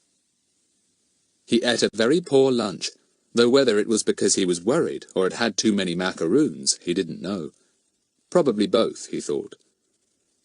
The telephone rang immediately after the meal ended. That's the Chief Inspector, Frederick, said his mother. You answer it, will you? Fatty went. He picked up the receiver. Hello, he said. This is... Ah, Frederick, interrupted a voice. It's you. Good. I wanted to speak to you. Delighted, sir, said Fatty, most untruthfully. Listen, I've had a most extraordinary report in from Goon, said the chief. He sent in plenty of peculiar reports in his time, but this beats them all. It's so extraordinary that I didn't believe it. But when I telephoned him, he not only swore it was true, but said that you would back him up. He said you were a witness to all the things in his report. Though why he didn't mention you were there when he wrote his report, I don't know. Quite, sir, said Fatty politely. Apparently Goon went to inspect a house that was empty and that had been reported as burgled, said the chief, sounding very businesslike and brisk. He says that there was a kitten there, mewing, a dog which growled most ferociously and snarled and was ready, so he infers, to eat him up, and a pig, P-I-G, that grunted somewhere and stamped about overhead. Really, Frederick, I am ashamed to quote from this report. Fatty couldn't help grinning into the telephone. Goon had certainly let himself go. Go on, sir, he said. And to crown everything, Goon reports that there was a wounded man in the house who was groaning and dragging himself about somewhere, crying out, "I never did it, I never, ooh, I never did it, where's my auntie?" It sounds quite incredible, Frederick. It does, sir, said Fatty, trying to keep his end of the phone very businesslike and not give away anything. There was a pause. Are you still there, Frederick?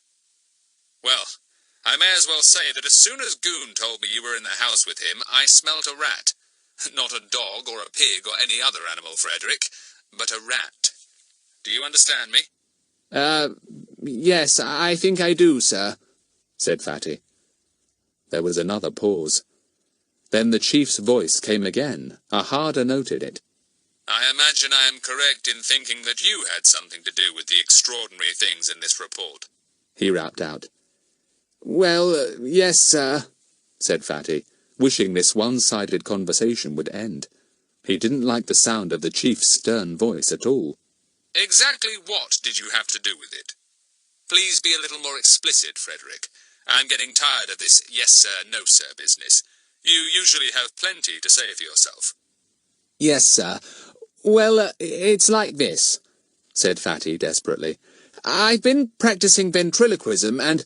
Practicing what? Ventriloquism! Shouted Fatty.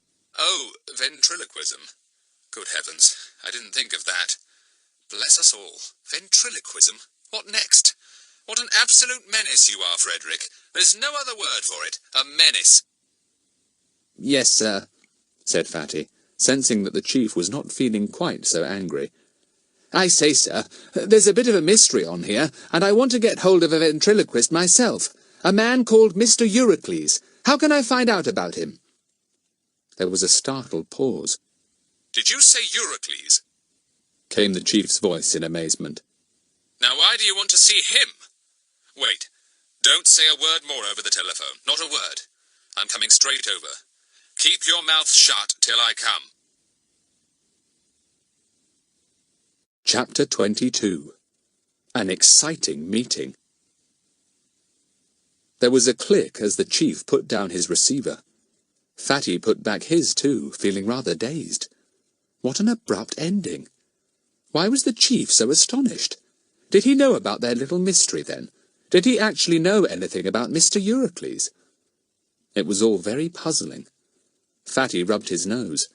He wasn't altogether pleased at the idea of seeing Chief Inspector Jenks that afternoon. He didn't particularly want the subject of dogs and pigs and groaning men reopened, and it might quite well be. Mrs. Trotville was curious to know what the conversation had been about. She had heard the word ventriloquism because Fatty had shouted it so loudly. "What's this about ventriloquism, Frederick?" she asked. "Did I hear you say you were practicing it? I do wish you wouldn't. I suppose that explains all those peculiar noises that keep coming from your room when you are up there alone." "Yes, Mummy, but don't you get all hot and bothered about it," said Fatty. "I'll be back at school in a very short time. Then the house will be nice and quiet. By the way, the Chief Inspector is coming over here this afternoon. Do you mind if I get the other four along? They'll like to see him, especially Bets." "Yes, get them along if you like," said his mother. "But, Frederick, I hope all this doesn't mean you've been mixing yourselves up again in matters that don't concern you. I really did hope you'd not lead the others into trouble these holidays." Fatty was indignant. "I never lead them into trouble. Mummy, how can you say such a thing? Why, even the inspector has often told me that—" All right, Frederick, said his mother. I am not going to argue with you. Telephone the others and see if they can come to tea. There is a nice new batch of cakes in today, and I brought in some macaroons from the cafe. You haven't had any for a long time. Not so very long, thought Fatty, pleased at the idea of a few more that afternoon. He went to telephone the others, but, remembering the chief's injunction to keep his mouth shut, he gave them no hint as to the unexpected visit, though he would dearly have liked Bets to know.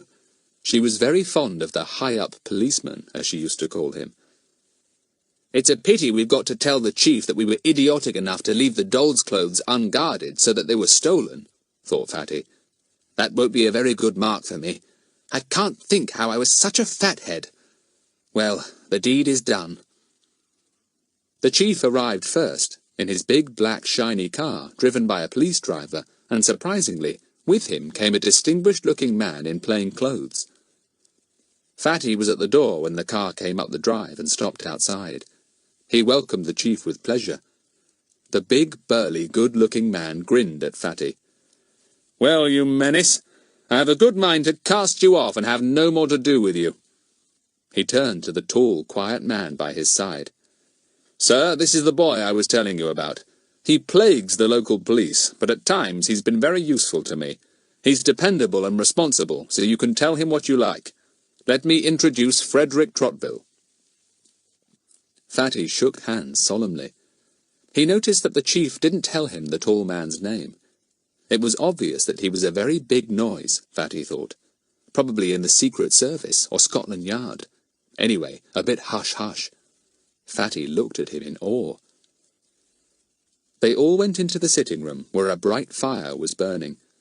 Mrs. Trottville had gone out to one of her bridge afternoons. Fatty was thankful. He didn't particularly want his mother to be present if his escapades with Goon were to be gone into. They sat down. "Now, first of all, Frederick, what do you know about Mr. Eurycles?"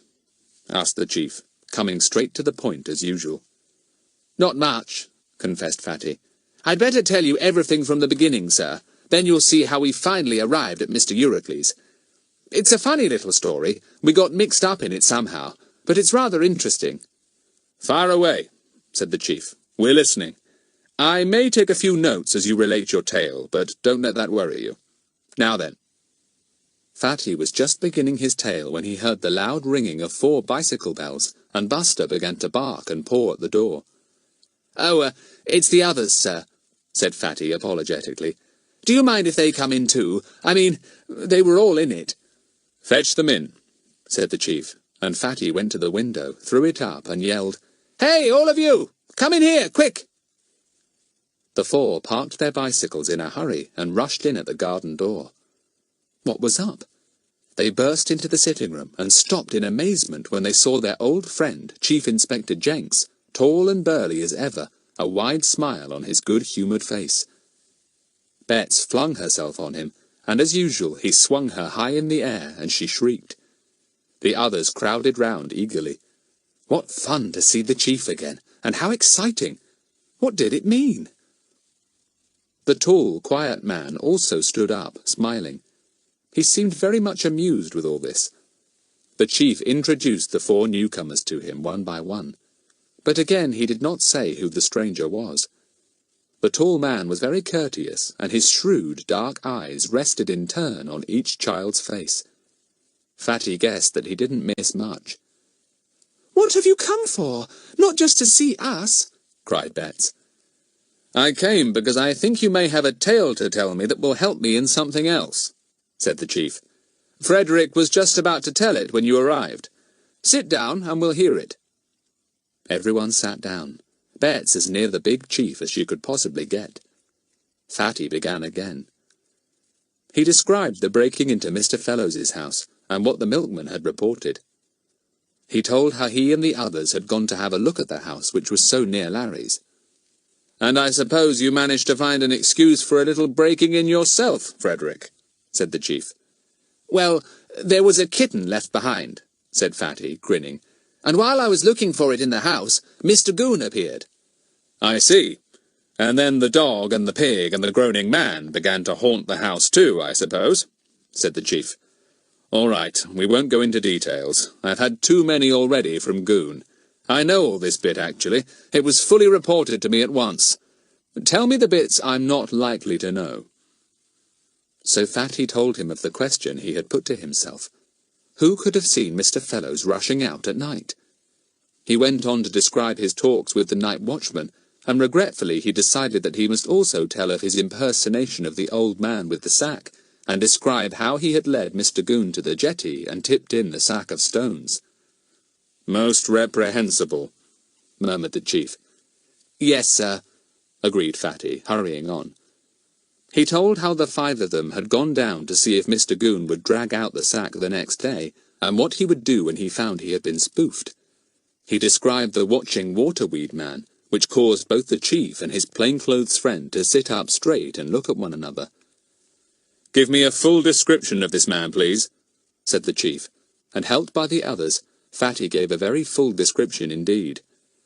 "Excellent," said the chief. "Most observant lot you are.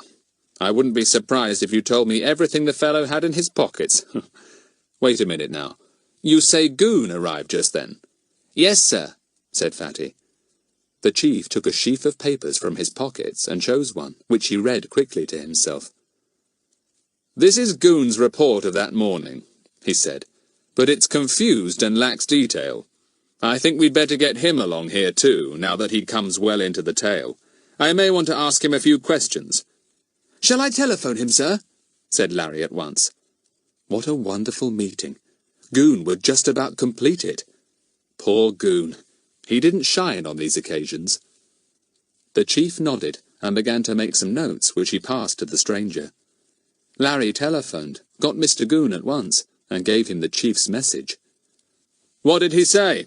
inquired the chief when Larry returned. "Well, not much, sir," said Larry, embarrassed. "Actually, he just said, 'Love a duck,' nothing else." Everyone laughed. Bets began to play with Buster, but it wasn't more than 2 minutes before Goon came sailing up the drive on his bicycle. He was met at the door by Fatty, who ushered him solemnly into the rather crowded sitting-room. Goon was very nervous. He hadn't taken off his bicycle clips, nor had he stopped to brush his uniform, which showed traces of his dinner. He slipped his helmet off and put it on the floor. "Sit down, Goon," said the chief. "I'm glad you came so quickly. We have been hearing quite an interesting little tale from Frederick here, and we thought you should hear it too, though no doubt you already know a good deal." Goon looked hurriedly and beseechingly at Fatty.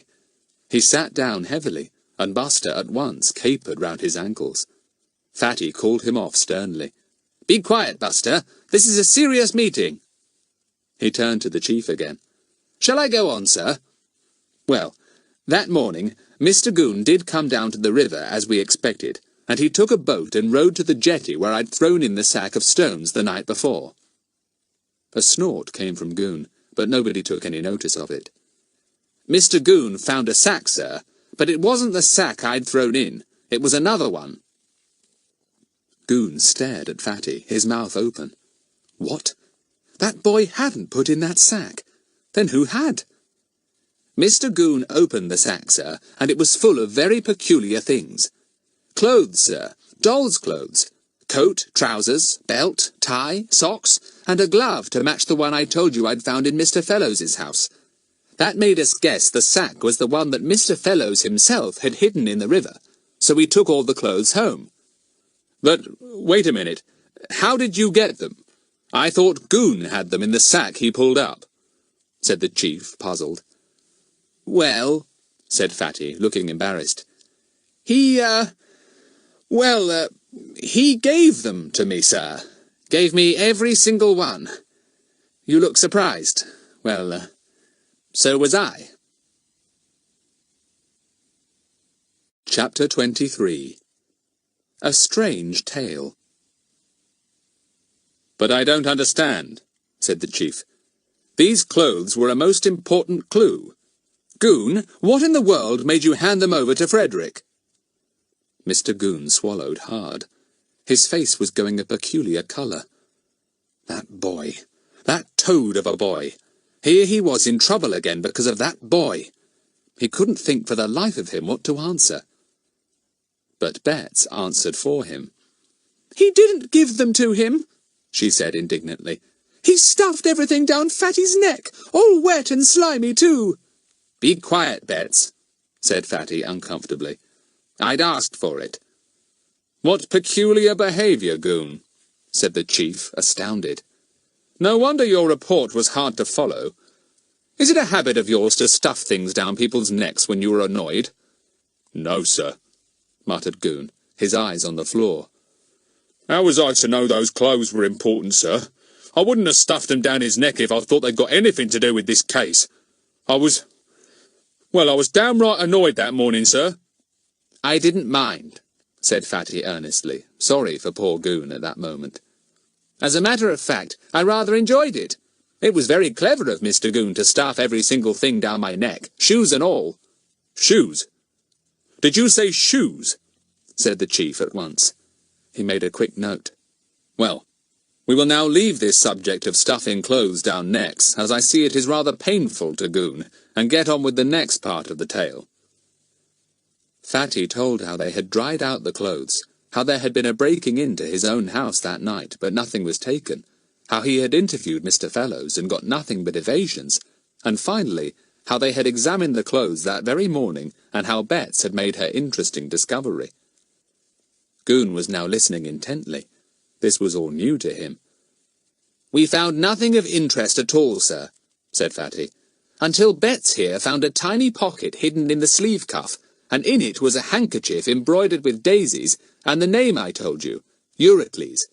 Bets, where's the hanky?" Bets produced it proudly. In an intense silence, the chief and his friend examined it.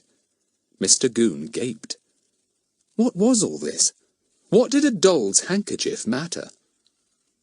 "What did you deduce from this handkerchief, then?" asked the chief. "Well, first I recognized the name Eurycles," said Fatty. The stranger spoke directly to Fatty for the first time. "Why did you recognize it? It is not a usual name," he said. "No, I know that, sir," said Fatty. "In fact, I'd never met anyone of that name in my life, though for all I know there may be plenty of Greeks called Eurycles. I recognized it because I'm a bit of a ventriloquist, as I told the chief here. You see, there was once a Greek called Eurycles who was a very famous ventriloquist indeed. I read about him in my book on ventriloquism." "Remarkable," said the stranger in his soft voice. "And so you thought that the clothes must belong to a doll owned by a modern ventriloquist called Mr. Eurycles?" "Yes, that's right," said Fatty.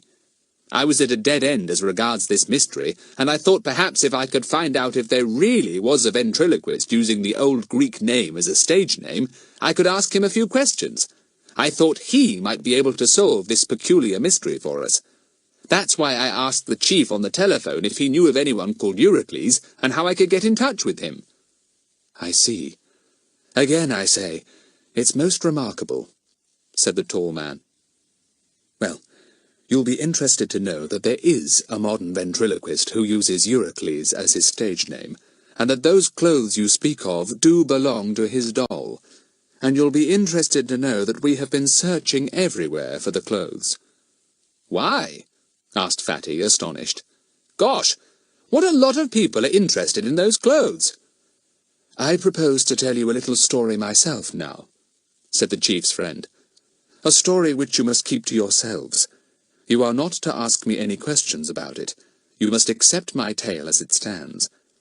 I will tell you why my friend, the chief inspector here, was amazed when you spoke of Mr. Eurycles to him." This was all very astonishing. Every eye was on the quiet stranger as he began his tale.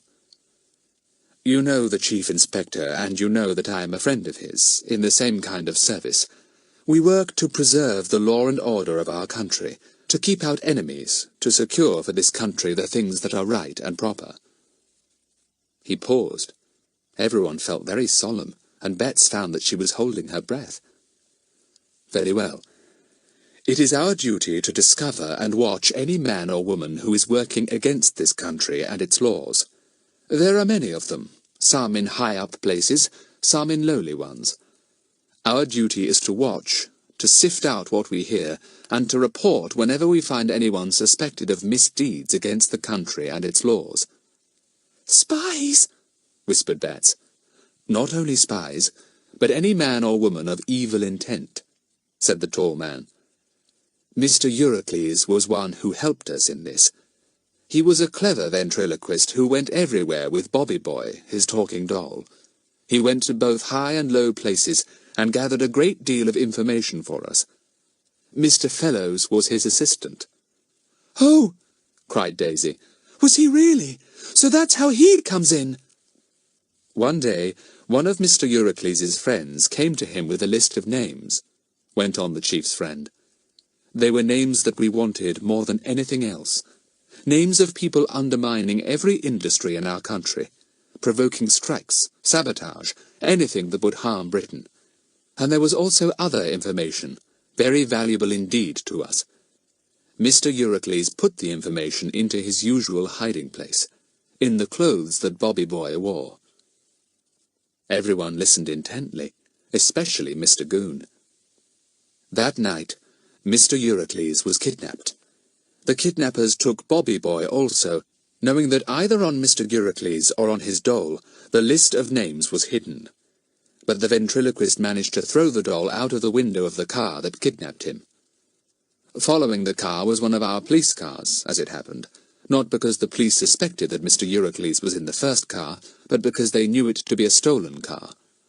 When the doll was thrown out, the police in the car behind thought it was a small child, and stopped their car, of course, to see. They lost the first car, and returned to headquarters. Mr. Fellows had by then reported the kidnapping of his master, the ventriloquist, so the doll Bobby Boy was handed to him. Apparently he knew that Mr. Eurycles had hidden something of value in the clothes, but he had no idea what. So he took the clothes into his keeping, hoping that his master would soon turn up. "Oh, I see. And then the kidnappers found out that the list wasn't on Mr. Eurycles, but somewhere in the doll's clothes, and have been hunting for it ever since," cried Daisy. "And that's why Mr. Fellows ran out with the clothes in the middle of the night when someone broke into his house, and he sank them into the river, meaning to get them again sometime," said Pip, seeing everything now. "And then the waterweed man, who was the burglar, saw Mr. Goon stuffing them down Fatty's neck, and so the next place he broke into was Fatty's. Goodness, we were in the middle of something terribly exciting, and we didn't know it." "Why didn't Mr. Fellows look for the valuable list himself and take it?" asked Bets. "Then he could have thrown the clothes away." "I imagine that he wasn't able to find it, and anyway, he didn't know what to look for," said the chief. "But we shall be able to find it. We have had information as to where it is. If you'll just produce the clothes, Frederick, we will show you where the invaluable list is hidden. A most dramatic ending to what you called just a little mystery." There was a dead silence. All the excitement drained out of the children as they remembered the disastrous happening of the morning. "What's the matter?" said the chief, surprised. "You have got the clothes here, haven't you? What are you looking like that for?" "It's awful to have to tell you, sir, but they're gone," said Fatty in a low voice. We went out of the shed where we kept them, locked it behind us, and when we got back the shed was broken open, and all the clothes were gone." Bets burst into tears. "What shall we do? Oh, we didn't know it was so important. Oh, Fatty, what shall we do?" Chapter 24. Good Old Buster. The chief inspector whistled through his teeth and looked at his plainclothes friend. "This is a setback," he said. "A real shock. Our scarred-faced friend again, I suppose. He's certainly determined this time. That list is important to him, and to a lot of others who would like it destroyed," said the tall man grimly. "And unfortunately, it is important to us, too." He turned to Fatty. "All the clothes went. He took the lot?" he asked sharply. "Yes, all except for the little hanky Bets found, which you've seen," said Fatty. "But if you like, we can go down to my shed and have another look in the box where we put them. but I'm pretty certain it's empty, sir. They trailed down to the shed. Mr. Goon, too, all of them feeling most depressed. To have such an exciting mystery, and then to have the right ending snatched away just as they were being so successful, it really was bad luck. They looked into the box. It was, as Fatty said, well and truly empty. Then Bets suddenly remembered something and cried out loudly. The shoe that Buster took! Did we find it and hide that away too, or did we forget it and leave it in whatever corner Buster put it? We forgot it. I didn't put it in, said Fatty. But would just one shoe be of any use to you, sir? My word, yes. More than you'd think if it was the right shoe, said the chief. Here, Buster boy, find that shoe. And as if Buster completely understood, he ran round the shed, hunting into this corner and that, and finally, after sniffing under an old sack, he disappeared beneath it, worried at something, and came out proudly with a doll's red shoe in his mouth. It's the shoe! He's found it! Said Fatty in delight. Good old Buster! Clever dog, Buster! Buster wagged his tail proudly. The chief took the shoe at once, and he and his friend examined it closely. It may be the one. Can't tell without examining it, said the chief. Anyone got a sharp penknife? Fatty had, of course. He always kept his pockets full of things that might conceivably come in useful some day. The chief took the knife and sat down on a box. He turned the shoe upside down, and with all the find-outers breathing heavily down his neck, he began to try and prise away the heel. Strongly made, said the chief. Up it comes! The heel came away from the shoe, and the children saw a neat little hollowed-out compartment in the heel itself. In it was a thin sheet of paper tightly folded. It's here! Cried the chief, as excited as the 5 children. His fingers delicately eased the paper from its hiding place. He handed it, folded, to the tall man, whose eyes were now gleaming. He unfolded the paper very carefully, and ran his eyes down a list of names and notes. They were all written in a most minute writing, impossible to make out at a distance. Mr. Goon, craning his neck to see if he could read anything, could only make out a blur. This is it, said the tall man, a ring of triumph in his voice. There's a whole year's work here. Invaluable, Jenks. And to think how nearly we lost it. If it hadn't been for that dog running off with the shoe as he did and hiding it, we'd have lost it for good. The thief must have just seen the bundle of clothes in the box, thought everything was there, and picked the whole lot up, said Fatty, and gone off with it in delight. What a shock when he finds only one shoe. Perhaps he'll come back and try and find it, suggested Larry. You could catch him then. Oh, we know where to pick him up now, said the chief. My word, look at this name on the list. And that! Phew! This is going to make a stir. It is. It's going to make several dozen people extremely uncomfortable, said the tall man grimly. What a haul! I can't believe it. And all because of these kids. Marvellous, aren't they? Well, they've certainly done some good work in their time, said the chief, smiling. Very good work. They call themselves the 5 find-outers and dog, you know. And the things they've found out, they could really have books and books written about them. But Buster's really the hero of this mystery, said Bets, picking up the little Scotty and hugging him. Aren't you, Buster? Did you know that shoe was important, Buster? Is that why you hid it? Fatty, I'd be quite ready to believe that Buster did guess, you know. What are you going to do now? Asked Larry, turning to the chief. Well, just a few bits of work, said the chief. We must go and drop in on Fellows to begin with, and set his mind at rest.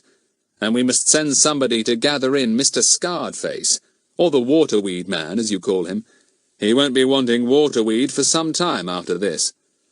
I do hope you'll get Mr. Eurycles back some day, said Bets. I hope nothing horrid's happened to him. I'll let you know when he does appear again, said the chief.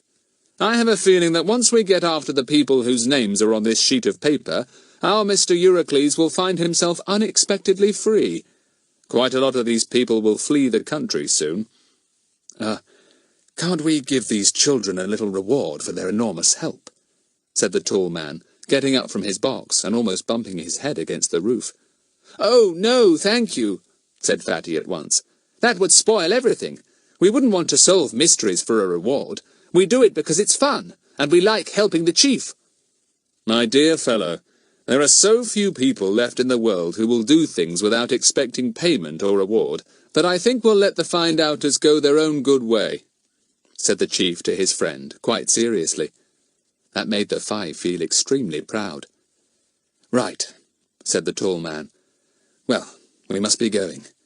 Still, there are two things I'm going to do for these, what do they call themselves? These find-outers and dog. I am going to get my butcher to send his biggest and juiciest bone to this remarkably clever dog." "What?" said Buster, wagging his tail most appreciatively. "And when Mr. Eurycles turns up again, I shall ask him if he would be good enough to give Frederick here a few first-class lessons in ventriloquism," said the tall man. "He'll be delighted to do that." Fatty blushed with pleasure. "Oh, sir, thank you. I don't want any reward, as you know, and I'll pay for the lessons. Gosh, wouldn't I like them? Thanks very much." The chief and his friend departed. The police car revved up and disappeared down the drive. Only Mr. Goon was left with the five children. They looked at one another. Poor old Goon. He hadn't had much of a look-in this time. The chief hadn't even said a word of farewell to him. Even Buster had done better than Goon. "Well," said Fatty in a jovial tone, "what about tea? It must surely be ready by now. Anyway, I'm ready for it. Mr. Goon, will you join us?" Mr. Goon was so astounded at this invitation that he could only gape. He was not a generous enemy like Fatty, and never would be. He hardly understood this invitation, and his mouth opened and shut like a goldfish. "Well, do answer, Mr. Goon," said Fatty. "We'll celebrate the occasion, and I'll open the big tin of chocolate biscuits I got for Christmas. Will you, won't you, Mr. Goon?" "I will," gasped Goon, almost as if he was getting married. "Thanks, sir. I take it very kind of you after some of the things that have happened." "Well, don't you go stuffing things down my neck again," said Fatty, leading the way in. Goon gave a sudden grin. "And don't you go making up dogs and pigs and what-not," he said. Betts didn't want Goon to stay to tea, but she said nothing. She liked Fatty's generous gesture, and she knew that poor Mr. Goon hadn't had a very good time in this mystery. But nothing was going to persuade her to sit next to him, or even to address a word to him. She would never, ever forgive him for stuffing those things down Fatty's neck. It was a most hilarious tea. Everyone was pleased that the little mystery had turned out to be a genuine, large-size one, and had ended so triumphantly for Buster. Buster, of course, was amazed to find his old enemy suddenly belonging to the family circle. He gave a few fierce growls, and then, as everyone made so much fuss of him, and Daisy actually addressed him as Hero Dog, he joined in the general enjoyment. Mr. Goon enjoyed himself too. Well, well, to think that toad of a boy could behave like this. After his fourth macaroon and third piece of chocolate cake, Mr. Goon was ready to be Fatty's best friend. And then a loud grunting noise was heard under the table. "What's that?" cried Betts in alarm. Mr. Goon looked under the table, amazed.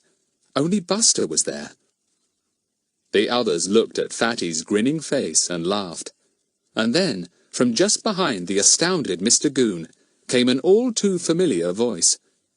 "I never did it! I never did it! Where's my auntie?" "Oh, Fatty, what are we to do with you? Tell us about your next mystery, do!"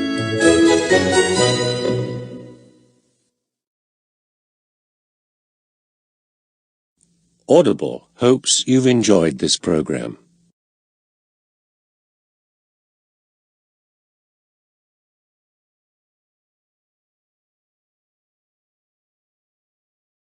Friend departed. The police car revved up and disappeared down the drive. Only Mr. Goon was left with the five children. They looked at one another. Poor old Goon. He hadn't had much of a look in this time. The chief hadn't even said a word of farewell to him. Even Buster had done better than Goon. "Well," said Fatty in a jovial tone, "what about tea? It must surely be ready by now. Anyway, I'm ready for it.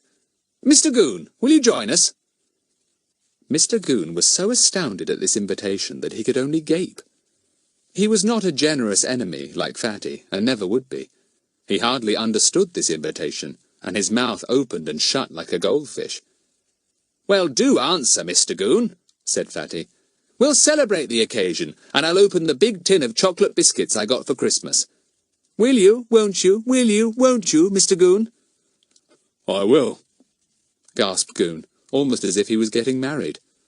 "Thanks, sir. I take it very kind of you after some of the things that have happened." "Well, don't you go stuffing things down my neck again," said Fatty, leading the way in. Goon gave a sudden grin. "And don't you go making up dogs and pigs and what not," he said. Bets didn't want Goon to stay to tea, but she said nothing. She liked Fatty's generous gesture, and she knew that poor Mr. Goon hadn't had a very good time in this mystery.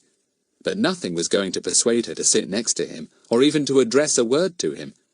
She would never, ever forgive him for stuffing those things down Fatty's neck. It was a most hilarious tea. Everyone was pleased that the little mystery had turned out to be a genuine large-size one, and had ended so triumphantly for Buster. Buster, of course, was amazed to find his old enemy suddenly belonging to the family circle. He gave a few fierce growls, and then, as everyone made so much fuss of him, and Daisy actually addressed him as Hero Dog, he joined in the general enjoyment. Mr. Goon enjoyed himself too. Well, well, to think that toad of a boy could behave like this.